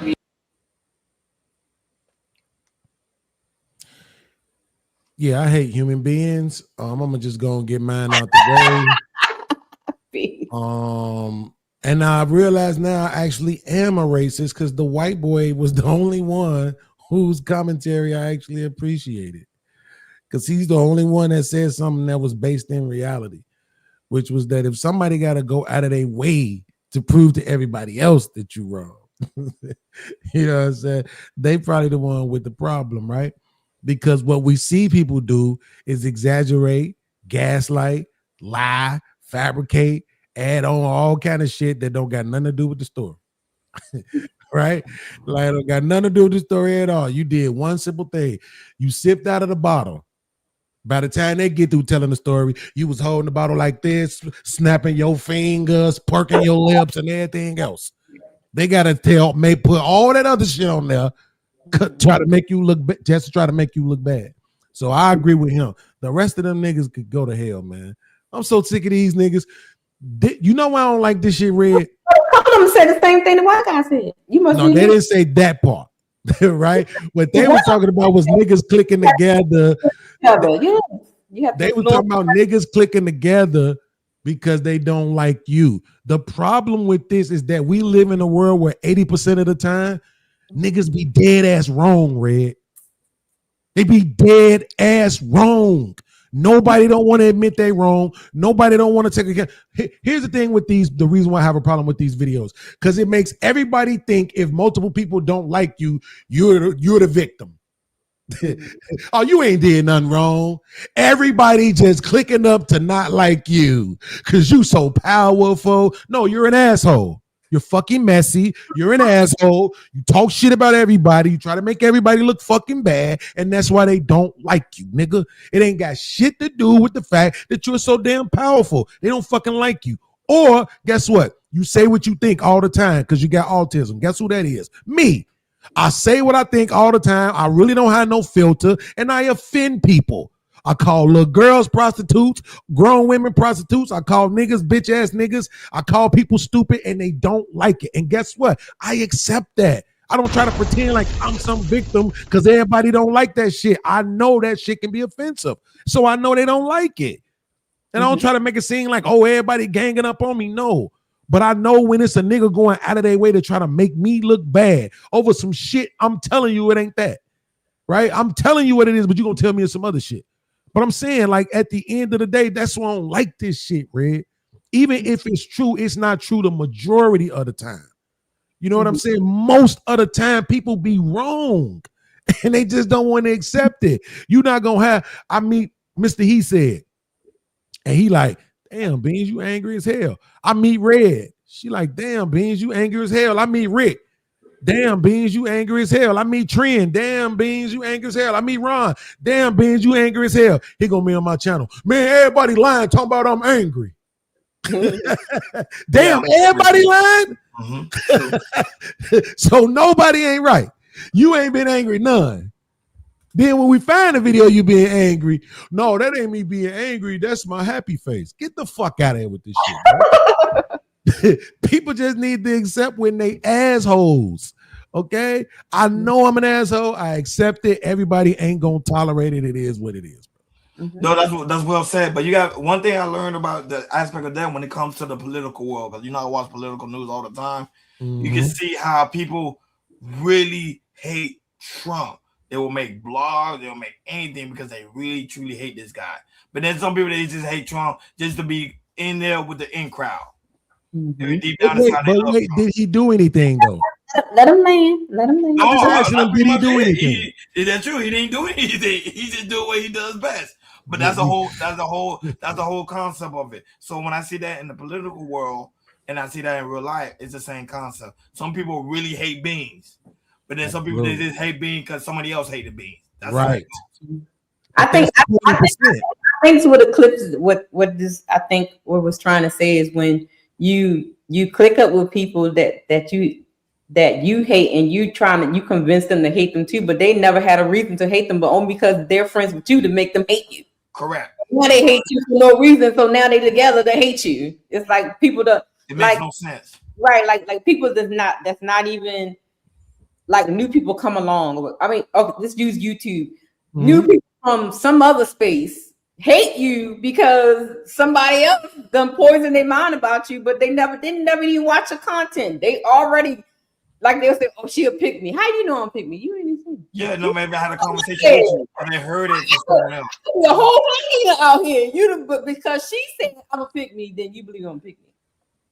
But that's such a small percentage of the people. That's what I'm saying. We're not talking about percentages. We're just talking about in general. We talk about things that are happening right now. I understand what you're saying, but there are instances where people do that though. They just like. And them niggas is full of shit.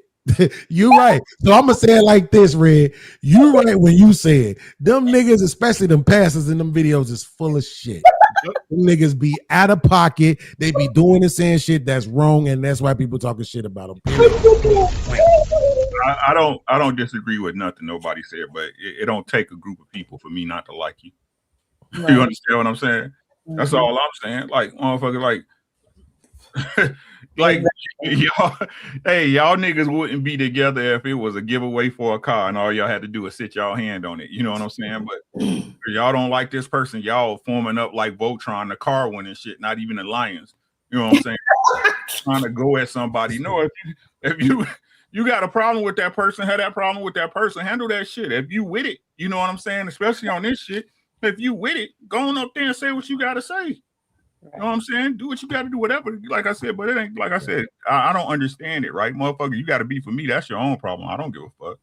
You know what I'm saying? Don't come over here. Don't come knocking on my door. I'll be all right. You know why? Because I don't get shit from you niggas anyway. The fuck? You know what I'm saying? So you act like you doing me a favor. You ain't doing me no favors, nigga. That's what I'm saying. Right? My friend. You don't bring nothing to me. I had some money. This is why I need some money, Rick. If I had some real money, I would pay you $10,000 to never play one of them niggas ever, bro. I hate them niggas, Ron. Both them pastor niggas, I can't stand them niggas. Oh, you can just flag them. You can protest. You can flag them. No, I ain't gonna do that gay shit. But I'm just saying, I hate them niggas, man. Damn, Bean said we not doing that. I'm trying to say, Beans. That's what I figured out today, right? When you think about it, right, all churches are just extensions of the Jesuit order, right? So they like branch offices. Yeah, correct. That's right. What churches is. They're like, you got the big bank, right? They just branch offices. Yeah, that's all it is. That's all. And them niggas there with all that prosperity, feminine ass preaching, bro. I can't. No, but that was. But remember, they worried about the wrong shit. They got algorithm too, just like YouTube. That's what sells. That's what gonna keep the people coming. They know poverty is gonna keep it going. Same thing with my old man, old boy. Same thing. Them churches ain't shit. Them niggas is trying. Look, I'm put you like this, and I swear I don't mean no disrespect when I say this. But you see who got us reacting to this video, to them videos, and that's who they talking to, the women. Oh, that's who they talking to with them videos. That's in your algo, Red. That's in your algo. Yeah, That's who they talking to. That's who they trying to reach. No, it is not. I went searching for it. I ain't gonna say they're in your algo, but I'm saying when they make them videos saying that shit, who you think in that audience? The woman. It's women. You see what I'm saying? Them ain't no videos you making for no men, bro, with all that sensitive ass shit. Oh man, they're ganging up because you're so powerful. No, sometimes niggas just don't like you. That's why I said earlier, bro. My brothers have had homies that I just didn't like. It's whatever. Nigga, hey, he gonna be there. I ain't coming. Yeah. And it is what it, man. You ain't gonna show. Nah, and everybody cool. I don't like that nigga. He don't like it. Just is what it is. Everybody ain't cool with you. You know what I'm saying? I know that about me. It was hard for me to accept that because I thought I was the shit. But I had to realize like my communication style is not favorable to a lot of people. So fuck, I'm now imagine me, like I said, whining and shit. They're teaming up against me because of this. No, when niggas was teaming up against me, they really was. They was really picking a side. And guess who was the one screaming to pick a side? You. Yeah, I remember. You was screaming that heavy. Pick a side. So, right? You see what I'm saying? So I'm just saying, like, then now imagine me coming back, Ron, after that. Imagine me coming back after that, Ron, and saying, look how powerful I am. Yeah. I got these niggas teaming up. Well, I ain't gonna lie. You became an Omar. Right. You kept saying it. That thing got stuck in my head. Niggas was trying to get out the way, right? Like, come on, man. I don't give a damn. I got a question. Go So, ahead. if you don't want to click up like Voltron with somebody, right? And you have a problem with somebody, or you beefing with somebody, why is it that like when a person is open for you to confront them, and people they rather go and click up with people and gossip about it or talk about it in other ways besides going to actually confront the person? That's easy. That's easy, right? That's a great question. Right? That's easy, right? Because they know if they come up there, they ain't gonna get their argument off. You see what I'm saying? And people think, like, again, perception is everything to these niggas. I keep trying to tell y'all, perception is everything, right? It ain't what it is, it's what it look like. Right? If you can't get your shit off and this person can overtalk you and railroad you and put you in a certain place in the conversation, that look like a win to most niggas. So they go to the page, right? And they form up and do what they do. You know what I'm saying? Because they feel that's where they can get their argument off. No, it's just what it is. Like, again, what what you want? This YouTube, everything is content. I hate when people, hey, you said something to somebody, more than likely you can expect it to be up on here. Right. Yeah. You know what I'm saying? Unless you fucking with one of them ones, and the ones that know, and the ones that don't, you don't. You see what I'm saying? That was a great response, Rick. Because would you consider being a coward? Crazy. No, I don't think it's being a coward. They just at a disadvantage. They're at a disadvantage. You know what I'm saying? Like, nigga, you know what I'm saying? You ain't Jordan. Like, you can't whoop some people. You can't whoop on their home court. You hear what I'm saying? Home court advantage is crazy. I mean, Jim. I mean, sis, it's a certain takes a certain type of person to go in another person's gym and perform. So it's what it is. You see what I'm saying? God. So people, like I said, it don't matter. You're gonna go get your W the way you can. You're gonna go get that W. And if that's where you can get it, especially if you get motherfuckers that don't like him just like you know what I'm saying? And they putting color in your chat, well, so be it. Right. It's all content. I was thinking about that angle. Let me kick this phone real quick. Yo, that's a good ass answer. That is. Let me kick this phone real quick, right? I'm thinking about that. If you so perturbed and dispositioned by this person's behavior, brain, content, why not just get the fuck out the way and let that shit just die off? Because numbers, nigga. Oh my God! Them numbers. Hold on, Aki. I got one more piece. Lord have mercy. I got one more piece to it.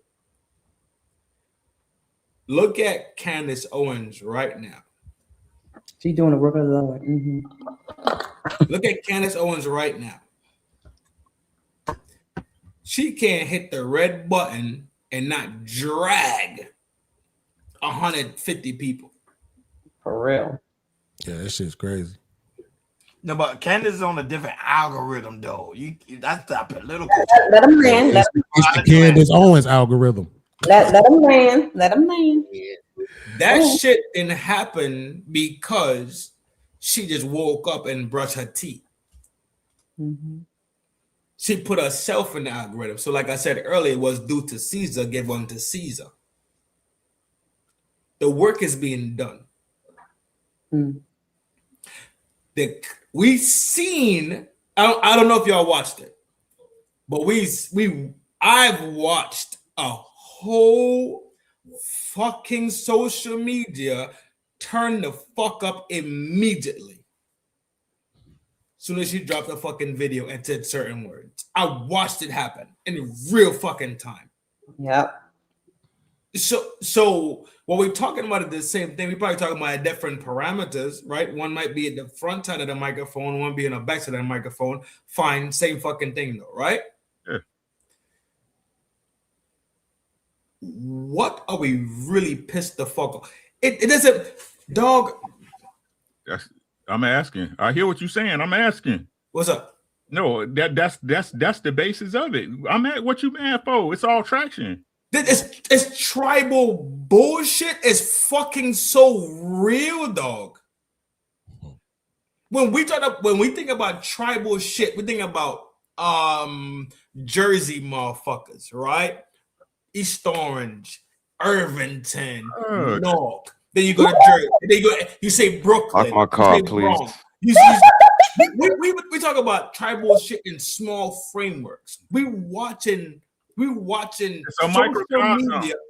It's a microcosm of real life. That's why I keep the internet is the macro of the listen, Trent, stay right there, right?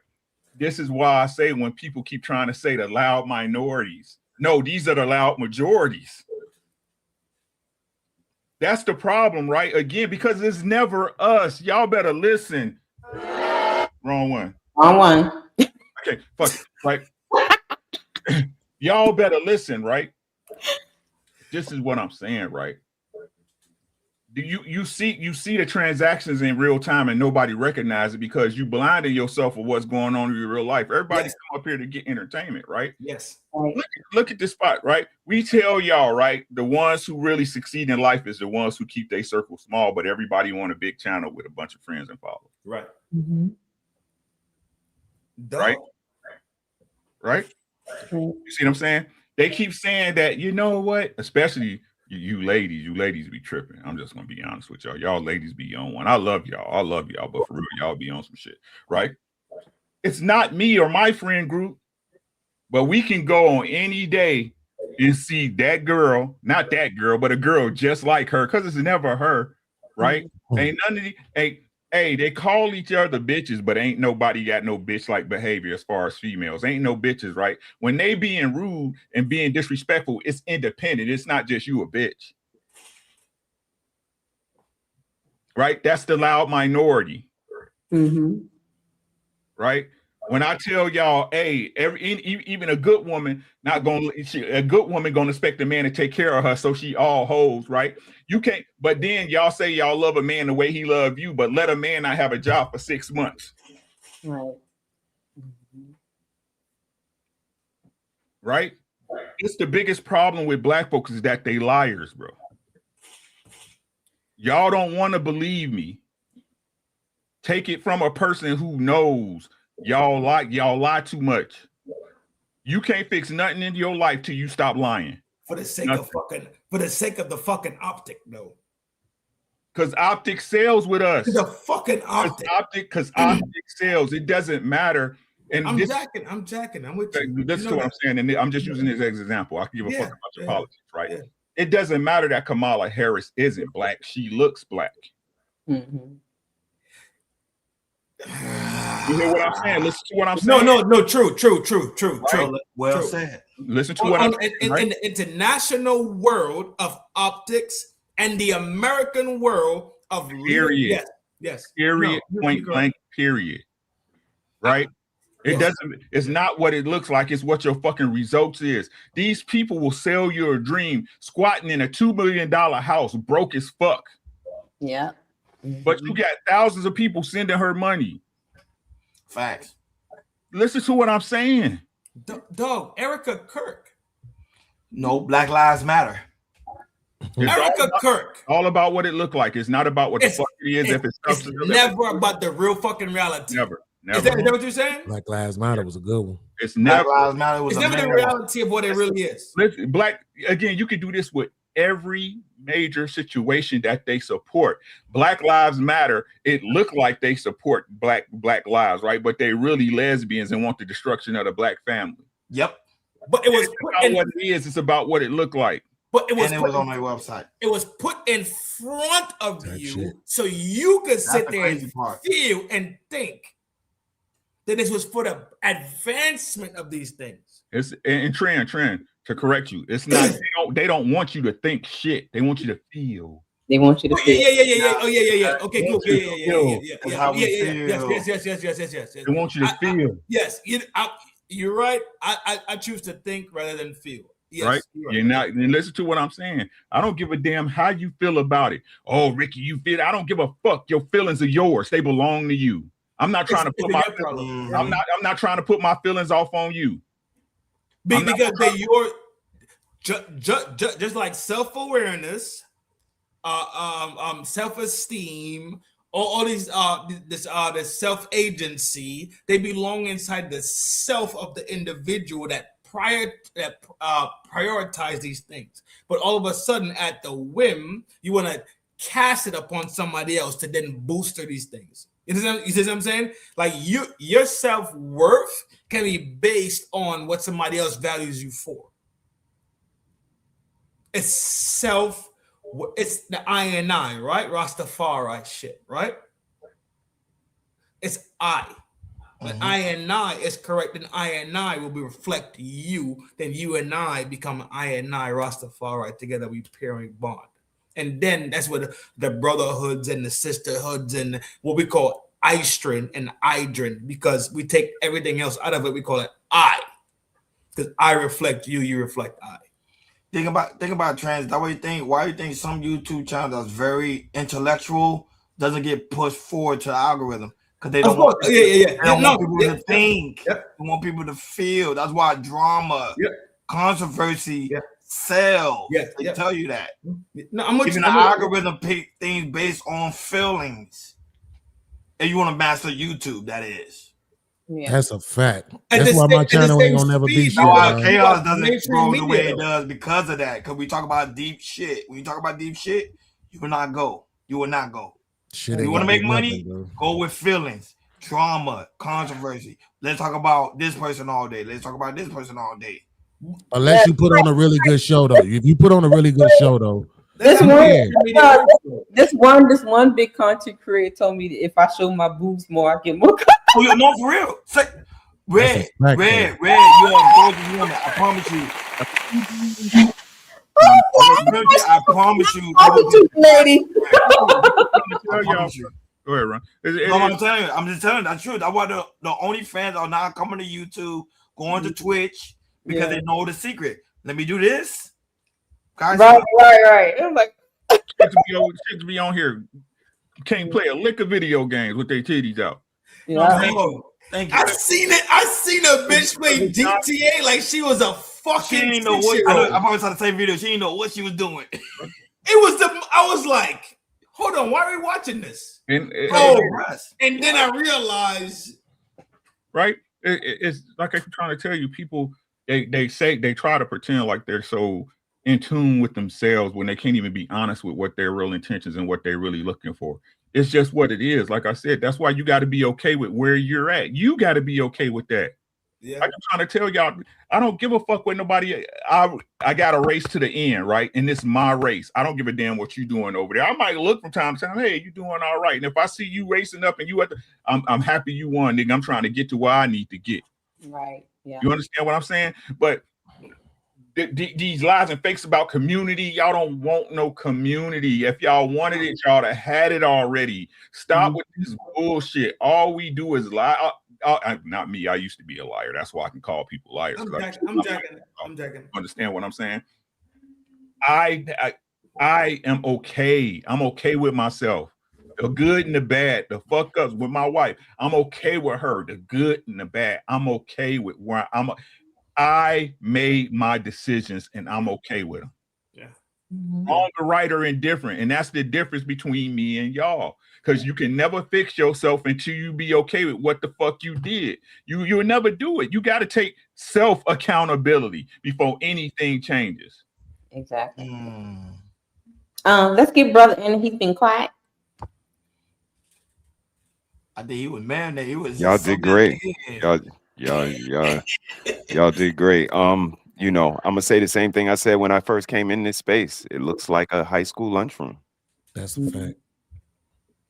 First day, like this shit looks wild, but you know, you get in where you fit in, whatever table accommodates, you know. But again, when we come to the lunchroom table, we bring a specific thing, and that's what we do. We never gonna change. We never gonna stop. And alluding to what Rick said, shame is a painful feeling of humiliation, and it's caused by your consciousness of wrong and foolish behavior. And like Rick said, until y'all are humble enough to like see what you got going on, like you gotta humble yourself and sit in it. And until y'all do, like y'all are just not humble. Everybody is like self-grandizing. Everybody's the hero of the story.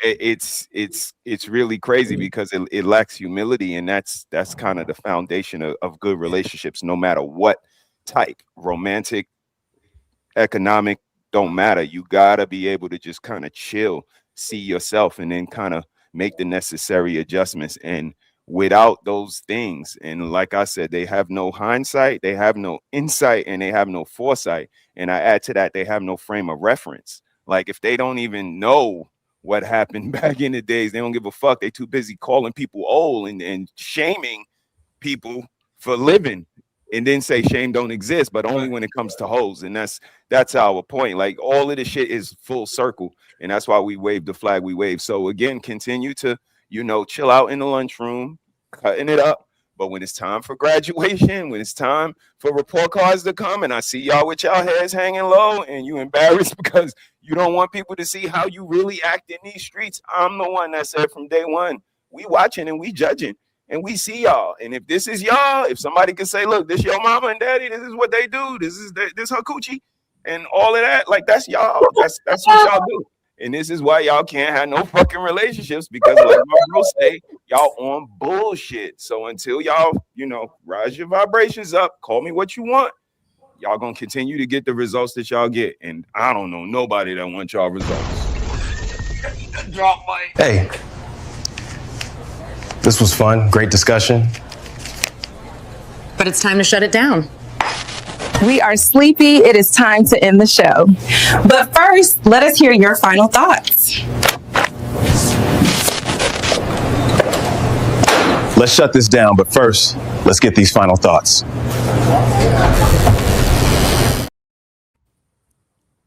Well, guys, I'm sleepy. Good thing. That's a good thing. That is a good thing. See? And the mosquitoes tore me up to my whole arm is swollen. Look at it. And the garbage. I've been rubbing it all night. It's like I've got a big. It's huge. Is that Walmart there? Oh yeah. Is that Walmart? Mosquitoes already It out? was like 89 degrees. It was warm as hell today. Final thoughts, guys. Thank you, Ron, for coming through. Nah, thank you. And like always, thank you for having me. You know, I was gonna show love to Realistic Vibe, man. She used to come on our show. You interview her a couple of times. So, you know, I'm gonna show love. Especially when I'm available, you know, I'm gonna come through. You know, I had some people come over and watch the show. They said they love the energy here. and you know, something different. But there was a really, really dope conversation. I hope you have me back again.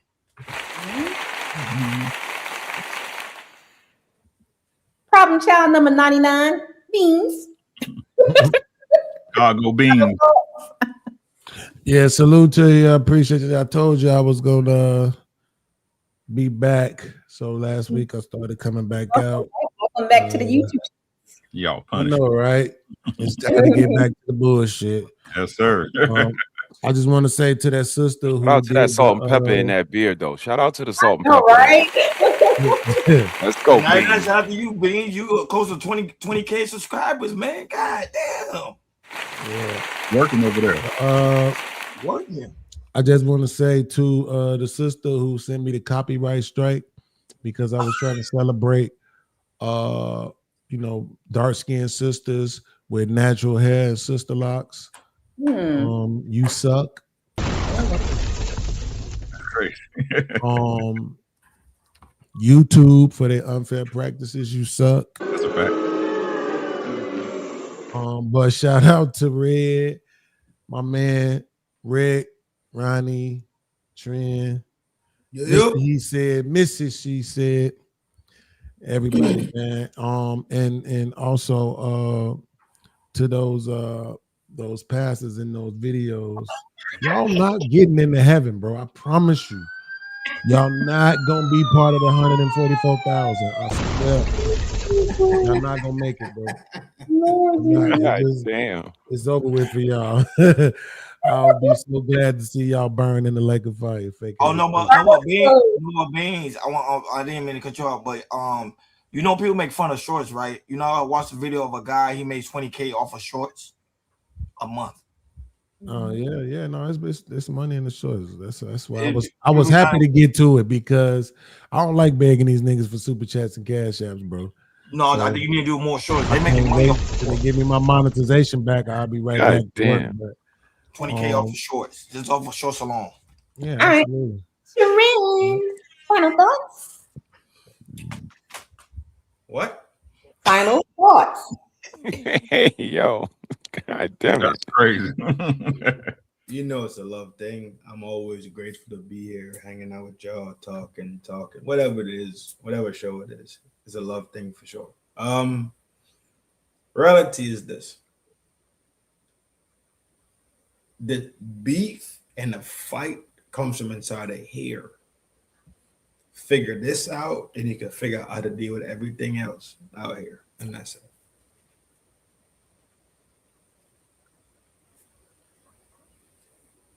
I said that's it. You damn sure did, man. You did that shit. I don't know if y'all was ready for that. That was exquisite work. That's crazy. Hey, great show, Red. Great show. Good questions. Beans, what's popping, man? Shout out to you. My boy Trent, you know what it is. Donna, hey, man. Good to see you again, man. But shit, man. Fuck these people, man. You know what I'm saying? Like, if they helping you, they hurting you. Shit, you know what I'm saying? Like, it's just what it is, man. Like, if they ain't willing to extend the same way they are, if they're not willing to extend to you the same way you are to them, man, go ahead, kick them out your life, man. You ain't missing nothing. I'm telling you. With that being said, PIAT, man, fellas, protect yourself at all times. Keep your head on the swivel, man. It's a bunch of beautiful demons out here trying to get you off everything you work, man. Don't do that, bro. Don't do that, bro. And with that being said, Anybody going live tomorrow and the rest of the week? Anybody got any shows? Yeah, I'm going live tomorrow. I got a show I need to do tomorrow. Which one, your morning show or your afternoon? No, it'll be afternoons. I gotta work in the morning, but it'll be probably around 5, a little bit before 5, probably 3:30, anywhere between 3:30 and 5. But yeah, it's gonna be interesting. I think it's a topic that hasn't been discussed yet. So, she's so lucky to be in the building. What's popping? Hey sis, Ronnie, Beans, Trent, y'all got shows coming. Yeah, you know I got show. We got show every day, each and every day at 7:00 Eastern time. Never change. KI Culture Radio. So you know what I mean. So, but it's cool, man. It's cool. I might simulcast if my homies go live tomorrow like they supposed to. I might simulcast that one, but I doubt if I do my own show tomorrow. Okay. I just like I said, I don't like begging these niggas. You're not in this space no more, right? You're in a different space, right? No, it ain't that. It's just like I said, I don't like having to beg these niggas, bro. I don't like working for free. I'm not monetized right now, and I don't like working for free. The niggas, come on, man, hit the cash up, man. I need it, man. Hit that paper. No, I'm not finna do all that. On Kick. Niggas know what it is. Yeah, Kick and Twitch. That's what you need to Right, be at. I'm not doing They that. keep calling me and calling me. Friend, you got anything coming up this week? You already know I'm getting down. Tomorrow I'm finna fire off on Anton and Frigidaire bullshit. Oh, really? I'm firing God off on everything. damn it. So I'm going over there. Niggas get right on the internet to tell niggas on the internet that they not no internet nigga. I might have turned into a fucking 38-year-old internet nigga, dog. I can live with it. Fuck You yeah. already an internet nigga. I'm definitely an internet nigga. I'm an IN. Y'all can have the YN shit and the OG shit. I'm an IN. Nigga, you here? What are you talking about? That's that's wild. You know what I'm saying? Definitely. Yeah, I'm gonna cook that out tomorrow.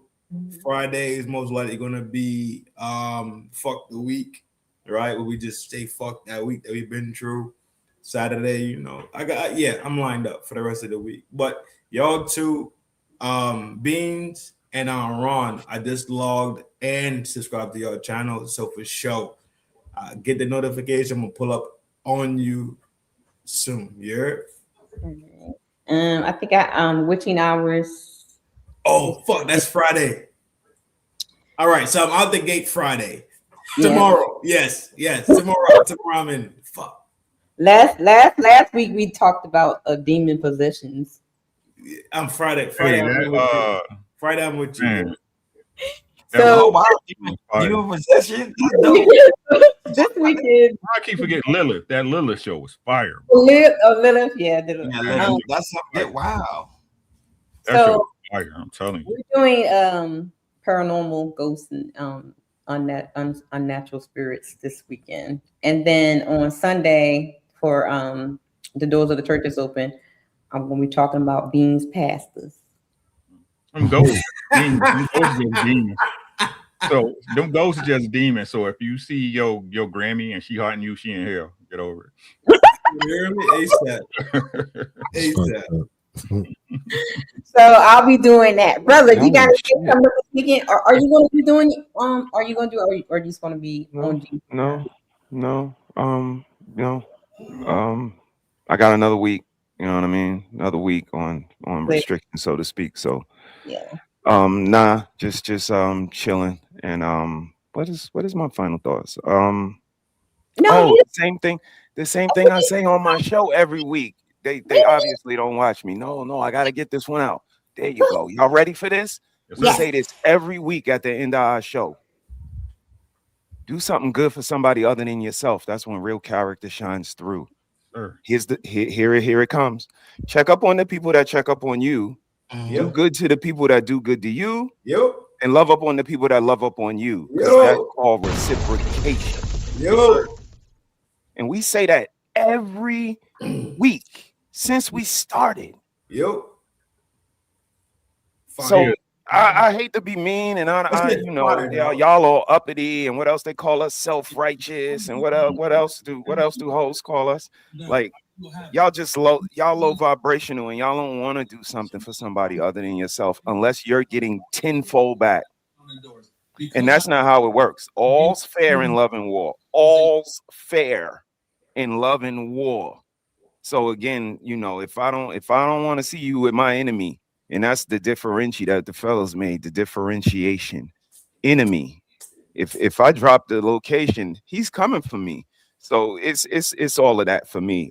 So just do something for somebody other than yourself without looking for something in return, and then repeat. And with practice, we'll make perfect, and then you'll be a human. You'll be a human, not a demon. Yo, you know what to say? We got a similar saying, dog, over here. So yes. Yeah, we do too. We too. It's time to go to bed. That's the similar. You know I fuck with that. It's time for the super chats.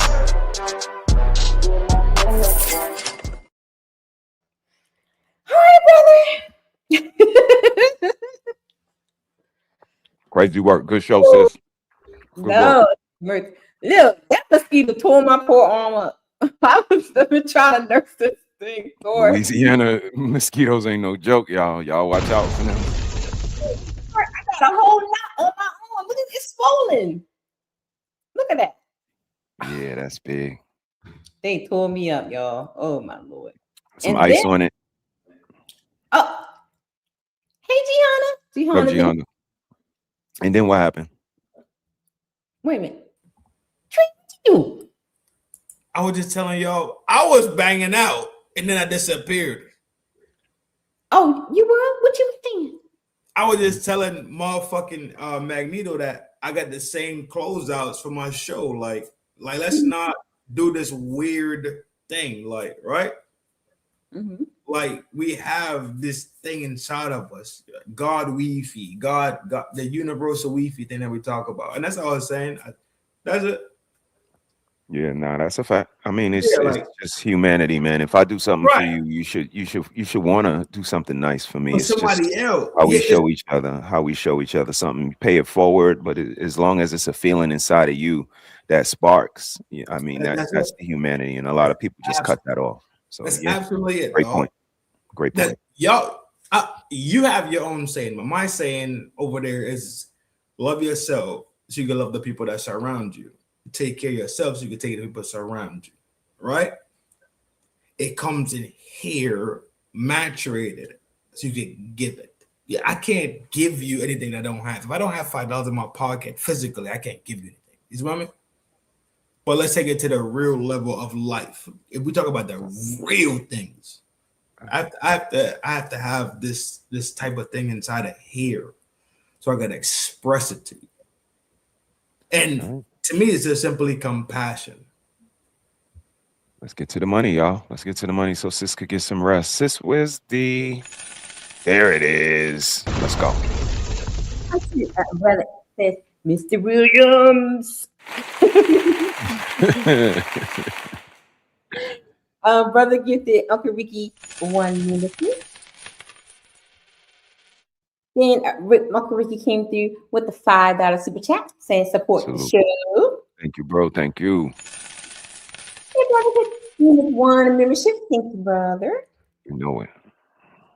Then Ronnie came in with another $5 super chat and said, yes, let's go. Ronnie, Ron. Yo, good to see you, bro. Hope all is well, man. Send our love to the crew. Then the Genius CEO gifted 5 memberships. Good genius. Good looking, bro. Appreciate you. And BZ Baby's daddy. Mm-hmm. What up, BZ? A gossip tells secrets. Let them talk. That's when your saying comes in. Let them talk. You know, something's coming out. Yeah. Then Trinh sent a $10 super chat. Said, "Yo, let's go." Yeah, absolute, bro. Appreciate you, man. Lauren gifted Uncle Ricky a 1 membership. Hey, LC. Then she came back and gave him another membership. Salute, LC. T.O. came in with the $20 super chat. What up, T.O.? Salute, I don't even say nothing. I'm just gonna send you money, Red. Hope all is well, bro. New Culture Empire gifted 5 membership. Thank you, Thomas. Yes. Salute, bro. Thank you. Smell the Roses, been a member for 2 months. She says, lots of love for you, Red. Smell the roses. What's up, girl? Then she came in with a $10 super chat and with all the loves and roses and hearts. I see. And a salute emoji. Oh, God, she was working. She's working. Then Sis gifted 1 membership. Thank you, Sis. Oh, thank you, cuteness. And Carl Anderson came in with the $5 super chat. Says, confronting your friend depends on the situation, their temperament, and the female involvement. We want honest critique, but it can't be done ferociously. And that is true. And see, that's what I thought about the phone call thing, right? Mm-hmm. Mm-hmm. I feel like if I know that I'm still angry and mad or whatever, I need time to process and get, my thoughts. Because you like, for me, like if I'm upset or stuff, I don't I don't talk, I don't say what I need to say. I'll say things I want to say. I don't say things that I need to say. I say things I shouldn't say. So I'd rather just get myself together and get my thoughts together, get my emotions together, and then talk to you. Yeah. So I think me respecting you as a person to not answer the phone where I know I'm going to lash out at you, not hear you at all because I'm still mad. Because when you're mad, you're not hearing the person. It's going on one end because all you hearing is your feelings.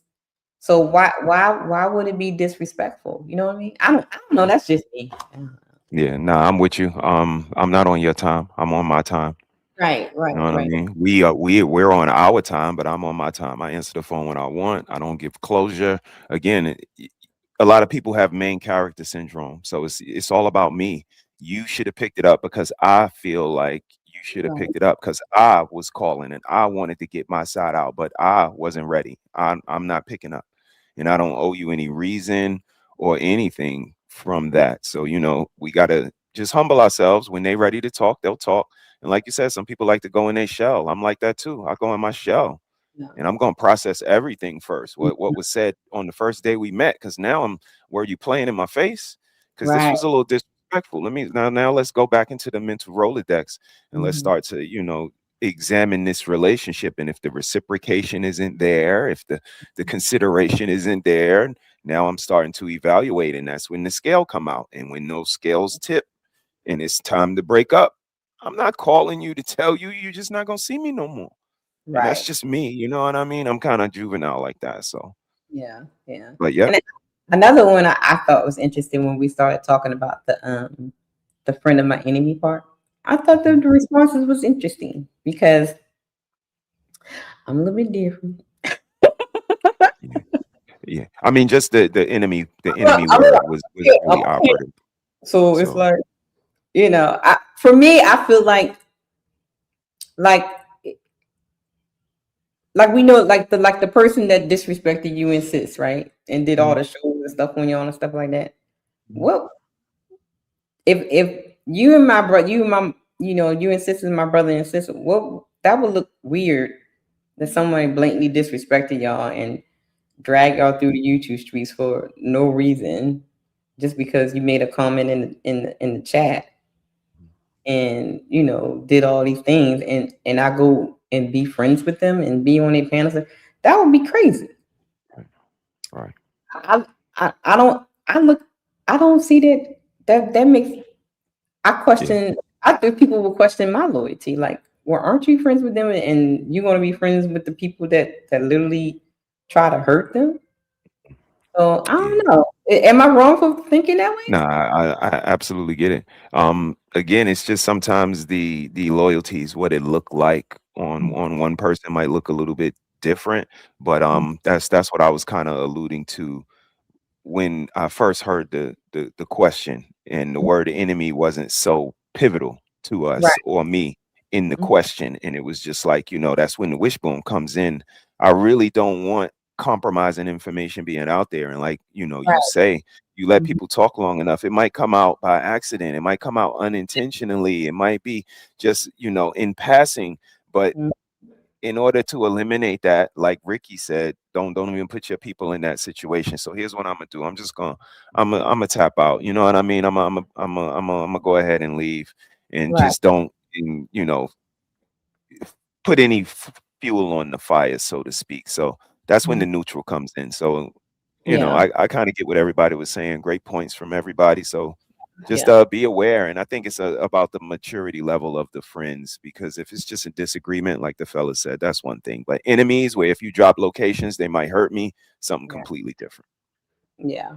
Yeah. I think it. Especially if you get into like doxing and all that kind of stuff, and putting people's families out there and stuff. Like, yeah, that's you doing too much. Yeah. I mean, we seen that couple get deleted in Vegas on the strip Yeah. over content creation. So, we don't know if it's that serious in somebody else's world.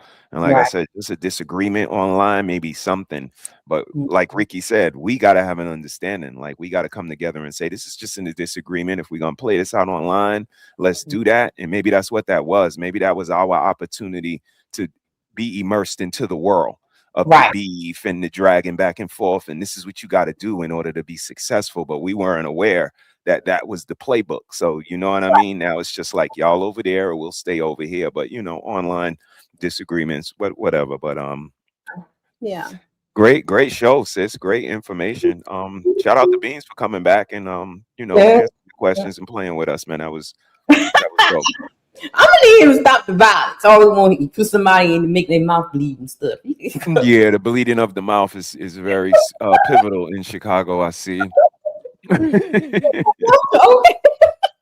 But he was right though, sis. Ass whooping is humbling, and if that's I think that's the best relationship, to humble people. Like, I ain't trying to get nothing from you. I really just want to be myself and be a better version. And maybe if we got to fight in order to get that out, and him pointing that out is kind of sticking out to me. Two men, we might fight and then come together, have a beer or whatever. So interesting comments, interesting topic. Well, it was storming outside. You made it through though. I peeked outside. Knocked over all my babies. Yeah. Damn.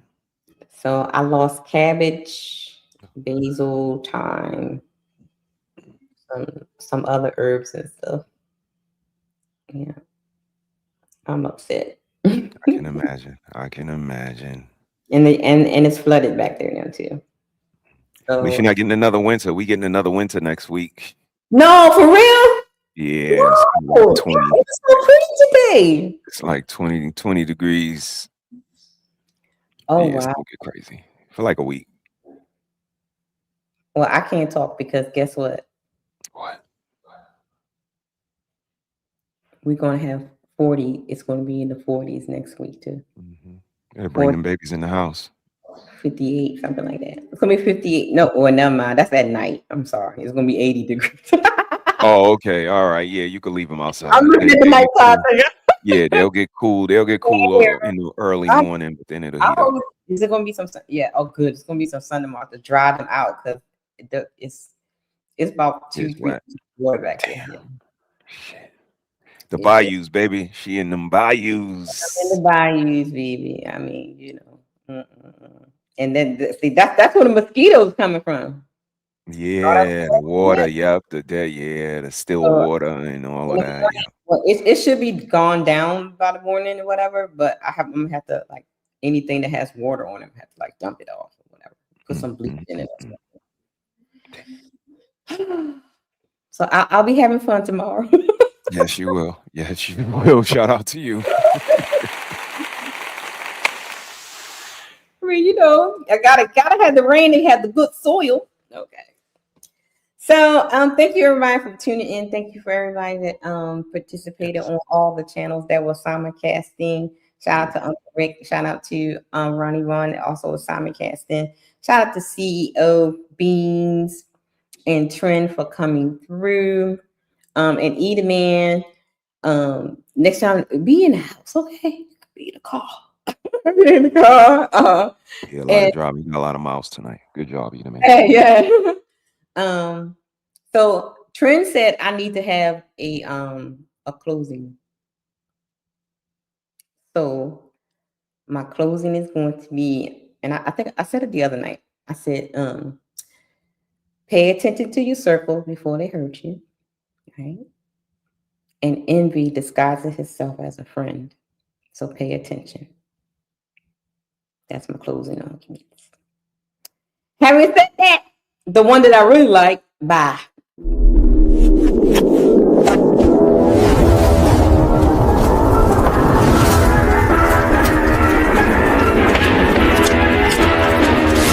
Silly, y'all don't know this, y'all in danger. I'm a threat. I'm a careful with your life, cause you know that it's a bet. You know I ain't letting up, my foot is on your neck. Take my word for it, it's a promise and a threat. Silly, y'all don't know this, y'all in danger. I'm a threat. I'm a careful with your life, cause you know that it's a bet. You know I ain't letting up, my foot is on your neck. Take my word for it, it's a promise and a threat. I ain't never really wanna flex my gifts, but I think it's my time. Let me check my wrist.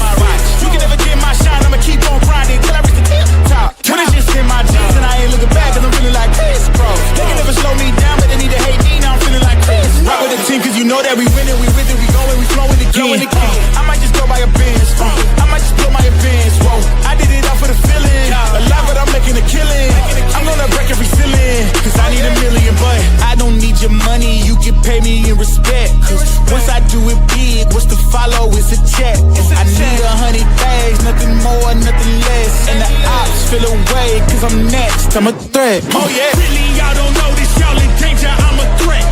Gamble with your life, cause you know that it's a bet. You know I ain't letting up, my foot is on your neck. Take my word for it, this a promise and a threat. Really, y'all don't know this, y'all in danger, I'm a threat. Gamble with your life, cause you know that it's a bet. You know I ain't letting up, my foot is on your neck. Take my word for it, this a promise and a threat. I been feeling spectacular, flow so sick it's hazardous. Y'all still suck like Dracula. Zip this beat, let's back it up. And I don't care about critics, cause they talk too much, and I know that I gotta keep on grinding, finding myself. I ain't gon' stop until I know I had enough. Mama, I made it, I know that they see me, I'm popping these bottles just like I'm a genie. I'm glad that you made me, it's all in my DNA. I'm about my teeth like I'm working for Frito-Lay, and bet the bag on myself. I don't do it for my health. Every threat is a champion, got the title, need a belt. I don't need your money, you can pay me in respect. Once I do it big, what's to follow is a check. I need 100 bags, nothing more, nothing less. And the ops feel away, cause I'm next, I'm a threat. Oh yeah.